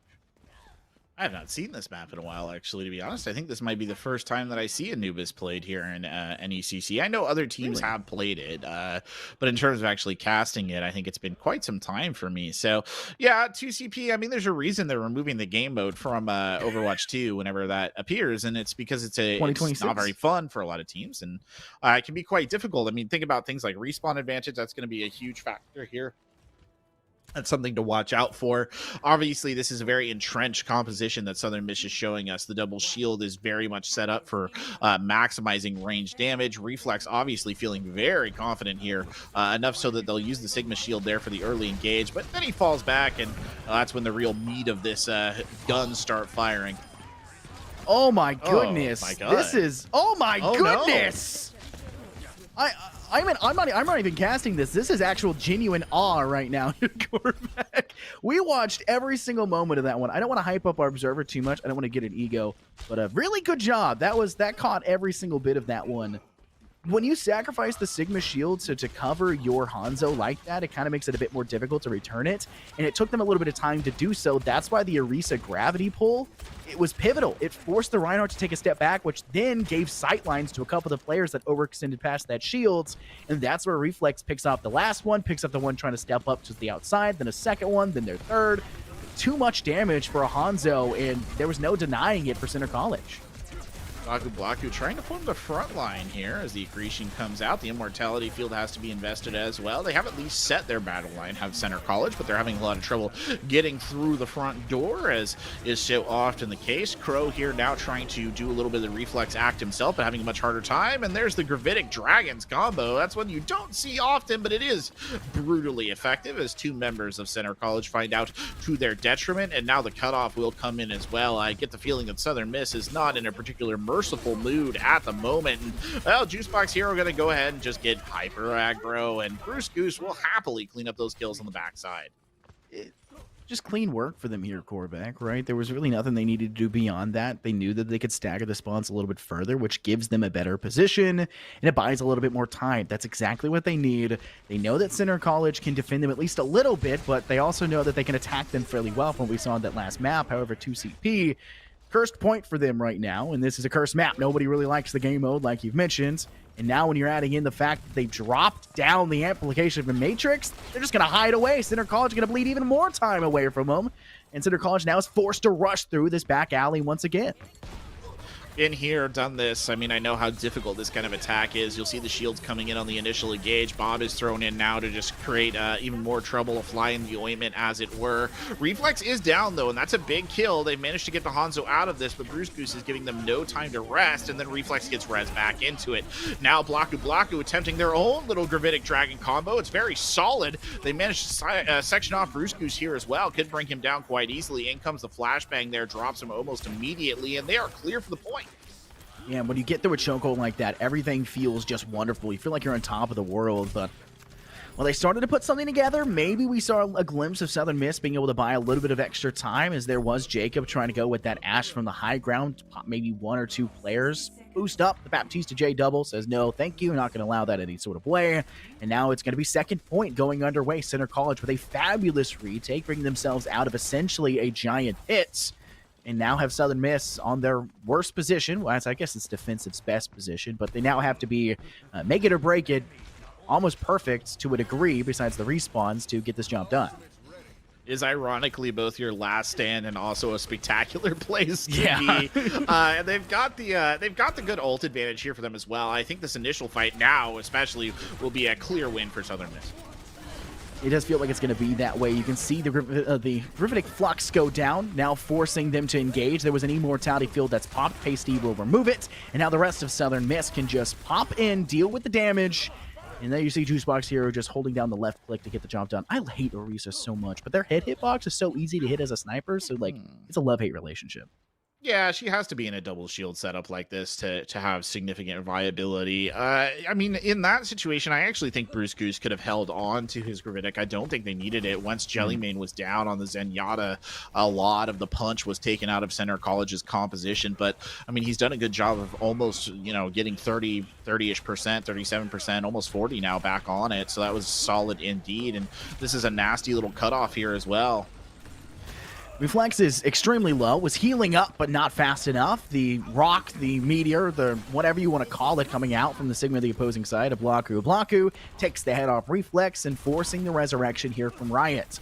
The DPS are trying to be aggressive, which is not the bad decision, but at the same time, they have ultimates to work with, one of those being the Dragon Strike, but it's being emphatically countered now, as you will see the Transcendence go through, as well as seeing the Gongos of Death be dropped and employed. They're trying to be able to increase their damage, now having to deal with Bob in the same process, but it's Juicebox Hero in the middle of that distraction that cleans up too. Reflex with the bow, puts one to the body, and cleans up Crow. And the rest of Center College flushed away back through where they came, and Southern Miss continue to hold on to this point. Yeah, it was a critical bomb right there, actually, coming out from E.G. Jacob. Did a really good job of just kind of disrupting the setup, and that was critical because I don't think it really allowed Galvanijo here to reset, right? That was a big part of that. And once the rotation is kind of broken for the Orisa, their effectiveness goes down dramatically. Oh my goodness. How do you squeeze that arrow through that of all places? Of the targets to hit, it hits Crow. It's a clean kill. Galvanio will be able to take out Pasty, but 2 more drop in favor of Southern Miss. Juicebox and Bruce Goose, the tank combo up front, deal damage up front, and clean up 2 more. Now it's just the last few stragglers being flushed back once again. And with 1 minute and 10 seconds on the clock, Center College only has a few more pushes in them if they want to be able to take this point. I don't know how it works either, threading those arrows in like that. They always seem to find the one person who you don't want them to find in the mix, and that was very much the case right there, considering that Crow had that ult in the tank and was preparing to use it with the amplification matrix that would have boosted the initial arrow, and they've already lost a DPS early on again in this push, but honestly, in this time frame, you've just got to commit. They have the Dragon Strike. Crow is teasing it right now. You can see he's tempted to do it the entire time. Will finally employ it, but I think most of Southern Miss was seemingly aware of it, so they took a huge step back, saying, hey, we're not going to, box you up front, and we'll have for Reflex now pop theirs. It's going to be effective, much more than we saw for Crow. It finds 1. Juicebox cleans up for another, but the refract comes back now as Blaku finds 2 more. Sigmas have been very important for them, and it's only continuing as he finds yet another target. Juicebox will be resurrected, though. A Valkyrie has been popped by Riot, and they're trying to use that as a great form of utilization to heal and keep the team alive, and it is not failing whatsoever. Center College are bleeding the last few remnants of their side. Jellymane is performing a magic trick now as the Coalescence is in hand, but not actually doing anything, unfortunately. As they off yet another Gravitic Flux popping down. Blaku's charged that quite well, that is now just being burned down quite swiftly, trying to keep these corner pocket players out of the fight. Will be able to get 1. Is somehow still alive until you see the Gravitic Flux drop in favor of Bruce Goop, the 3K, the 4K as well, getting rid of the soldier and cleaning up this map's first round. Last match, it was a lot of Juicebox Hero kind of being the dominant force. On this one, it feels like it's been surrendered a little bit to Bruce Goose. She's been really the difference maker on a lot of these plays for Southern Miss, and unfortunately, they won't even get a tick, Center College, on point number 3 or 2. Very unfortunate indeed for them. I can imagine that's quite frustrating as well because it looked like maybe I was going to say it was a bit of a misplay. I think for it was a Blaku, I believe, on the Sigma to just remain in that engagement, right? Because when you looked at the amount of time that ticked down before they actually killed the Sigma off, you could have gotten probably a full team reset and gone back in and tried for another whole team fight. Instead, you kind of forced Center College into a position where they're almost trickling in because the Sigma wanted to invest so much in that fight, yada yada yada.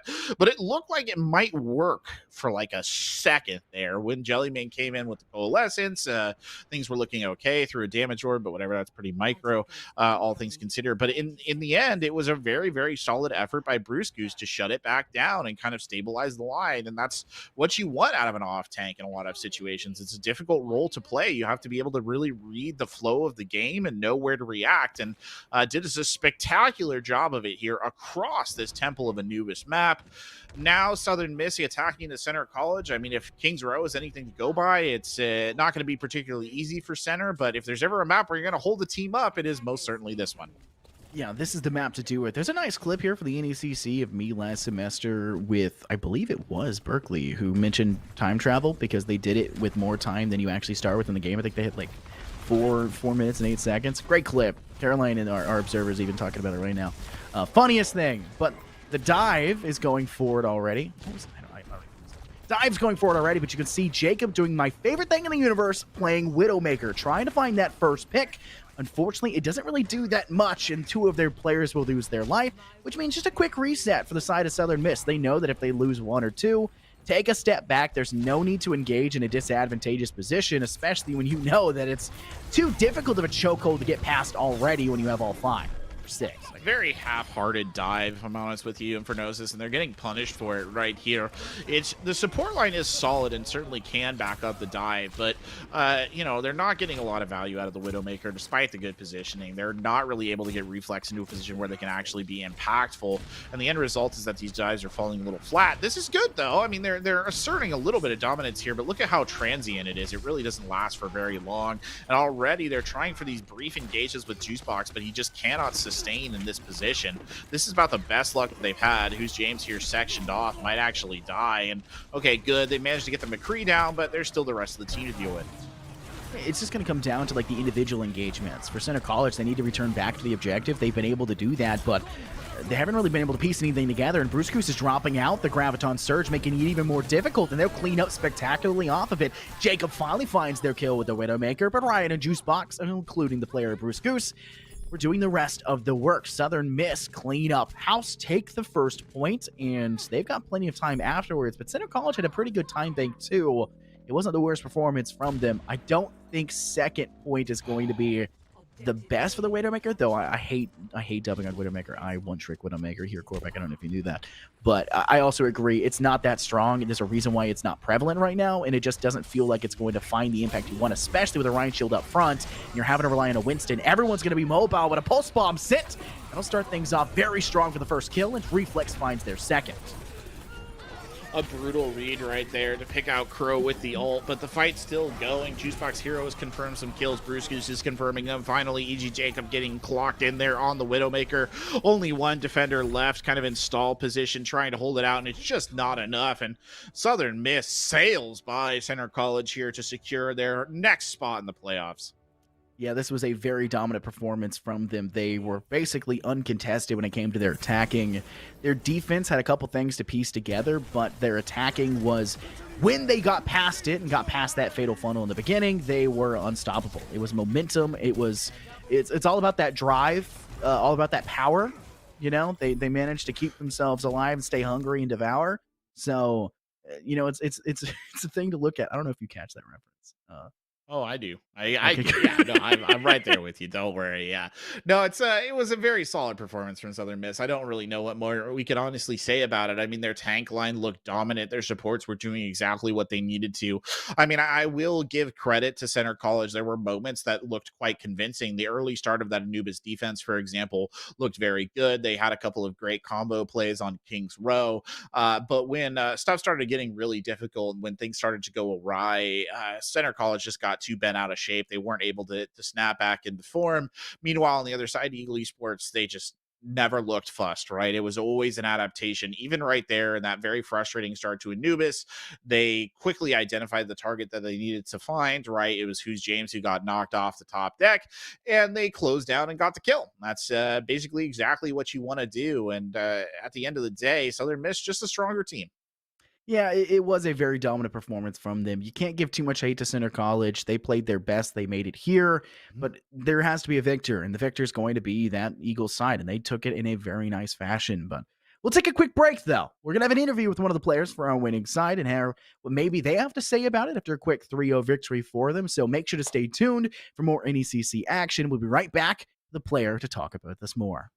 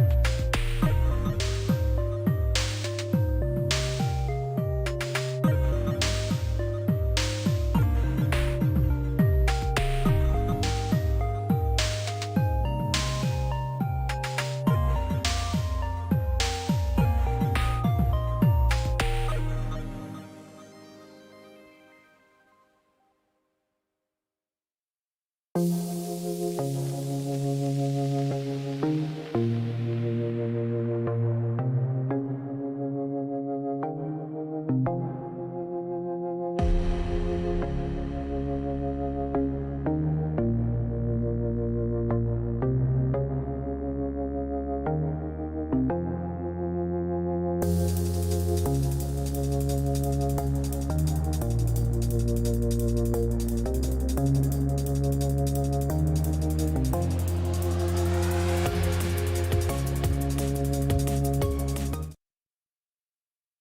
back, everybody, to the NECC with some more Overwatch action. My name is Infredosis, joined here by the wonderful Korvac. We've got ourselves an interview here on the phone down below. As you can see, the one, the only Juice Box Hero. How you doing tonight? I'm doing well, yeah. Glad to hear that. I really am. W, big one, 3-0, Yeah. same as all the other games before. How do you feel immediately afterwards after that victory? Honestly, business as usual. Yeah, they were good for sure, but I think we just played pretty well. We have some things to work on from the game today, but yeah, feeling good. Things to work on. I know Korvac pointed it out on last map for y'all's bit weird attack, trying to get through first point as well. Korvac, you want to touch on that? I was just the dive composition that you guys were setting up. I mean, it was sort of a quasi dive. I was curious what your plan was. What was the thought process there? Because it wasn't what I would say a traditional double bubble composition necessarily. Yeah, so we were like trying to buy time for our Ashe, or we were on Ashe at the time, or Widow, just to. You were on Widow, yeah. Yeah. Just to buy time. So like I was soft jumping, like taking space, building nano, that kind of stuff, and then Bruce Goose just kind of walked on the flank and killed like everyone. So we didn't need to use nano. We were kind of planning on using nano to break open first, but Bruce Goose is a bit of a freak, so you know. That he is. Yeah. we had a couple words. We had a couple words in between actually talking about that. I said, "Who was the best player in your team?" You didn't really answer it actually. If you want to go ahead and tell everyone here in the audience who do you think is the best player on your team? Well, okay, so individually, it's got to be Bruce Goose, I think. But I do all the calling and like shot call everything, and like basically babysit my team to rotate a lot of the time. So I'd like to think I'm pretty important there, but I think everyone has stepped up. Really, I want to give a shout out to everyone, even Riot, who just sat there on Mercy and damage boosted. He was doing great. It is important for context, right, to point out that your entire team is there in the room with you right now. So there's also an asterisk. That's not what he said in between the break. No, it's not. It's nowhere close. PR department's kicking in here. Hey, man. Oh, that's funny as all get out. Korvac, you got a question you want to bring up about their strats? Just curious how you guys are feeling about, now you're going forward in the playoffs. It's very likely that you're going to hit the #1 seed. You guys had a pretty solid regular season. How do you feel, though, about going into a matchup that I imagine will not be quite as easily handled as tonight's? I don't know. We're just going to go and play our best, and if we win, we win. If we lose, we lose. Yeah, they beat Purdue. Silver, I think. But yeah, we are excited because we didn't play our best comp today, actually. So it'll be fun to actually get to show what we're best at. Is this saving strats, Korvac? Is he saving strats? He is. No, it's not. We just didn't get to a good map for it because I trolled the map bans on the first one. But So not Troll R6, Troll OW. So yeah, we're used to seeing people save strats in other games. This one, the meta is basically pretty tight. So I guess there's not really saving strats in Overwatch as a whole. But speaking of saving strats, and speaking of you saving face earlier by doing a complete 180 about who was the best on your team earlier, I'll let you actually give a second to shout out anyone behind you and actually give that. Except maybe Jacob, you had some pretty harsh words about him. Yeah. Okay. So first, I'm gonna just shout out Reflex on the May and Tracer. He's did really well. His May used to really suck, so it's really good now, which is really good. It's really nice to have a May that knows what he's doing a lot of the times. Pasty is really good. Really good mechanically. He DPSs a lot, as I'm sure you guys saw a little bit. But he makes the right calls a lot of the time. Riot is picked up a lot of new heroes. He kind of started as a Brig OTP, so playing Mercy and Lucio to that level is good.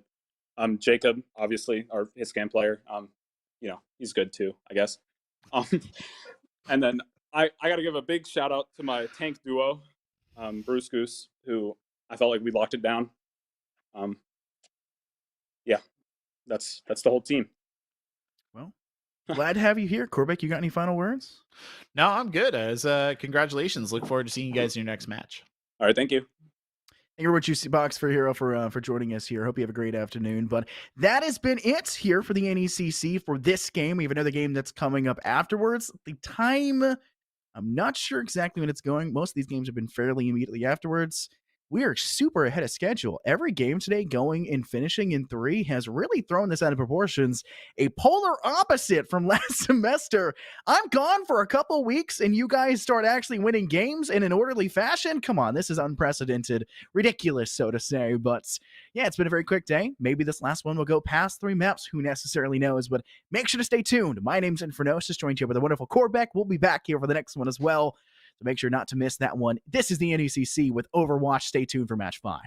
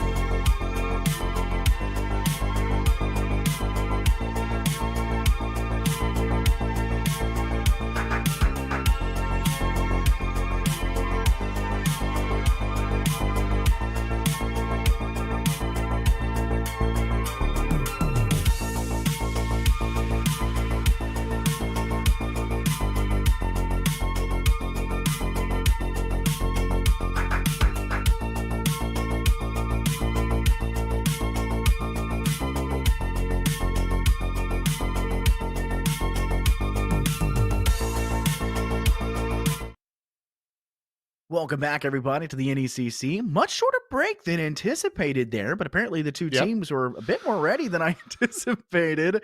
Nudge, producer should have told me, but it is what it is. I'm not throwing shit. I'm definitely not throwing shit. My name's Infernosis, though, joined here once again in the booth here by Corbeck. Love him to death. Great guy. Much better cast than me at Overwatch. Dude has a big brain. Hush. But we've got 2 teams coming up. Corbeck, why don't you tell me about them in the division as a whole and how this bracket has been faring out? Yeah, it's looking at Challenger Cyan. What is it? Cyan? We've literally had this problem before. I'm so bad with colors. Anyway, it's Challenger, that one color that I can't pronounce. And it's another mid-table matchup here for us actually tonight. It's Augustana College versus Valparaiso University.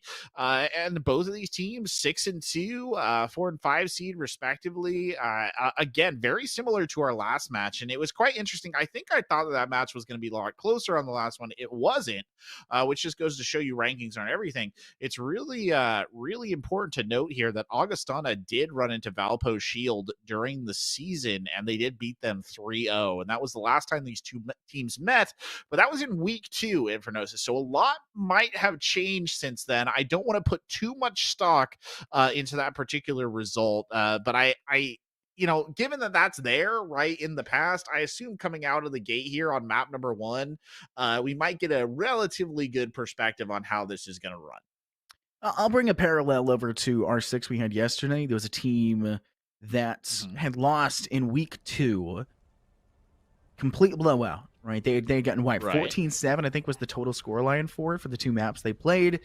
They came back and won, right? Or technically, they wiped map 1 and then lost Sure. map 2 and then won map 3. But they won, right? It was a very good game, and they had this huge return. They basically were an entirely new team of sorts.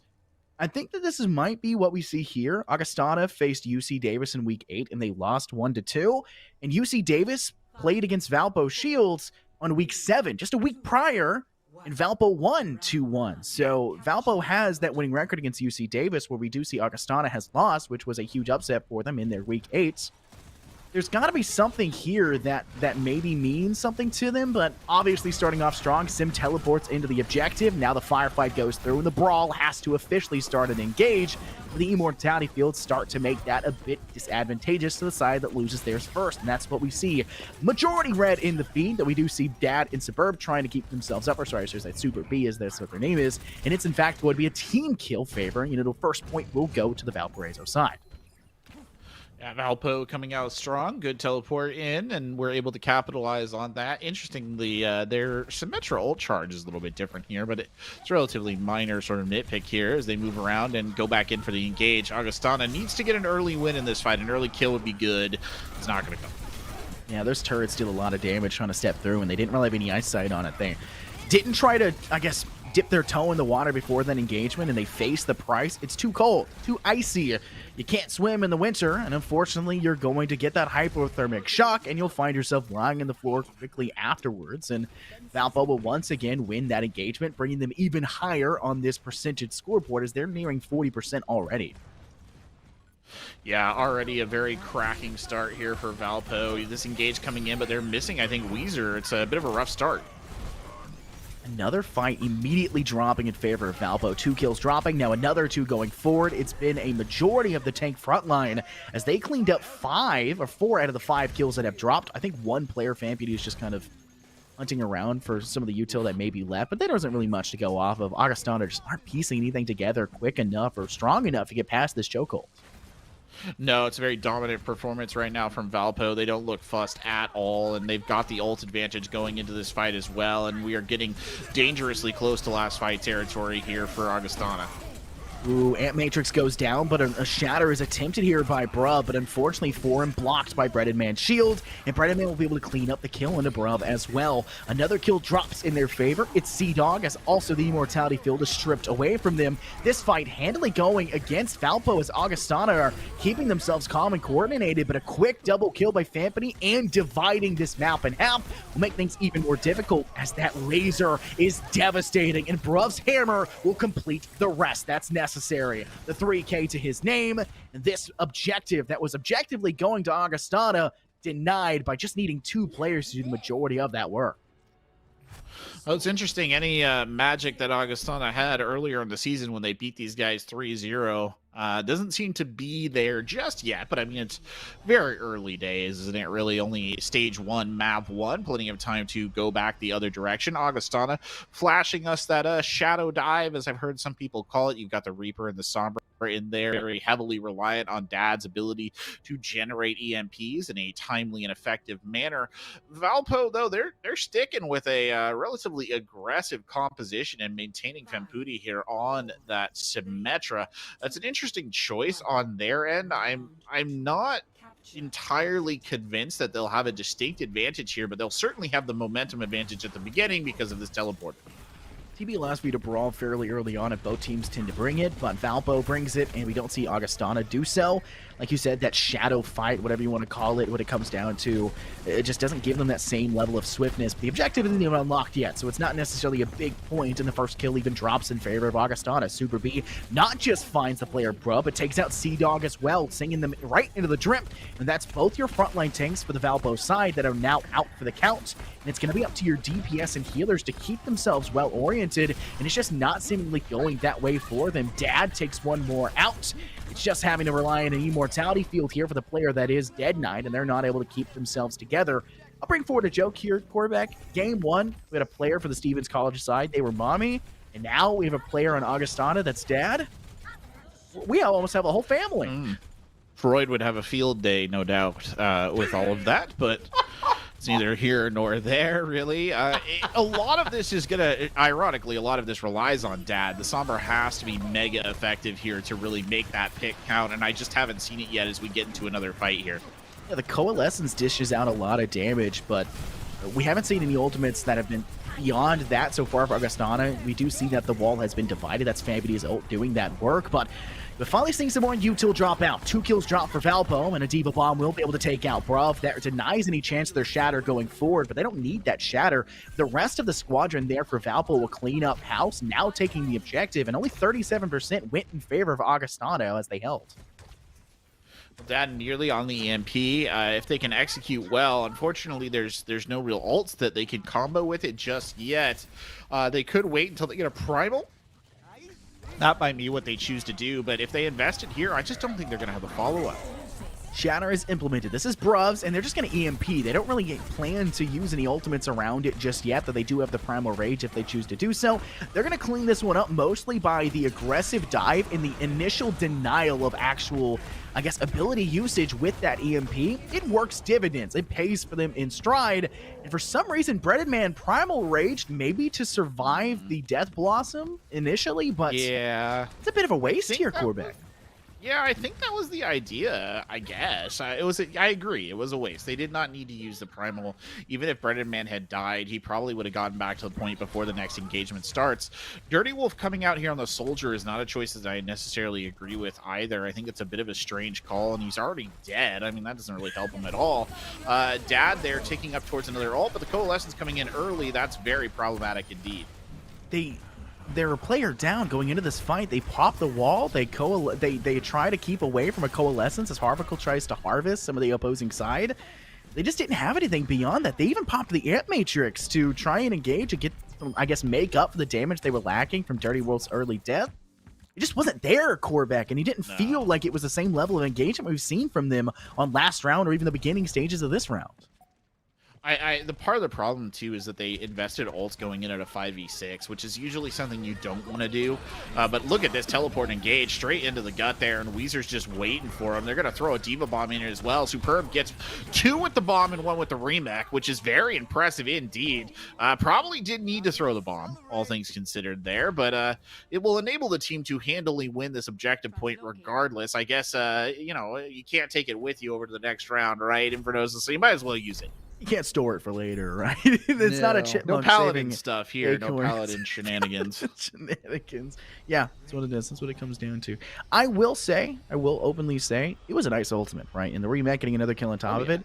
It wasn't necessary, as that was basically a fight Valpo was preying on and just begging to try and give themselves kills, which was not going for them. The TPN, it was really expected from Augustana, but it was nice. It was nice to see that go through. But with this new objective in this round, I really do prefer this one out of all the other ones because there's a lot of really wide open space for the brawl. There's also some pillars and slight walls that can deny a lot of ults and utilities. Some people kind of fall behind. And this is such a good objective for Lucio as a whole to be such a thorn for anyone trying to fight. And the brawl that comes up here on the high stages is paramount to success as the round progresses onward. Oh, brutal control room engagement right off the start, as is so often the tradition here on Control Center. It will be a very close quarters, knock them down, drag them out sort of match. Weezer looking for an early advantage, won't kind of find it. Harvicle forced to throw the Immortality Field quite early on. The Immortality Field coming out as well from Valpo to keep them in the fight. And Harvicle already has a Amplification Matrix. Unfortunately, it won't keep him alive. He will go down. They lose the Baptiste healing right there early on in this fight. And that's quite problematic, especially because an Amplification Matrix coming the opposite direction, being used for its healing capacity, but it's not enough to keep their main tank alive. Still, though, it does look like Valpo will probably come off the winners here. Looks like a potential re-engage might be coming. Ooh, yeah, they're able to keep their spawn staggered enough to be able to contend and keep fighting. Fampany has the Dead Eye, will be able to utilize it, and finds one more on top of it. But you'll also see that Gravitic Flux go down, and that's going to give Bruv the next kill necessary to get rid of that pesky Lucio, like I mentioned prior. It was an interesting engagement. I mean, Augustana taking it for just a little bit wasn't like this huge side, but Valpo in a position where they didn't have the Amplification Matrix first, they didn't have a better engagement, and yet they still come out on top in the end just by staying alive and re-engaging where necessary. But a shatter is attempted by Sea Dog. almost entirely blocked. No one really taking the brunt force of that damage, and Breaded Man also attempts to go for one of their own. A 4-stage pin, and now it's a firefight, so to say, as the hammers swing forward. Neither side getting the best of one another just yet. The fight on the objective is objectively dropping in favor of the Augustana side. The respawns for Valpo have not been favoring them, and now are going to have to walk all the way back as they're losing 3 more players on top of it. Yeah, Augustana holding firm here. Committing the sound barrier there at the tail end, I think, was actually a bit of a mistake. Superb trying to get very aggressive in the follow. They can't really afford this. They don't have the resources. They don't have the bodies up here. They do move forward enough to get Dad in a position where they can get some turrets down, which will help the amplification matrix being unleashed early on here as well. Trying to keep the fight towards their spawns, not a bad play. I actually really like being the aggressor in a lot of these situations, but there's so many times where I've seen that flip on its head just by the ability for which a Lucio is known famous for. Speeding up, right? Taking themselves forward into that fight and actually being able to engage in a good fashion, but with the ice wall going down, it makes things a bit more difficult, as well as a blizzard being sent out here by Weezer, and they are cleaning up house as they have frozen any chances of Valpo to step forward, and they're just continuing to deny them entry even into the building as a whole. 80% in ticking, and Valpo are at their wits' end to even step inside the building. Yeah, getting very close to last fight territory here. Only 2 ults to speak of as well on the Valpo side. They need an absolute miracle to make this stick, and I don't know that we're going to see it just here. Well, will be splits. It makes things a bit difficult, but there also will be a shatter being utilized there by Breaded Man, and it's blue in the feed. Just Famputy left standing, and they will be felled very quickly afterwards. I believe it was a team kill, actually, for the Augustana side. And that's going to be Augustana taking the victory there on map 1, even though we saw a very strong start for Valpo. Literally, basically no chance for Augustana in that first round. They've returned in round 2 and in round 3 and swung themselves handily in favor. They did a very good job to return themselves into that. Yeah, they did. I mean, it was a bit of a rough start, all things considered, right? But they came back. They showed some real mettle. And I think one of the things that they did really well was a general high caliber of ult usage, especially thinking back on that control center. I do think Augustana's ult usage was impeccable. They really knew when they needed to push the button. They really knew when they needed to push forward there, and they knew when they needed to be a little bit more conservative and keep it close to roost. I think one of the other problems too is these teams are both struggling a little bit with disengages, which means that these fights are going really long. And for Gnosis, they're very complex fights, a lot of, kind of soft backing off and then a quick re-engage. And in those situations, it gets really confusing. And generally a team that looks a little bit more organized, a little bit more calm heavy is the one that emerges on top. And I think that's been benefiting Augustana, especially on those last 2 stages. When you say these fights are going for extremely long periods of time, this isn't like the trickle down plays that we saw previously in the last game when it came to Kings Row. This is like the fights are going on for long periods of times, and 1 or 2 are dying, but they just make it back and their teammates are still alive, right? It's engagements that are way too long for their own good. Yes. And while their ultimates are being charged, the people are just living. It's almost like the healers are working overtime. Somebody's going to start docking their pay at some point for putting in too many hours because they're committing so much to it, and their teammates are charging their ultimates, which is good. And we saw that handling on that last round where the amplification matrix for both sides were the first 2 ultimates to be ready. But they didn't really swing things handily in favor to one side or the other. They just were there. Usually it's a little bit indicative of like a target focus issue, right? When a lot of people are surviving for a really long time, it's usually that the team after the initial target, perhaps in a fight, is killed, has a little bit of trouble readjusting to a new target and getting everyone on board. And God knows that's very, very difficult to do. Having played on multiple Overwatch teams myself, I can attest to that. But that is usually what happens. But teams need to know when to disengage. You're down 2 people in a fight. Is it better to keep the trickle going? No, it's better to go back, get the rest of the team, come back in and try a set play. The only place where I might say it's okay to stay engaged is particularly Legion Control Center, just because if they push you out the doors, it becomes a mess. Like, it's really hard to get in, as we saw at the tail end there. So that's about the only time I would see that.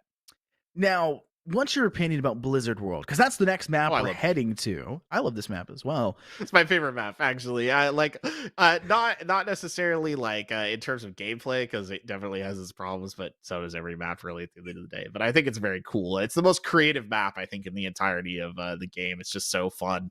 There's a lot going on there, so I like it for its visuals and its Oh, yeah. general, its mood. Its mood. The map is really fun. That's first and foremost. But is Echo still as prevalent as she used to be on that map? I mean, when I last cast Flyers Overwatch, are she viable. was everything, right? She was basically as in most compositions for most maps. I have not seen her today ever. Really? Right? So Interesting. jumping into that and now going to Blizzard World, which is a map I also haven't seen today, I would like to see Echo. I would like to see an Echo pop off and be that key figure that Echoes typically tend to be when it comes to Overwatch and compositions. Echoes with a combination of having a Mercy to assist and then also having a Winston to dive in. Then you can go double Winston comp and Primal Rage both in. There's a lot of different things Echo can bring to the table, and Blizzard World is one of the perfect maps to do so on. It's wide. The sky is everywhere. There's just so much available to utilize as an aerial-born hero that people who are stuck on the ground, lowly peasants on the ground, don't have the ability to utilize. Right? It's a whole new world, so to say here, Corvac. Yes, it is a whole new world when you're up there flying. No carpet required in this particular scenario. But I mean, flyers are still very dominant. I think one of the reasons we didn't see that come out in our last match is because none of those maps were particularly flyer friendly. Maybe Temple of Anubis, you can run a fair on. It used to be kind of a thing that people did, but sort of tapered off really towards the end of the game. But nowadays, I definitely think it would not surprise me at all if we saw a Pharah or an Echo played here, especially on the early points. Stage 1, a lot of teams do run it, but it does look like neither of the teams is showing it. Both of these teams and both of the teams we saw in our last match as well do seem much more comfortable in more kind of I would say solid compositions, a brawl composition. They're showing a double shield here as well. I don't necessarily like Valpo showing double shield on attack. That is a difficult thing to run into a very challenging defensive setup, which is usually what Blizzard World is. And they don't have a Lucio either, so there's no option to kind of speed them into a position where they can plant the shields and try and fight from behind like that fire base, right? This is going to be a slow run up here.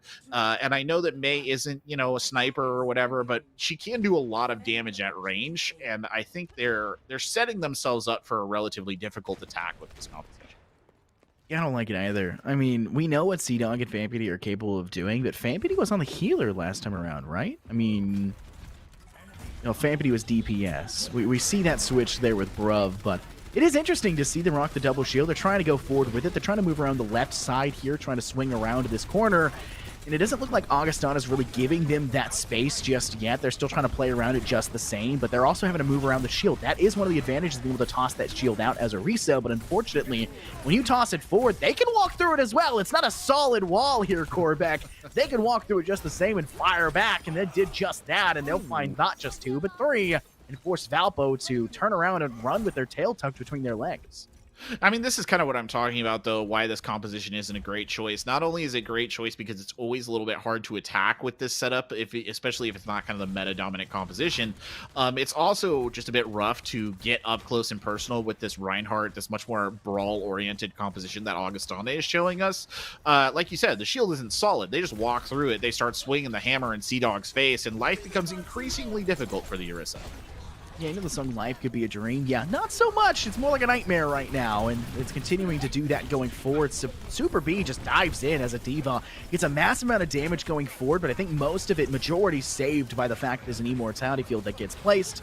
They're trying to keep themselves back, retreating, so to say, but first person to die actually in this engagement's not going to be a player in Valpo. It'll be Breaded Man. They lose their Reinhardts, and immediately afterwards lose their player of Baptiste, Harvical. Now they're going to try to bring themselves back together, but they only have one more DPS as Bruv has lost that fight as well. It seems to be a dire straight position, and the last few remnants of their side are being flushed off of the objective, not given the time to wait for the rest of their team to apply until the Reinhardt can make the return, but they're already halfway through. Second pip has been guaranteed on this first point, and it looks to be they'll give it up and try to plant for the street space. It's a shame that they had to use both Bob and the bongos there at the tail end. I think Bob just Yeah, Bob just Took a swim. teleported straight across the map. He just YOLO'd. A feeling that many of us can relate to at times, I'm sure. The desire to just run screaming through an amusement park and hurl ourselves into fake water. But, you know, it's a bit of an interesting fight. I think the first kill was just so impactful that it took a lot of effort for Augustana to recover. Their positioning was a little ugly early on as well, and I think that hurt them. You can just see Valpo continuing to apply pressure here. They need to get through the gate. They're probably missing the beatdown bongos just a little bit right now here, but they should still be okay, I think, on this attack. I want to point out there, the Valpo Immortality Field is what kept them alive inside that really close fight. And what we thought was going to be them losing it turned out to be Bread and Man to die first, and the first kill was way too impactful. But speaking of kills being impactful, a 5K here for Bruv as the Death Blossom is intense, so to say the least. The last kill will be stolen from him, unfortunately, as Dirty Wolf will take it instead onto Super B. But Valpo swing themselves forward now. Very nice start, and they can continue to push this payload through this Streets phase, and Augustana got to pick something else because that did not work out for them. It did not, and I handed it over to you right as C-Dog died, and I was like, well, I've spoken too soon. Did not necessarily see it ending that way in their favor, but it certainly did. It was a very good play by Bruh to kind of slip into the back line right there and just go stabby and get all those guys down. So I gotta give credit where credit is due, and here comes a very quick re-engage, though. They're not giving it up without a fight, that's for sure.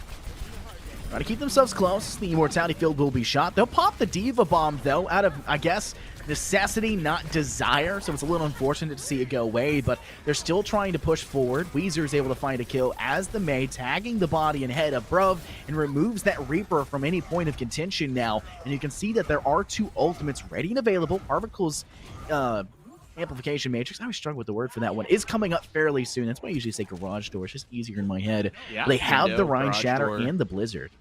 TV. There's a lot of names, dude. I heard a lot of names. There's no set architecture of calls in Overwatch. It's one of those things.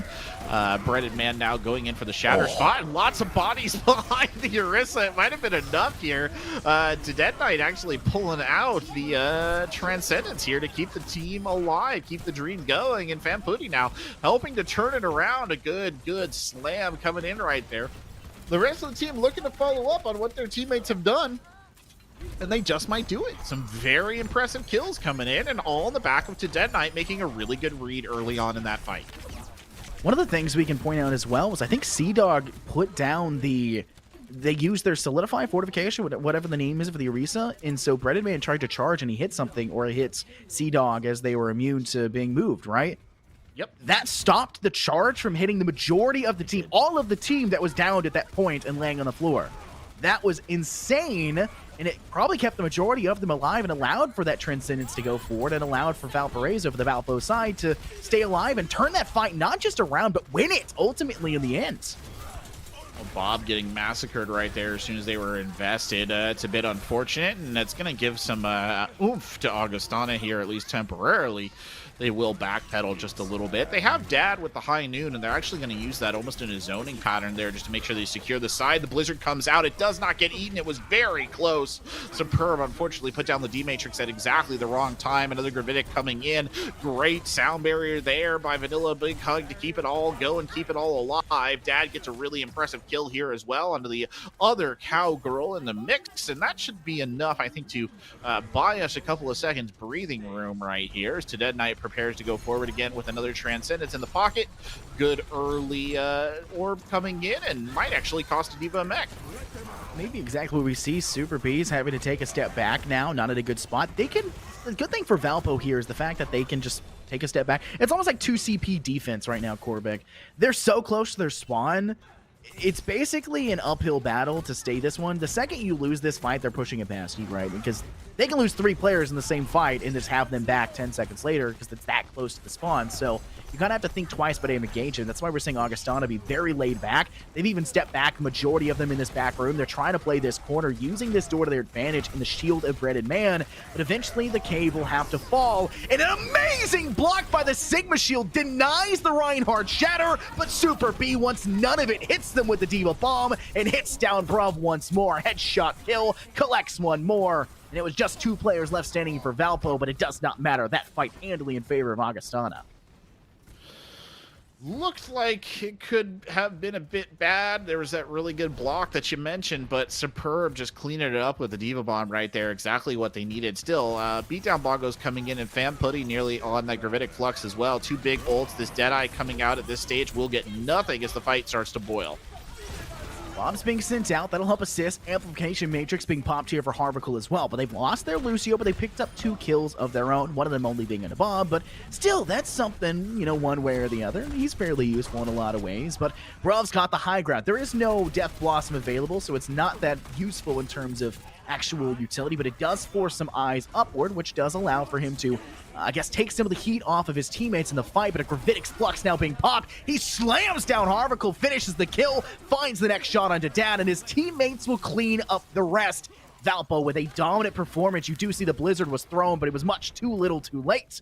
And it's going to be a dire fight in the last few seconds as they're nearing the last few meters in this last engagement against Augustana. Yeah, overtime fight indeed. Fanputi trying to put through a little bit of damage here early on. Chiroro in the midst of everything else, just trying to stay alive. The Transcendence coming out almost immediately from Dead Knight, keeping the team in it, and the kills starting to come in now for Valparaiso. They just need to overcome this a little bit of a disadvantage here that they have with this spawn pressure coming out from the side of Augustana. It looks like they might have just about done it. They will cap that last defender, I believe it was Vanilla Big Hug, and they will tap it through here. So no time left in the time bank, but they still complete. And I think that's the most critical aspect of it, because it means that they will continue to keep the dream alive. Oh, their composition, we have been talking about it. Mostly you've been really onto them about it. You've been pulling their legs, so to say. Their composition for the attack was that double shield, which is so weird. It is very weird to see that be brought out, especially on first point. For payload, it makes a little bit more sense, but no, it was still extremely strange for them to see that, but they were so successful with it. Yeah, they capped it in overtime, but I was not predicting them to even make it to the end, let alone survive that long when they were bringing that composition. They get themselves one single good push onto first point, take it, and then the rest of the map is just theirs for the taking as they play that payload game and drive it consistently forward and bring themselves all the way up to that 3-point round lead. Now Augustana is forced to play this one near perfectly. They need time on the board if they want to have a really good chance for this one. And it's definitely doable for what we've seen from them so far. I mean, it's interesting. I think I think they did a good job towards the tail end of just kiting. I think that was something that they're doing very well. It's a term that does sometimes get used in Overwatch, right? One of those general sort of gamer terms, let's say. But they were doing a good job of kiting right there. They were doing a good job of kind of absorbing Augustana's more aggressive pushes. I do think when they had their slowdowns, it was largely because Augustana was just able to maintain that very high tempo aggression that this composition allows them to run. Going to be very interesting to see how the attack goes, because really, theoretically, the double shield should be much stronger here than it would be on the attack. The defense is where this shines. If Augustana can just overwhelm the front line, that'll be big. They're trying to do so. A couple of them get yoinked back by the Orisa grab, but it doesn't really do much beyond that. But Dirty Wolf's got a dirty angle. Playing from the opposing side, will be able to boost Pack away just a little bit and use the shotgun to get some distance, but that was a lot of damage being done with that dynamite. Gets a lot of intel as well as being able to tag and get some consistent damage, which makes healing just a little bit more difficult. But we can already see the amplification matrix being popped, the garage door, window, whatever you want to call it, and now it's going to flush away some of the Valpo players. They're much more scared of this corner, and it was honestly feeling like Augustana places that one just to give them the space to push out of the site, and it's paying dividends for them. 3 kills. Dad, Superb, and Weezer take out 3 of the competition. Superb finds their second now going into this one onto Dead Knight, and now it's just 2 players left standing. They flush out the bomb as well to make matters even worse for them. They can't even keep the AI involved for long enough, and Augustana will bleed them away, giving themselves up to the first points, and Valpo now forced to play the streets face.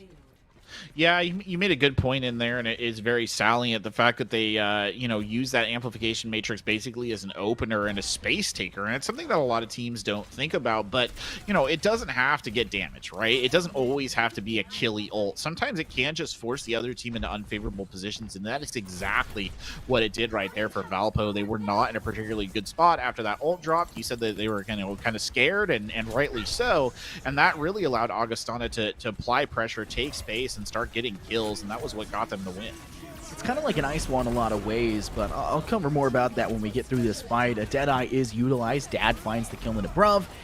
beyond that, the Gravitic Flux doesn't do too much for them, but a lot of util is being utilized. Churoro will lose their life to Dad. You're seeing a mighty amount of success with the DPS here for Augustana, and they're just continuing to rush forward. Dead Knight trying to take things into their own hand, trying to dive onto the back line, but too aggressive, and they will pay the price accordingly.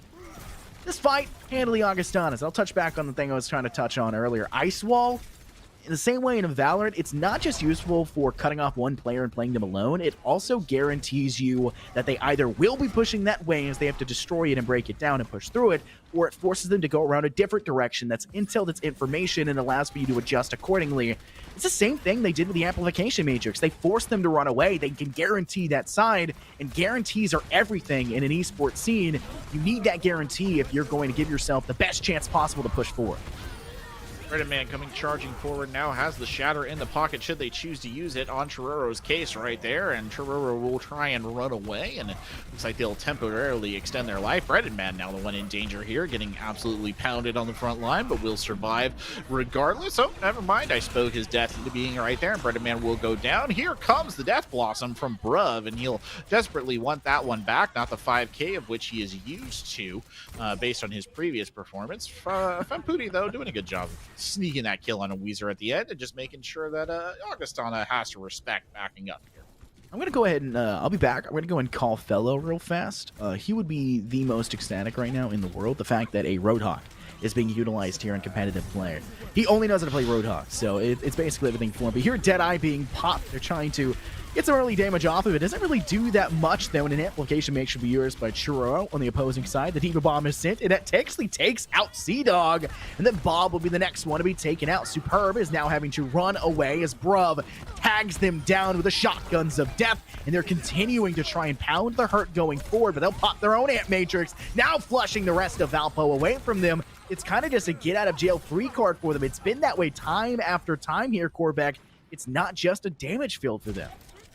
Yeah, I mean, they're using it in a very tactical manner. I don't actually think they needed to use it right there. They probably could have held on to it, but it was committed.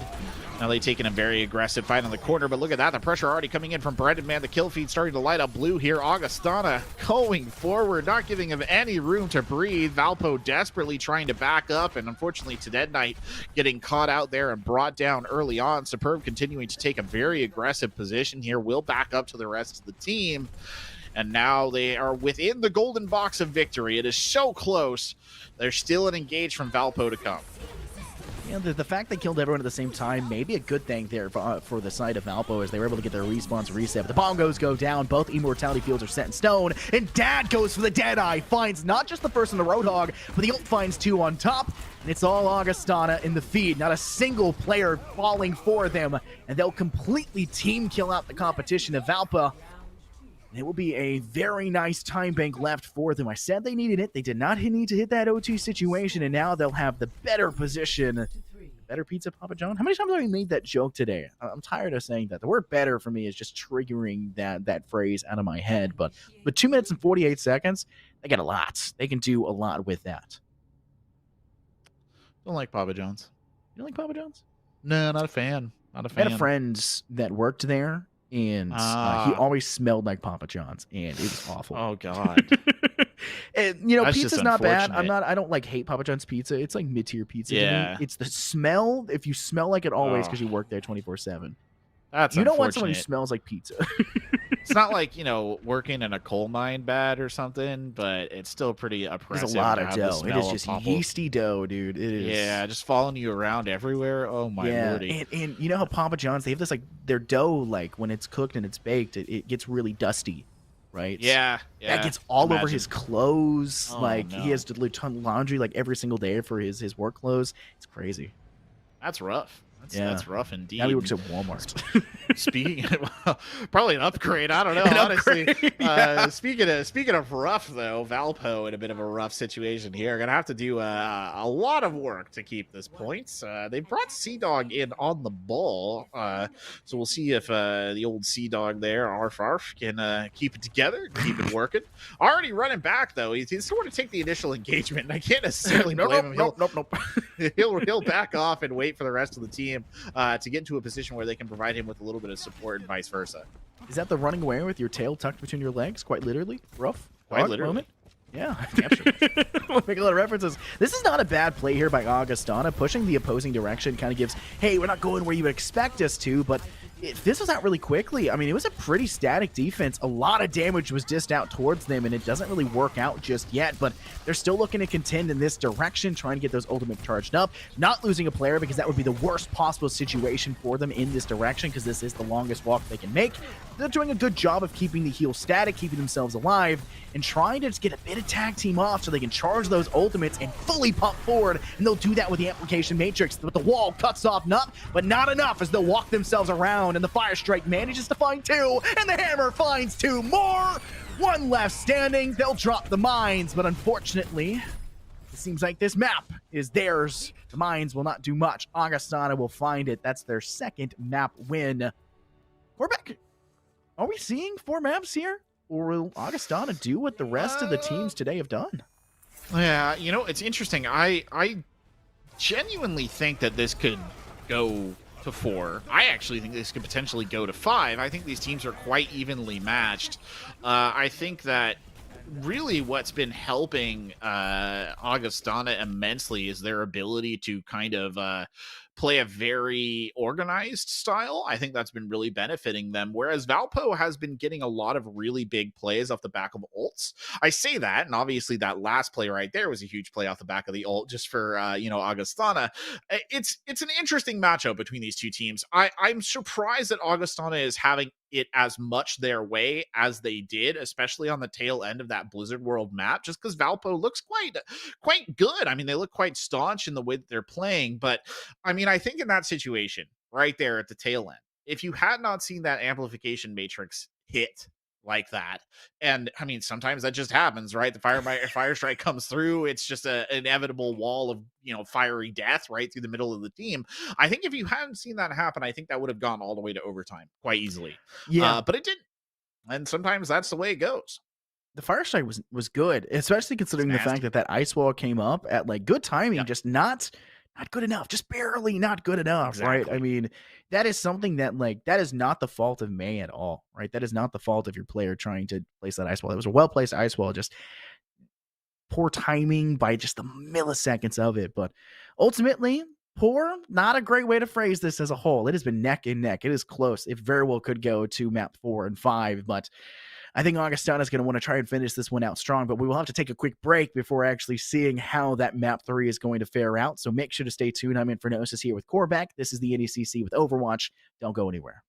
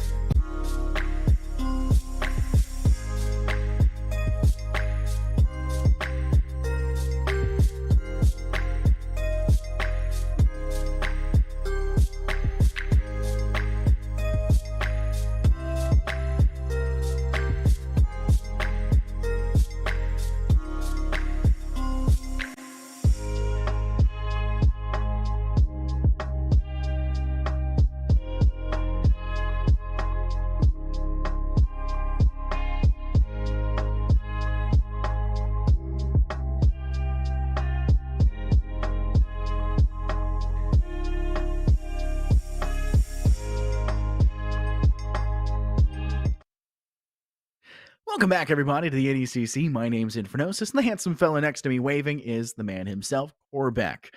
Game 1, map 1, map 2. I guess not game 1, it's game 5 of the night, but map 1, map 2 dropping in favor to one side or the other here, Corbeck. And I think we have a chance here if Augustana can close this one out to not see a fourth map. I think this will be the first day in NECC history where every single game broadcast in the playoffs does not go past 3.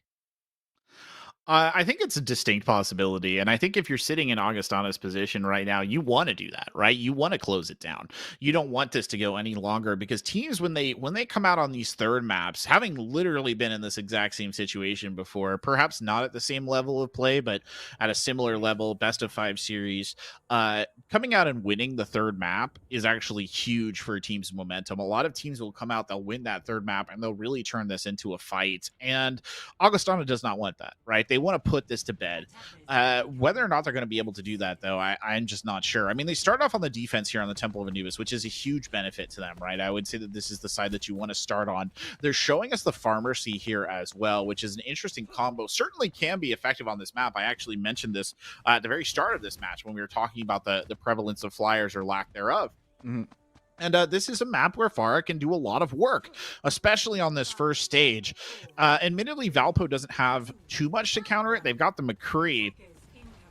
But if they can get on top of this Augustana side and really just put the work in at close range where the Pharah, is being forced to play off, I think you can really see an effective attack here from Valpo.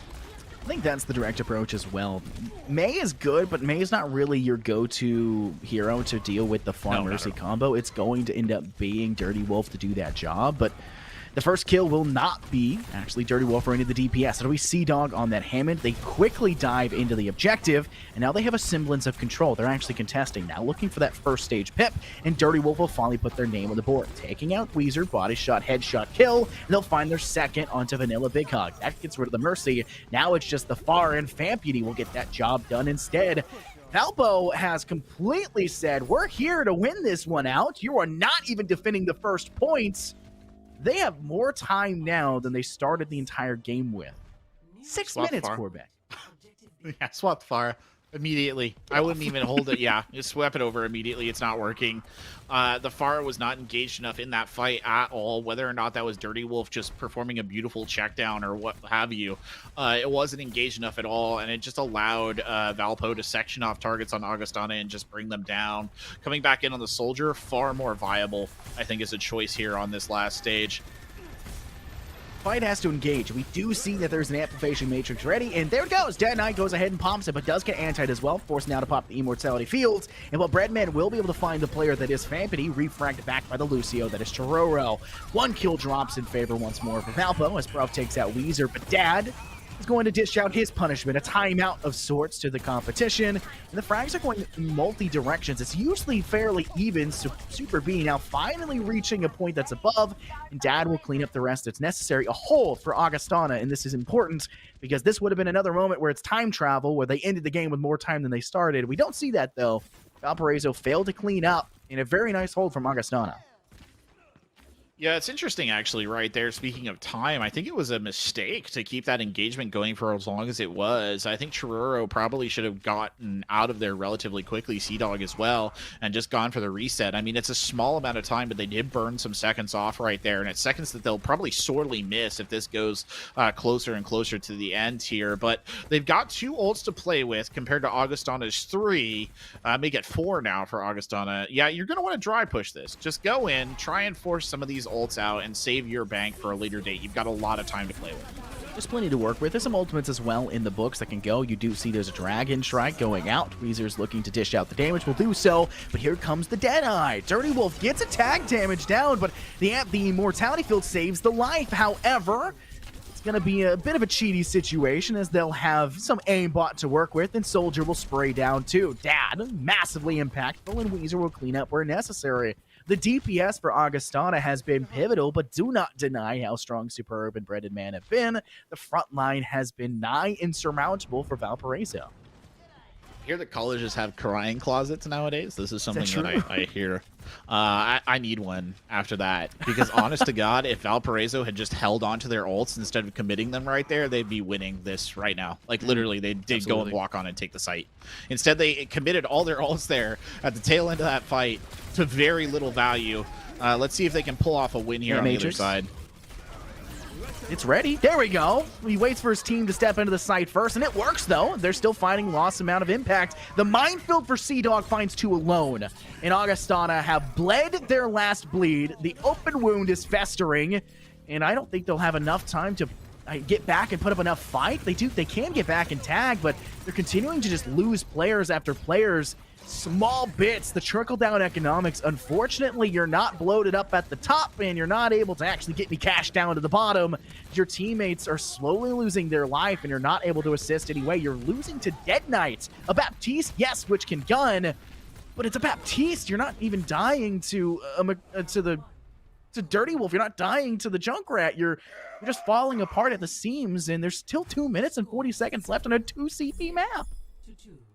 I'm glad they won that. That helps make me feel a little bit less frustrated. I think they would have won it a lot quicker if they had the entirety of their ult bank in play.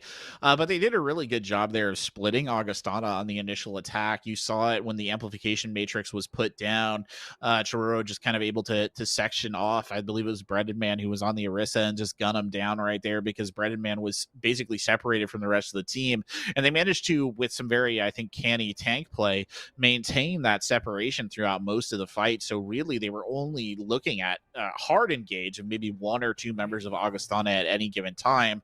A very valiant, very solid Anubis attack. It was actually really well done by Valpo, except for that one mistake in regards to the dry fight. It was, you know, far more convincing than I think some of the stuff we saw earlier on our last Temple of Anubis, all things considered. So a good run from them indeed. I will be, you know, cautious here in the sense that Augustana might come out and look super good as well. They're running something akin to actually what we saw ran in the last match by the Eagle Esports. They might be looking to run this more as it's supposed to, though, less about those little like kip up engages and more about just kind of going in as a brawl with your Winston on sort of the front line duty. It'll be a curious thing indeed to see how they play this. I just want to point out, I want to give some love here to the UI we have here for Overwatch. It is so much nicer than the R6 one in a lot of ways. Like the overlay that we're this using game is beautiful. Here. I mean, that was a big draw. It makes making like the UI for it so much easier. The R6 one has to be so plain in a lot of ways, and we just keep remaking the UI for R6. So it's even worse. We have to continuously remake, stream overlays because of that. It's ridiculous, but it is what it is. You will see there will be a hack going down onto the tank for Bruv, and somehow still alive, though. And while the Immortality field will be dealt with by Breaded Man, they don't really have a great sort of entry beyond that. They kind of fell off the high ground. Breaded was forced to take a step back, and once again is attempting to be forced off, but now stuck in a trip mine. He's barely able to survive going forward. Does get nanoed, has great assistance, fights in the fight. Harvicle's doing everything they can to keep this fight going forward, but Breaded Man eventually loses that bonus and is forced to take a step back, but it creates space and now allows for Augustana to attempt to push through, and under the bridge, they're being shut down by the player that is Dirty Wolf on the Ash. And while they may be able to find Amputee, they need to do more than just that, and Valparaiso are denying them at almost all facets of their approach. Just keeping the tank alive. This must be so frustrating here for Brendan Man. He just wants the kill and he just can't get it. Won't you look at the support play that's coming out here? They just are keeping Bruv up through an obscene amount of damage, and I mean eventually the reflection cracks and the mirror breaks, but a valiant effort right there by Valpo to buy as much time as they did on that one. Still a little bit of a re-engage trickling in. They're not quite done yet. Here comes the ball for the classic ball stall. It's not going to last very long. He's hacked almost immediately, and Sea-Dog is sent back to the kennel, but a really curious first attack. I thought that Augustana was basically doomed, but they did a good job of recovering and a good job of kind of snapping back into shape very quickly and getting very aggressive there. But credit to the Valpo support line. That was a very impressive bit of play there from them. It was. They held on for a very long amount of time. Dead Knight did literally everything they could, but eventually, everything does have to come to the forefront. The folds will eventually have to crease, and that's what we saw. But Look here, EMP in the books for Dad, and he'll catch 4 of them in the process. Only Fampity and Dead Knight survive it, and Fampity goes for the Riptire, but doesn't find any effects. Superb actually gets the kill instead, and they'll finally be able to find some sort of success as Bruv takes one more, does remove the Somber. However, it's Bomb to take out their Brigitte on the opposing side, and they'll have to rely on Harvicle to be able to step up where necessary. Superb finds 2, though. Graviton Surge is utilized, and the Minefield will be able to take out Superb, and they'll also have the player of Fampity step up to melee. 1 tag punch down, and a second one as well. Valparaiso are apparently thinking this is UFC. They're dealing more damage with their fists right now than most of their util. Augustana are really staggered on this hold. You're still sitting on the fight trying to play that one, Brendan, man? That's a huge time waste. Yeah, there's awkwardness on both sides in the engagement here. I mean, Augustana did a good job initially. You really felt the pressure that was being applied to Valpo right there, and I don't think Valpo had a particularly good answer, but they never really took down to Dead Knight. They got sidetracked by other targets, which allowed the Mercy to stay alive and keep healing. She can be a very elusive target to kill. On the other side of the ball, I'm glad that Femputi has switched off of the Junkrat, because honestly, the Junkrat play was fine, but the ult usage was really causing problems for the team. But look, a very solid engage early on from Brendan Mana here. They're trying to keep the fight going forward, and the Immortality field is more than enough to be able to do so, and it's just easy pickings for the rest of Valparaiso, as it was mostly just Dirty Wolf and Bruv that were swinging on the site and getting some tag team damage down. And now you just see Dirty Wolf continuing to walk forward, trying to put the pressure on. And I think the majority of this pressure is trying to be utilized to get that pulse bomb up and ready to go, which would be able to swing the fight handily in their favor if they can dive that back line and at least get rid of Harvicle or Vanilla Big Hug. If they do get rid of that, the rally would not be available. It would be a huge factor in winning the next fight.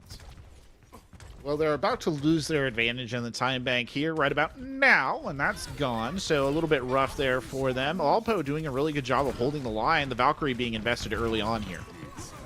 High Noon being placed. The Deadeye will be able to go forward, but Fampity doesn't really get much off of it. And it's only able to get a bit of tag damage down, but the Valkyrie is being utilized by Dead Knight. Very important, and Valparaiso shuts down Augustana. They are giving no chances whatsoever.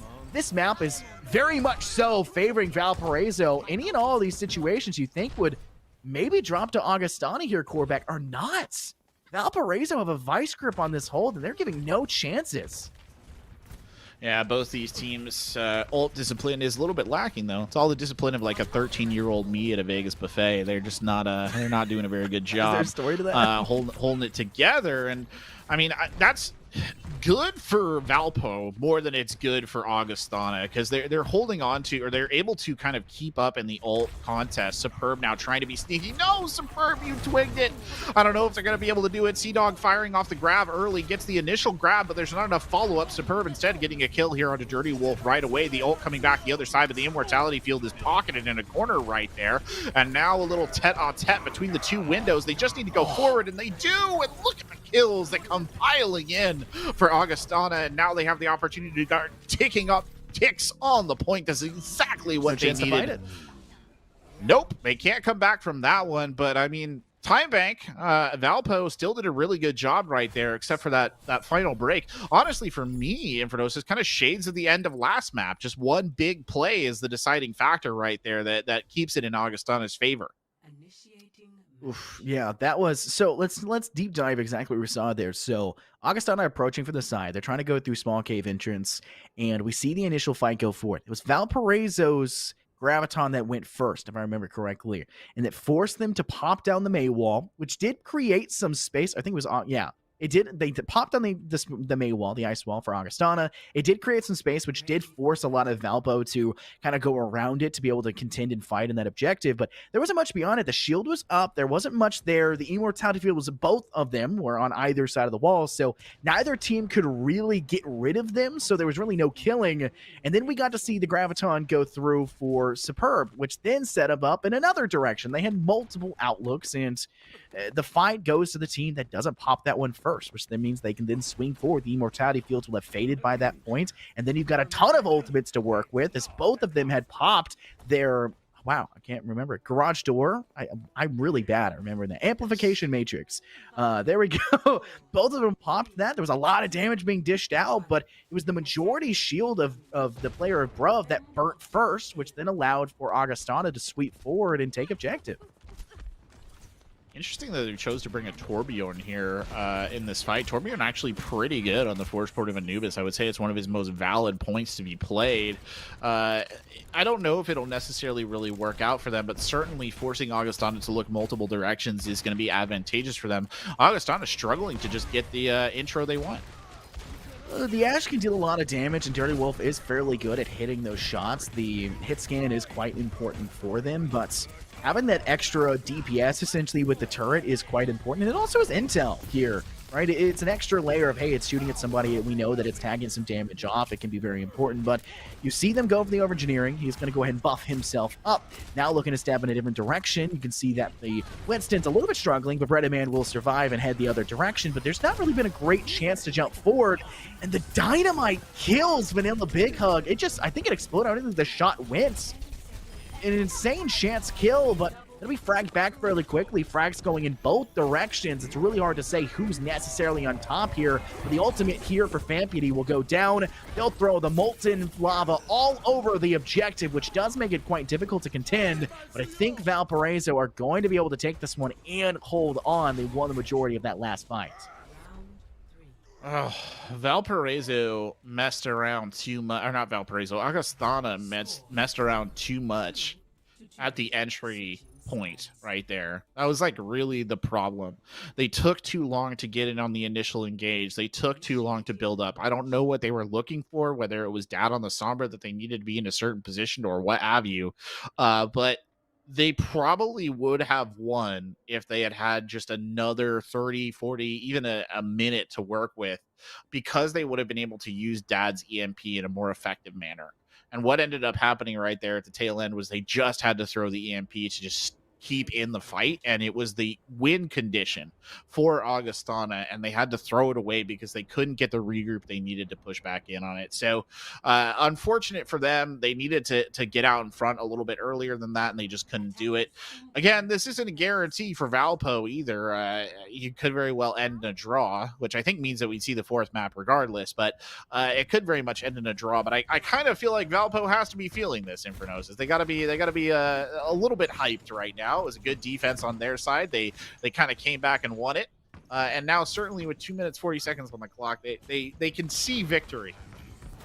Yeah, I mean, the red of their eyes, right? I mean, you can feel their adrenaline pumping to give themselves this chance, and I think it's a really good chance we see map 4. I mean, in all honesty, we're definitely seeing map 4, but I think there's a really good chance that we actually see Valpo win this and have their first up to it. But ultimately, there's a question on my mind of whether or not Augustana can even hold them for longer than a minute, because they didn't really do a good job. In fact, they did a pretty poor job of their defense this time around from Valpo pushed forward. There's a reason why Valpo had so much time stepping into that second point. There's like 6 minutes. They lopsidedly affair felt forward, and it was really up to their healers to do most of the work, and we can already see that diving into it. The ice wall will separate a little bit, but 2 players are already dropping. Make that a third. Valparaiso swinging themselves emphatically one direction or the other. They'll wipe them out systematically and bring us through. Valpo will find themselves that map win. Yeah, map 4. Really good one, too. That is the first one of the night and the last one of the night here, Korvac. Yeah, the first and only, dare I say. And Valpo doing a really good job of winning this one out. There's that kind of crazy play there that we had when they both came around the corner. This was very decisive for Augustana. What you missed, though, was the kind of slow build up to that, which is what cost them ultimately in the end. They just slowed down. And I don't know if that will signal a momentum shift here going into map 4, but certainly it's something that's going to be bubbling around in the back of their brain. Like, oh, what happened, right? Now you start second guessing yourself a little bit. And if you're sitting in Valpo's Shield's position, you're like, okay, they beat us 3-0 last time. They just dropped this map, right? Like, now is our chance. The iron is hot. It is time to strike. And try and take advantage of perhaps a little bit of a cracked mental. Hopefully the mentality is not too bad. I mean, when you take a victory like that, your mental is going to be up, right? The confidence is there. But we've also seen Augustana be in a situation where they got kind of walked through by Valpo on map 2 for Blizzard World, where in their attack, the defense wasn't that great, and their first hold went in a situation where you and I both agree they did not have the right composition to push that attack. They still got it. It's got to be pretty demoralizing to face a composition that should not have this, right? Should not have the chance that they're having, and yet they still take it, right? I mean, full send. That's props to them, but they don't win the map. It's not a huge deal for them. But map 3, we're going to map 4, and I'm actually really curious to see what the map is. We really don't know until it's go through. It is an escort map, so there's a limited choices. You would probably know more about what maps are escort maps here, quarterback. But I feel like Dorado will be the pick. That would be my gut instinct. I don't know for sure. Gibraltar. Okay, so they're no, they telling banned us Gibraltar. They banned Gibraltar. Oh, Gibraltar's banned. Okay, Yeah, okay. so no Because that was Gibraltar. going to be my second. That was actually going to be my second guess. But I feel like Dorado is very likely here. I don't know why. I just have a feeling that these two teams would both like. It is Dorado or no Rialto. It's Rialto. Okay, all right. Sorry, I know it sounds like we're having a conversation, but I'm just crazy. But there is somebody there speaking back to me. No, it's all in your head, quarterback. No, I'm sorry to there break is it to somebody you. speaking back to me, and it's not God or aliens, so or the CIA. It is in fact the production staff. So it will be Rialto next. That's an interesting choice. I think that's a good choice in a lot of ways. I think from what we've seen, the brawls have kind of been favored by Valpo. I think Rialto, or the brawl has been favored by Augustana. I think that this map does give them the opportunity to close those distances a lot more effectively on certain points. What I think Augustana is probably backing on by picking this map is that they're going to be able to knock them out on point number 1. Because if they have to fall back to second and third, where things get longer and sightlines get more difficult, it becomes increasingly more difficult for the kind of style that we've seen Augustana play. So that's what I would intuit here. But whether or not that's going to hold true in the long run, I do really like Rialto as a map. So. It's robots. Actually, it's all been replaced by robots. Yeah, they're. What was the joke in Overwatch Y2K. a couple of seasons ago? They're taking away good, hardworking human jobs with those robot gondoliers. It's never been the same. How will the economy recover? How will the We've been talking about economy the trickling and the trickle down economics for these late stage fights, and it's all coming up to here. The robots, they're taking jobs. Damn robots. It's Gondolier so probably tough. To be fair, I mean, I'd be annoyed if a robot took my job. They have to like balance and like push it along. Oh my god, that's a good robot. I'd fall in the water. To be fair, the mechs in Overwatch are like they're sentient. They're beings, right? Like he's probably pretty friendly. He's probably a really nice guy. Don't you shoot them and like they don't care? Like nothing happens to them too, right? Like, yeah. Why don't we bring them? They're the new hero. They're the new hero, right? Like there is an Omnic hero. We saw him briefly. His name's Zenyatta. His name's Zenyatta. You might remember him from earlier. Yeah, but Zenyatta can die. These dudes can't, right? Guys can't. Yeah, they got that special no kill gondolier. Yeah, dude, it's the hat. How that's that what works does out. it, dude. It's the hat. Like it's the hat. Once that's I'm telling you right here, folks. Too much drip, nobody stands a chance. That's what it is. He's just swagged out of his mind. They never stood a chance. Never should have come here, as they would say. I hope that's not the case for Augustana. That they never should have come here. But Valpo already setting up, by the way, for a very kind of vicious engage. They're looking again for that more close range composition and some good spam coming in here as well, namely Famputi on that Junkrat, Dirty Wolf coming in on the Ash. That gives them the ability to contest when these points do get a little bit more long range. On the side of Augustana, they're just going to have to take quick engagements. They just have to strike. They have to use Weezer's wall to create separation, and they have to go in and get individual picks early on. Yeah, and Weezer's been really good. Phenomenal when it comes to the wall placement for a large majority of Augustana, and we can see that continue to go forward. I'm really looking forward to seeing where they're going to place that one down, but Junkrat has been pivotal in a lot of the senses. Famputi has been very successful for Valparaiso to work with, and we can see that already. 61% for the ultimate. Mobility is key, the damage is key, and those unfortunate traps have actually been effective against Augustana so far. Valpo have given themselves a really strong, I guess, swing around, but overall, it's been a mostly denied push, and Valparaiso are able to hold on. It's up to Augustana to make their way past it. And I think they're going to have to rely on an ultimate to do so. They'll pop the amplification matrix and hope that it's enough, but they already lose the first player. That's going to be a second. Weezer and Vanilla Hug out. Dad and Bread and Man are quick to follow, and it's just up to Harvicle and Superb, and I don't think they're going to stay for much longer. Harvicle is just going to take a drink. Does not want to be here. Boosted off by Famputi, and it's that Junkrat I've already raved about. Yeah, many an attack has died right here on these corners of death. I mean, this is a very difficult place to get through. This initial site, kind of battle on Rialto is a very difficult place to be. Now the ult advantage is so distinctly in favor of Valparaiso, by the way, that they'd have to do something terrible to mess this up, at least this next defense. Vampudi wasting their tire there early on, but it won't stop Bruv from racking up a kill, and it looks like they've already showed Augustin the exit.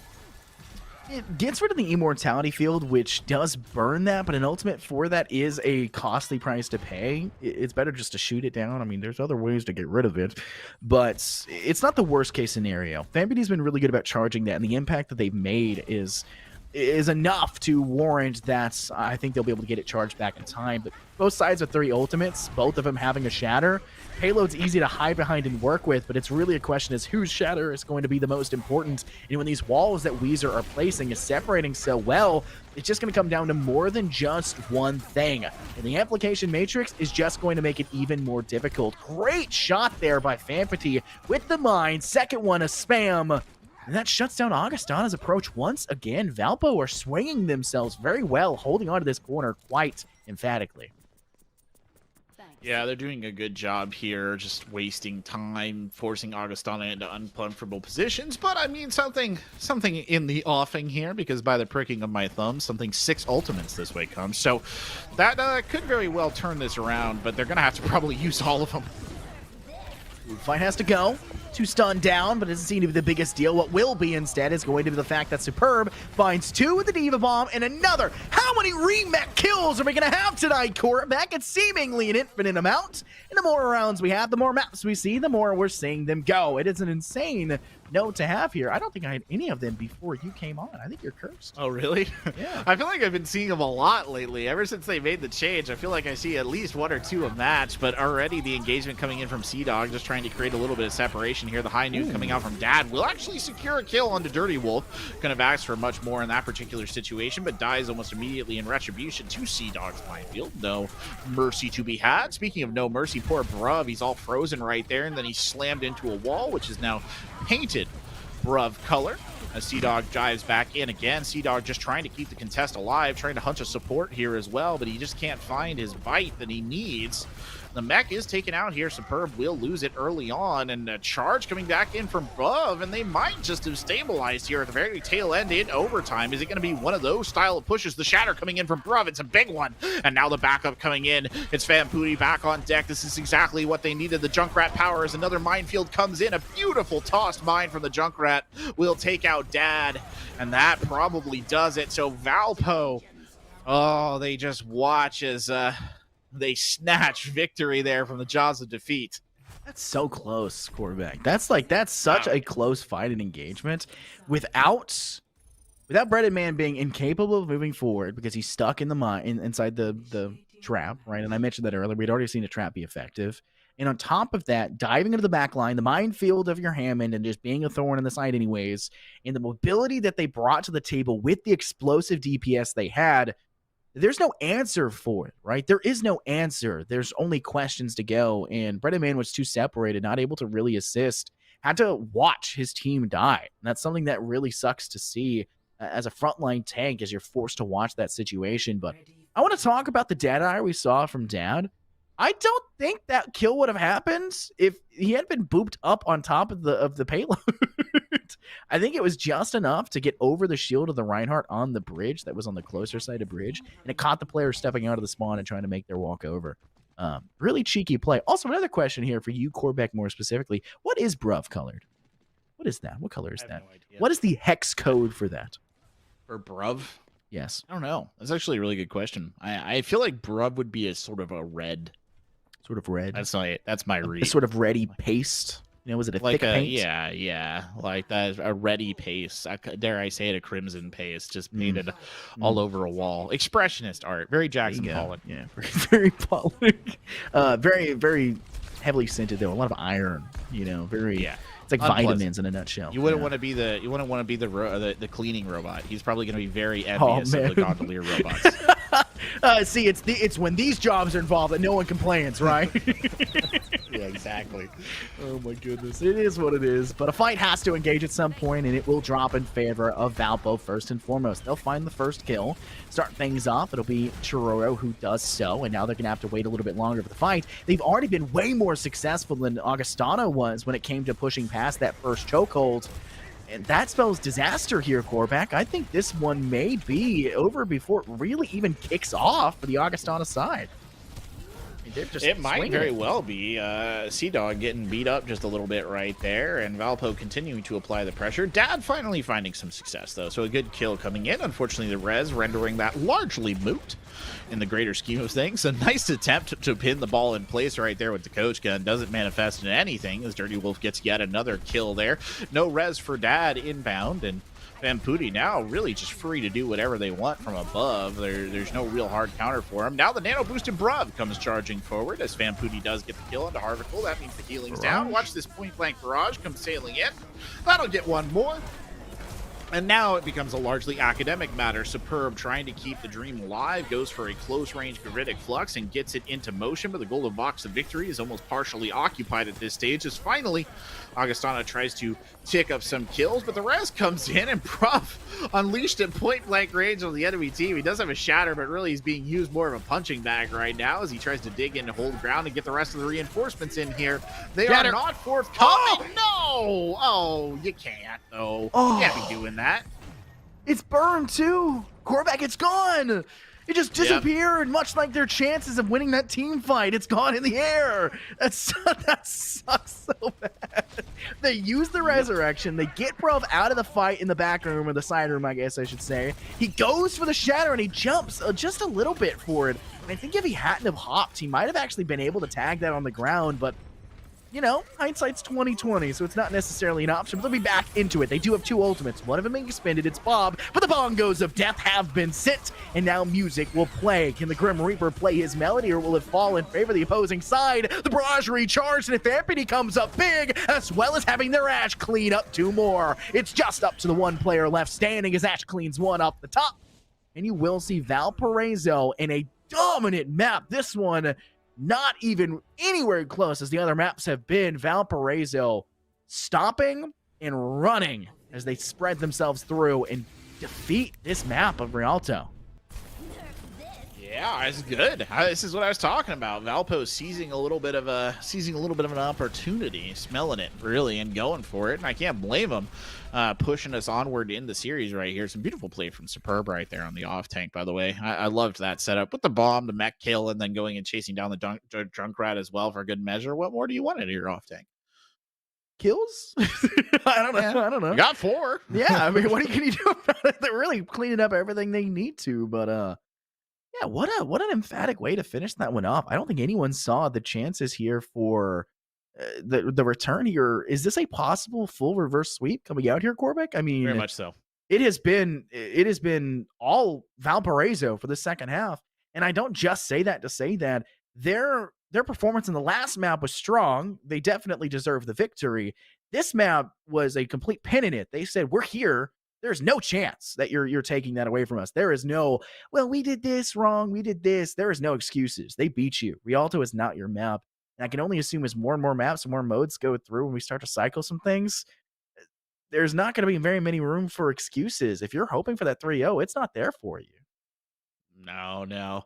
Augustana's got to find some steel. They got to plant their flag and not get pushed off here. This is very winnable. They've won multiple maps in the series, right? They know that they can beat Valpo. Valpo might be surging right now, but it can definitely go back the other direction. They have to set kind of their feet and just not get pushed off here. And they can do it. I believe they can do it. But I do think that the advantage is solely resting in Valpo's court right now. They must be absolutely gassed, ready to go. And on the other side, Augustana is probably, their mental might be just a little shocked here. I'm sure they're quite frustrated with how this has gone these last 2 maps. And it's a lot of playtime as well. And sometimes the team that starts to pick it up in the tail end, they're the ones that just have more energy in the tank as things go down. Like they've already gotten the negative emotions out on those earlier maps as you push on to map 5. Yeah, the momentum kind of swings things in your favor. But unfortunately, we are the ones who have to kind of put a damper on the momentum there for Valparaiso. We're going to have to take a quick break between map 4 and map 5 to kind of give a breather to not just us, but the players themselves. But we'll be right back. It is the final penultimate map. Hopefully, there is no possibility for a tie, in which case, then I'm lying, and we may go to map 6. But we're all tied up 2-2 here. I'm Infernos is joined here by the wonderful Corbeck. Stay tuned for the final map and the outcome here for the NECC Overwatch division.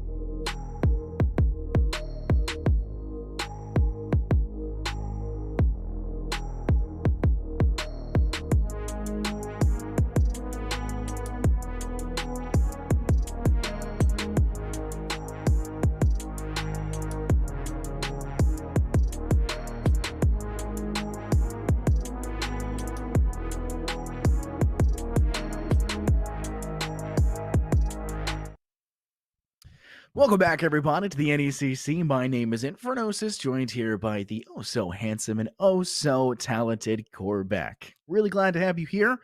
Finishing things off strong, maybe finishing things. A tie is still possible, forcing map 6. But who knows? Who necessarily knows how this one's going to go down? How excited are you for this next one coming up, Corbeck? I'm actually genuinely looking forward to it. I think these two teams have been very evenly matched. And I mean, there's a reason that it went to map 5. I think I'm mostly just curious whether Valpo can keep this momentum going. I think that's the thing that really has me kind of grabbed here, right? Is whether or not Valpo has the capability, can kind of just push this forward, or whether or not Augustana is able to dredge up some spirit and put the brakes on this. I mean, that last map on Rialto was a drudging, right? Like they absolutely got worked over there. Many a team has kind of been broken by the first point of Rialto in the history of Overwatch, and I'm very curious to see whether we chalk Augustana up in that column or whether they're able to push back here. And it's going to be Numbani that is the decider.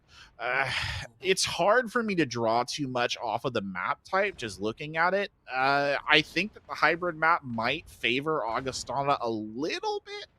But Valparaiso's just look so good, Infernosis. It's hard for me to count them out just based on that.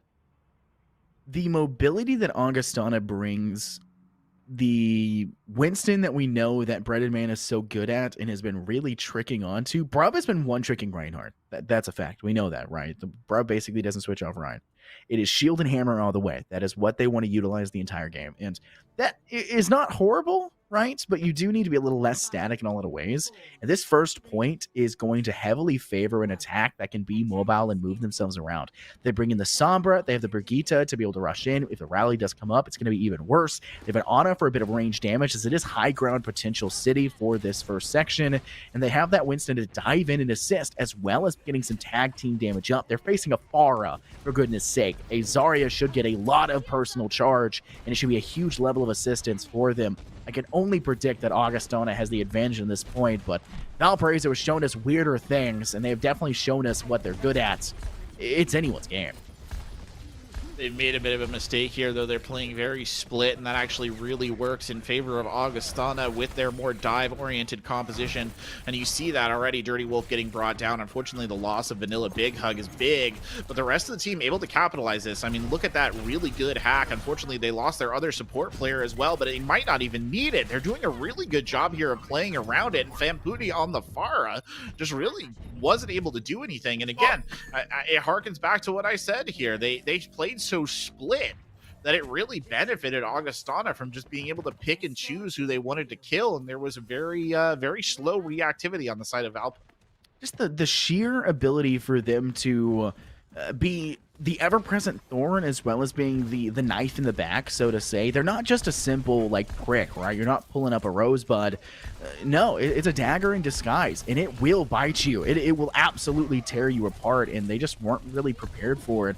And now going forward, there really is no main switches coming out from Augustana. They'll stick with what they have, and if it works, it works. And we're seeing them being pushed back super aggressively, even to the point of which Breaded Man will get the Primal Fury, pop it, and now start to swing and cascade forward to push back Valparaiso even further. It just doesn't seem like a great chance. Famputi's trying to bring it a little bit closer, does manage to take out the player that is Harvickle, but quickly refragged back, and that spawn is going to be staggered even further. Swap to Pharah. Swap to Pharah. Not working. Yeah, there it is. Good. Thank you. Swap over to the Hanzo. I don't even think it was worth it to go for the barrage. They're just playing too fast for it. The Pharah can't get into a good position to actually do damage. And look at this.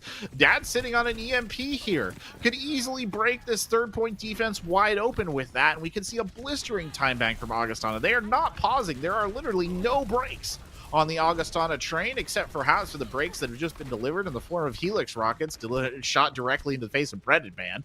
That might slow them down. Things are starting to fall more for Valparaiso, and that's good. That's a good thing, but look at the time bank we have here, quarterback. 5 minutes. There is so much time available for Augustana to just play and get it a little bit closer, get a little bit closer, and a little bit closer until ultimately they lead it to the fast pist. Wow, last pip is what I was trying to say there as I completely flip it around the other direction, but one of the things I've just loved so far about Augustana's push is they haven't needed every ultimate to do it, and they have so many of them saved up. They go for the EMP, it finds 5. They'll kill off 3 more on top of it, and while there will be a very nice ultimate coming out here from the soldier that is Dirty Wolf, it doesn't seem to do much beyond just a single individual kill, and this will allow for Augustana to push this payload around both of these bins and force an open engagement fight as they near the last few meters of this point. To quote the great Nathan Explosion of the band Death Clock, brutal. Just absolutely brutal. Right there. That was a beautiful engage. And they still have ults to play with. They've got a rally to start the fight. The Shatter is well placed, though. It'll drop right on the front line right there. But Superb hits him with the Graviton in the back and tries to create a little bit of space for the team. Unfortunately, Breaded Man is down early. The Nano Boost was coming out here as well. I believe they got the old Raid Boss grid going there for a second. And they will just back up. And this is a good disengage here.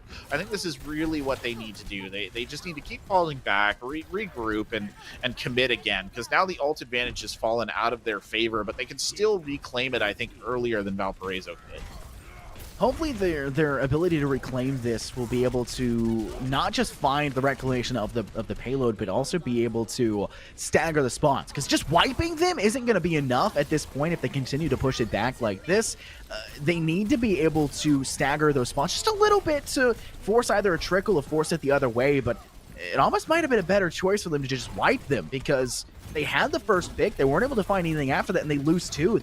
Both of their frontline tanks, one of them had Primal Fury ready, so a bit of an underperformance from those front lines. Maybe the healers didn't catch up enough. It's a little bit too difficult to say, but Augustin has plenty of time to work with. They still got 3 minutes, and they've gone a pretty dang far for it so far.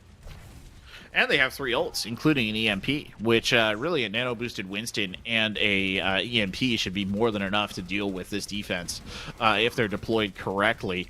And they're about to have a pulse bomb in here as well. That said, well, there's the EMP to start things off. It's a good one. It got 4, but there's no follow-up. Oh, no. They nano-boost the Zarya as well. And then instead they'll use the Primal Rage on the Winston. Not a fan at all of how this is played out. Honestly, you want the nano-boosted Winston right there as opposed to the Zarya, and you want to just be able to cruise forward. At least they'll hold on to the pulse bomb.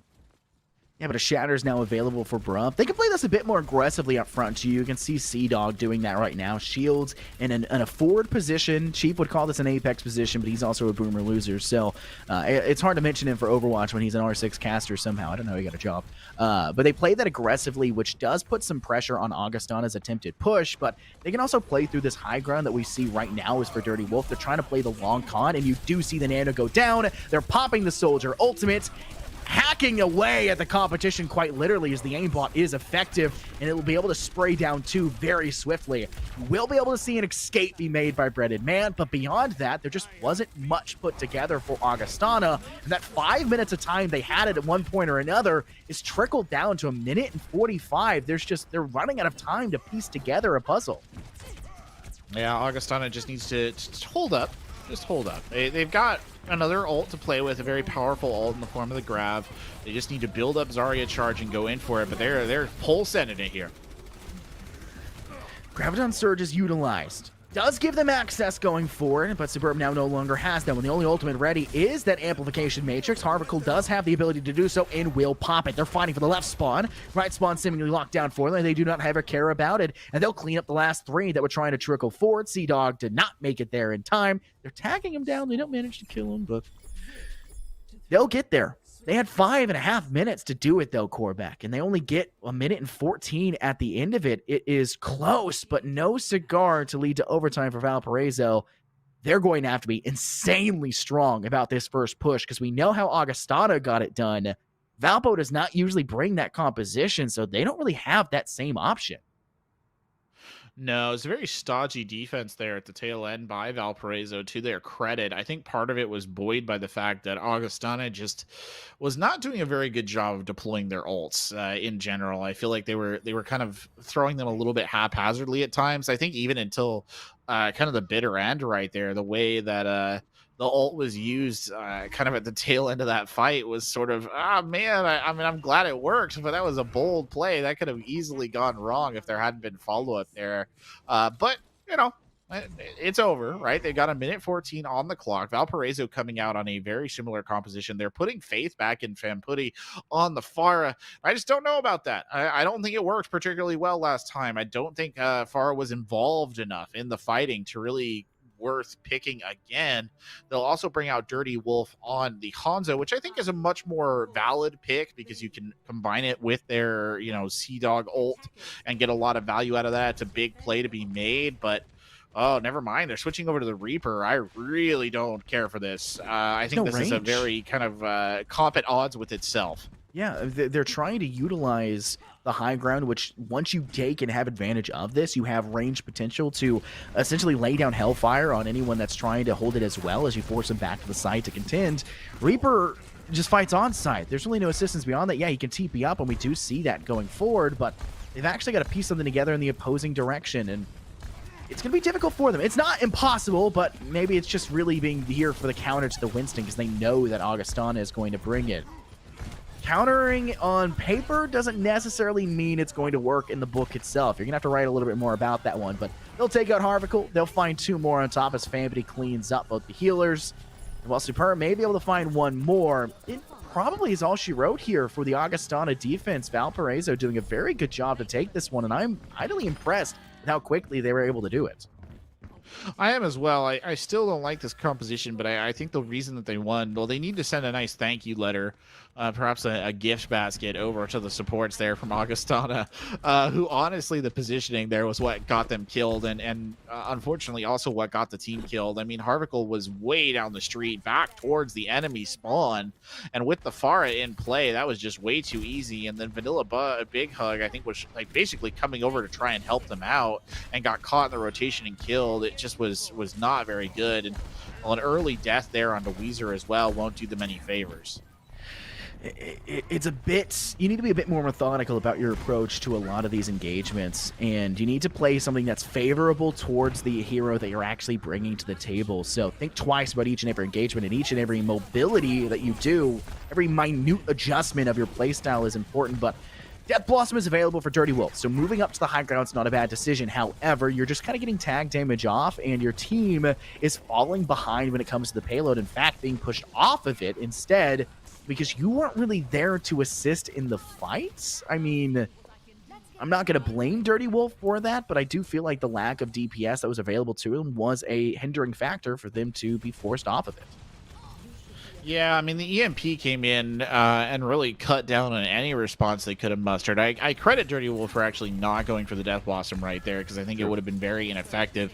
But I do still think that when I say this comp is at odds with itself, the Reaper is looking for close-range engagements. The Pharah is looking to play a little bit standoffish towards more high-ground positioning, and I just don't think they gel particularly well together. I mean, look at what Dirty Wolf's doing right now on the second deck.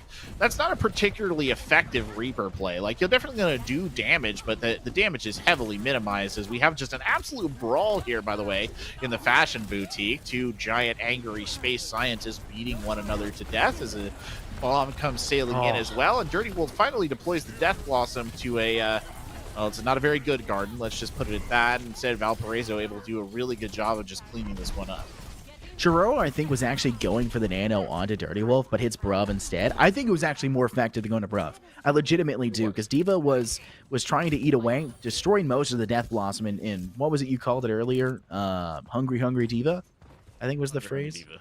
Yeah, eating away. The Death Blossom wasn't as effective as they necessarily wanted to be. It did get a bit of damage off, but it just wasn't what they were hyping it up to be. They held onto it for so long, which was a good decision not to use it that first time, but they held onto it for too long, honestly, and that tag damage from above just wasn't what they wanted. So giving it above allowed for the damage to go through that, then allowed for them to actually get a bunch of damage going forward, the extra HP, everything, I guess, being coordinated together was a bit more impactful than I think they expected it to be, but this first push actually trying to go through past that second point, snuffed out fairly quickly, as Augustana has done a good job of keeping them at bay on this choke, but eventually something has to give way, and I think it's going to be the side of Valparaiso, as there's an EMP ready, as well as 3 other ultimates for Augustana to play with. Yeah, all discipline. They don't need to use all 4 of them. They can genuinely just get by with an EMP Nano Monkey, I think, and they would kill this push dead. So hopefully they can pull that off on the other side. Instead, they're going to go for kind of a brawl engagement, and that's unfortunate for Brennan, man, who very nearly dies right there, but he is able to get back to cover at the tail end, and we'll jump in again. Shield, please. No barrier? Absolutely no barrier. Bredaman is dead. Fampeedy cleans up the kill. That is a horrendous start for that initial engagement where they should have had this huge play. Now they're forced to go for the EMP and the Nano. They feel like there just is no choice otherwise. Luckily, they do get the Diva Bomb fairly quickly. They haven't been able to utilize much beyond that. A heal will go through. Dead Knight pushes onto the backside, and 2 kills will drop in favor of Valparaiso. Augustana had a position where neither you nor I expected them to even have a chance of losing it. And just a poor misplacement, miscalculation for some of their ultimates just did not breed good competitive playstyles, and they'll have to scrape by just barely by getting a Diva Bomb to find 2, and then hunting down the last few remaining players. But look how close that payload was getting. Too close for comfort. Too close for comfort indeed, and honestly, they owed a huge amount of debt to Superb for hitting that Diva Bomb superbly, because honestly, the ults that they had going into that fight were not used in a particularly good fashion. I think about Dad investing the EMP when you were already down, and it's kind of like, oh my lord, maybe we should just backed off and waited and re-engaged or something, and it's just that was not a particularly pleasant bit of defense right there, but they salvaged it, they pulled it together, and now Valpo is being forced to do a pretty awkward rotate here. It is very awkward. I mean, Valpo is having to go the long way around. They're forced into a bit of a fickle pickle, as it said, and then now with Breaded Man going for the Primal Rage, he's not able to be anti-ed on top of it. This is free reign to force them off, and now have the rest of the team kind of be pivotal towards their actual, attempted defense, but Valparaiso's assault just doesn't work out. Snuffed out quickly. And they're running out of time to match the same time spree that Augustana had. And I think this is something that's very doable for them if they can just get a team kill or something of the sort. But the ultimates do favor Valpo. There's only 2 now up for Augustana, but it is that EMP and Nano they used previously, but we also knew how that one went down. Now, don't we, Corvette? Yeah, but again, it's the fight winner. The beatdown bongo is getting deployed early on here. That'll just set some work up here. Famputi trying to get access to that damage boost before they use their tac visor, but instead the enemy team's just kind of melt before this aggression. They still have plenty of ults to use here on the side of Valparaiso as well, including a nano boost of their own. Big EMP coming in. They've got to follow up on that massively. They get rubbed down, but Famputi pops the tac visor and comes swinging back in as you see a series of kills being traded back and forth. No real team with the advantage, but Dirty Wolf tries to crack it open with a Death Blossom. They manage to get Bruv back on the Resurrection as well. The Diva Bomb comes out. That's a kill onto Famputi. Oh my lord, is that going to be enough? Bruv has the Gravitic Flux here as well, and they'll do a great combo with the grab coming out from the Orisa to just keep on fighting here. Sea-Dog confirming the kill there, and Superb losing the mech.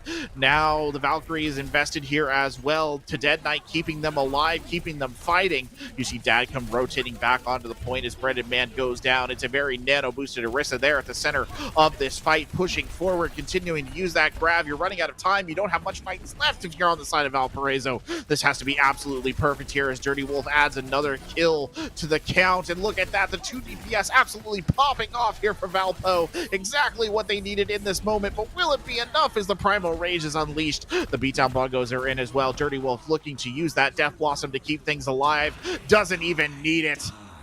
Unfortunately, though, it is in overtime that they finally complete. Draw. It's entirely possible, actually. Draw. I hope not. Listen, I paid hourly. All right, I'm just kidding. Just be that guy.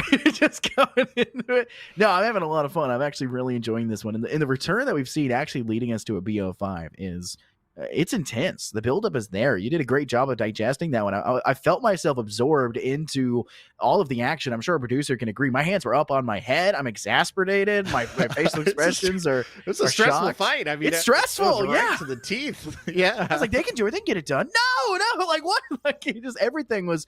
It was back and forth. It was very nitpicky. Valparaiso, like you said, they need to play it nearly flawlessly, and they played fairly textbook. They did. It was a very, very good hold on the payload to push themselves even further. And I would like to give a huge boon to the fact that their DPS stepped up tremendously. There's a couple weak links we saw from them on their middle stage push inside streets, but the actual late stage, as they got towards the third pip, they kept themselves coordinated, and the DPS output was immense. There was not much that Augustana could do, especially when they started to hit that phase where their healers were getting staggered in their deaths, and it was not a great return opportunity for them as they just were not able to be in the same fights that their tanks and DPSs were involved in.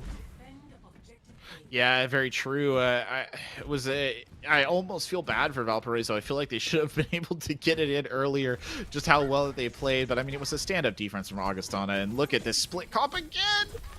Oh no, and they're forced to drop down here, Corbeck, as well, because you can't let them even get first pick. You have to contest. The high ground potential here, it's available, but at a massive risk. So splitting like this can be so dangerous and advantageous at the same time. It's a double-edged sword, but seemingly for Valparaiso, it's working out for them right now. They're dropping. They're trying to punish a couple of the players on the outside, but I think this is a smart decision by Augustana to realize they lost a bit too much and to take that step back and try to play for the next fight.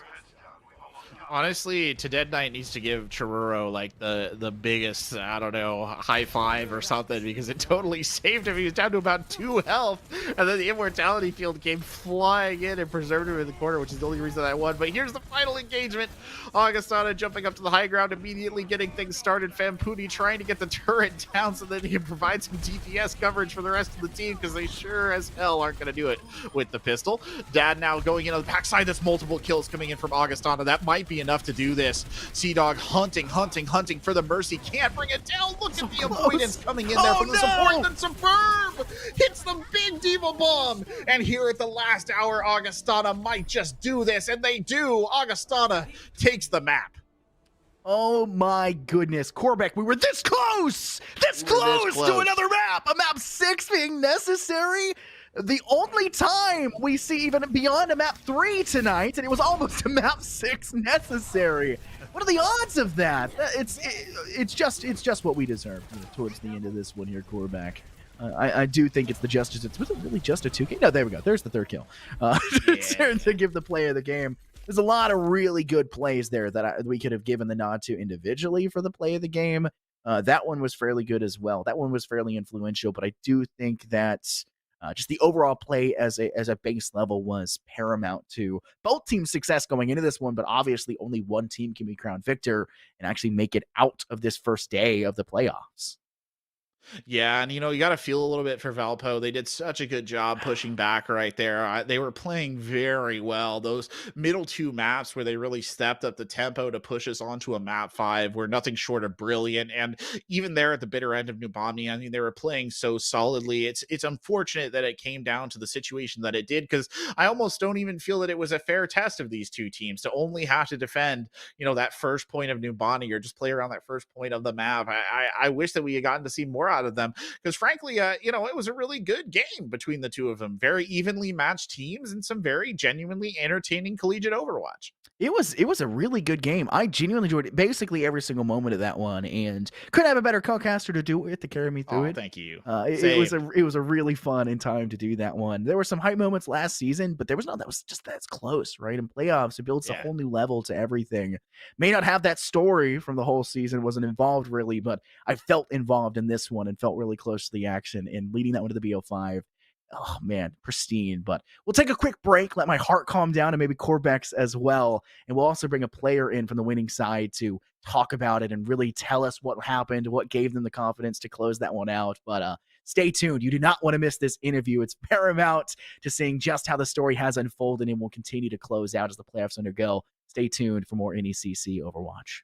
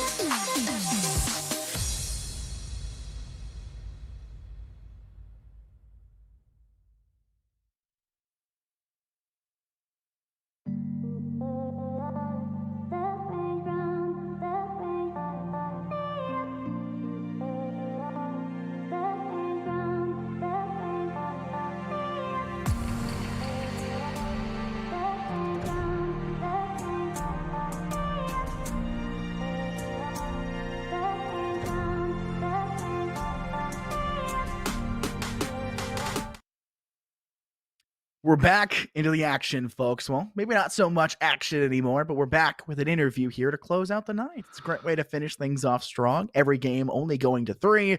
This one, all 5, and boy, was it action-packed. Map 1 and Map 2 going to Augustana. Map 5 dropping to them finally as they really strong return being made by Valparaiso. But we got someone on the phone with us right now, hanging out with the crew and ready to answer some questions. It's Super B. How you doing? I'm tired. I want to do homework, but but I'm glad to be here nonetheless. But had a lot of fun, to Sure put hope it so. bluntly. We had a lot of fun watching. We had a lot of fun. We enjoyed. I'm sure Corvette can agree. We enjoyed that very much so, especially that last map. It was really fun to see that one go. Rialto, not so much. That one was a little too quick. But on one of my favorite maps as well, right? Like, but it ended a little bit too quick. But Corbeck, do you want to start off with the first question? Yeah, sure. Sorry to I'm put you on the curious, spot. No, it's all good.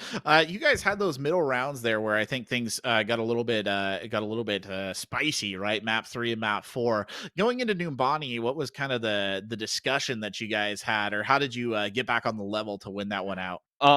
So going in, obviously our choice was between Numbani and Hollywood, and we scrimmed Numbani a lot more. We felt a little more comfortable in our dive there. But we prepped in between. We rolled out on the Sombra and Tracer. Obviously, we kind of thought that they were going to play more ball because that's kind of what won them those 2 middle maps. So we just kind of anticipated the ball. We saw that they did not play ball, and then they just lost. So we were just able to kind of like use that to our advantage, and we just we played pretty smooth throughout. Last point attack was a little sloppy, but we just made the right adjustments, played rush, played fast, and just kind of did it from there. And then defense was a little more the same. They just didn't play ball. We were able to just kind of like force them on third to to just fight for however many minutes it was. Just getting those trades, those picks, and I guess like that's most of it. Fair enough. Now, yeah, fair enough. Group. I mean, watching you guys play was not just fun, but it was also really interesting to see the way that you guys kind of digested information. That's why I love first-person viewpoints, right? Seeing the overall action is really cool, and it's a thing. I learn more. When I'm seeing how a player is adjusting and moving and digesting things. So I kind of wanted to ask the question: How did you guys digest getting pub stomped on Rialto? How did you recover confidence-wise? Because you guys turned it around on map 5. It was a good map 5 for you guys. You guys had a really good map 1 and 2 as well, but it was just 4 just wasn't there. How did you recover? Well, okay, so I'll be bluntly honest. So we thought map 5 was actually going to be Busan control because we're so used to playing map 5 controls, but then we forgot the format was hybrid, and then so we had a Busan game plan all set out, and then we're like, wait a minute. I think it was alt chat in game where it was like Ike. I think Carol was asking if Ike was the last map banned, and I was wondering why that came up. So we had the Busan plan set out, and then we're like, wait a minute, and then we set up the Numbani plan. But just like we just had to remember like to just play smart necessarily. Like we kind of tried to force a lot of things, especially like kind of what I said earlier. I mean, we picked Rialto because we like rush. We just kind of like we just all like the map, and then just seeing it not go our way because they just played something very like they had ball to displace mainly, and again just kind of like what I was talking about earlier with the Sombra counter picks, just trying to play around them. We just had to go in positive mentality. We knew we were good on Numbani. We knew that Numbani probably wouldn't favor them, and then we just executed. We just knew we had to execute. Sudden death situation. We were also panicked that we might draw that. We were very scared that could end in a draw. But yeah, then it would have won Busan. Then we would have gotten to execute the plan. But in terms of the pre Numbani plan, yes, just playing smarter, not harder. Hey, that's a way to win, man. That's how you got to do it. Play smarter, not harder. I'm curious now. Okay, so that was a tense match, right? A tense mid-table kind of matchup for you guys. About I would say like a team that was at relative power parity with you. How do you feel moving forward now in the playoffs? So I mean, obviously we're confident. I think the score did get updated. I think UBCO won, so I think that means we're playing them. Yeah. And going in, I mean, we beat them. we were their one loss in regular season. Like we have no reason to. Went 3-0 on top of that. We right? did. It wasn't just like a normal loss. It was a 3-0. It's true. I mean, close 3-0 actually. Those maps are really close. So we can't like we have to take our prep really seriously. Obviously, they're the best team in the division for a reason. I guess after all those tiebreakers, but just going in, maybe looking at if we like looking at the previous match we had against them, seeing what maps they like to play. Maybe go and see what maps they played in their first playoff games. It's going to be difficult to maybe scout them and get a good read on them, but obviously we just have to go. We just have to go in optimistically. We need to be more flexible. We'll definitely spend some time reviewing how to play against certain comps and just make sure we prep directly for them. Well, preparation is key, right? So VAR review, I'm assuming in practice times that you're doing, those games aren't till what, December 2nd, right? Am I correct about that? I think so. I should know. Week? I can say technically no. Okay. I don't need to know. I'm not an Overwatch caster. I'm not an Overwatch caster. I shouldn't. We're off 2 have weeks. to know this one. I assume it's December 2nd. They're telling me it's December 2nd in the booth. All you can hear it as well. You got a lot of time, though. It is Thanksgiving break, and I do hope you have a really nice Thanksgiving break, and everyone out there watching does as well. How much prep are you guys going to put in? Because you're talking about going in and putting in that work. Not to dispel any secrets from behind the scenes. Feel free to not answer, but are any of you guys calling out of Thanksgiving to hop on the old sticks? I'll doubt that. Obviously, we want everyone to enjoy the holiday and to be stress free for a little bit. But obviously, that we'll get probably normal week's worth of prep. Playing, reviewing, doing what we need to do. But maybe I'll do some studying on my own time and then report my findings. But I just surround myself with the game way too much, so I won't mind taking some time maybe over the break to do my own work. But the rest of the team can definitely take a break. We all absorb ourselves a little bit too much in the esports scenes of our choice. Some of us spread ourselves thin, though, like Korvac and I. Me a little bit more thin than he does, but we do spread ourselves across multiple platforms. But we try to keep the same love and spirit for it, and I hope you guys can hear it in each our cast. But I'll give you a second here, Super, to actually, shout anybody out. Who's been behind you? Who's been helping you out? So I'll give you a second. Oh boy! Well, get on your soapbox. Preach. Oh well, I mean. Obviously, first I just need to thank the team, just for sticking through that grueling set. I mean, I think 4 or those other guys are like seniors. This is kind of the last hurrah last season. I've been playing with them the past 2 years.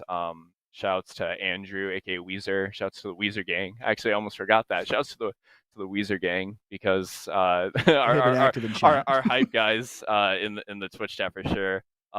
Getting Weezer into our roster and just sort of integrating him into the system. Obviously, I shout him out for kind of getting into the, absorbing our culture, the sort of culture we set. I'll shout out our director, Joe Loomis, for just sort of also sticking behind us, sort of also letting us do our own thing, letting us sort of look at our own games and just, but again, just like organizing, getting us into these tournaments and sort of like this whole scope of our program going forward. Like we're getting a new facility next year, so on and so forth. So we're expanding very heavily under Joe.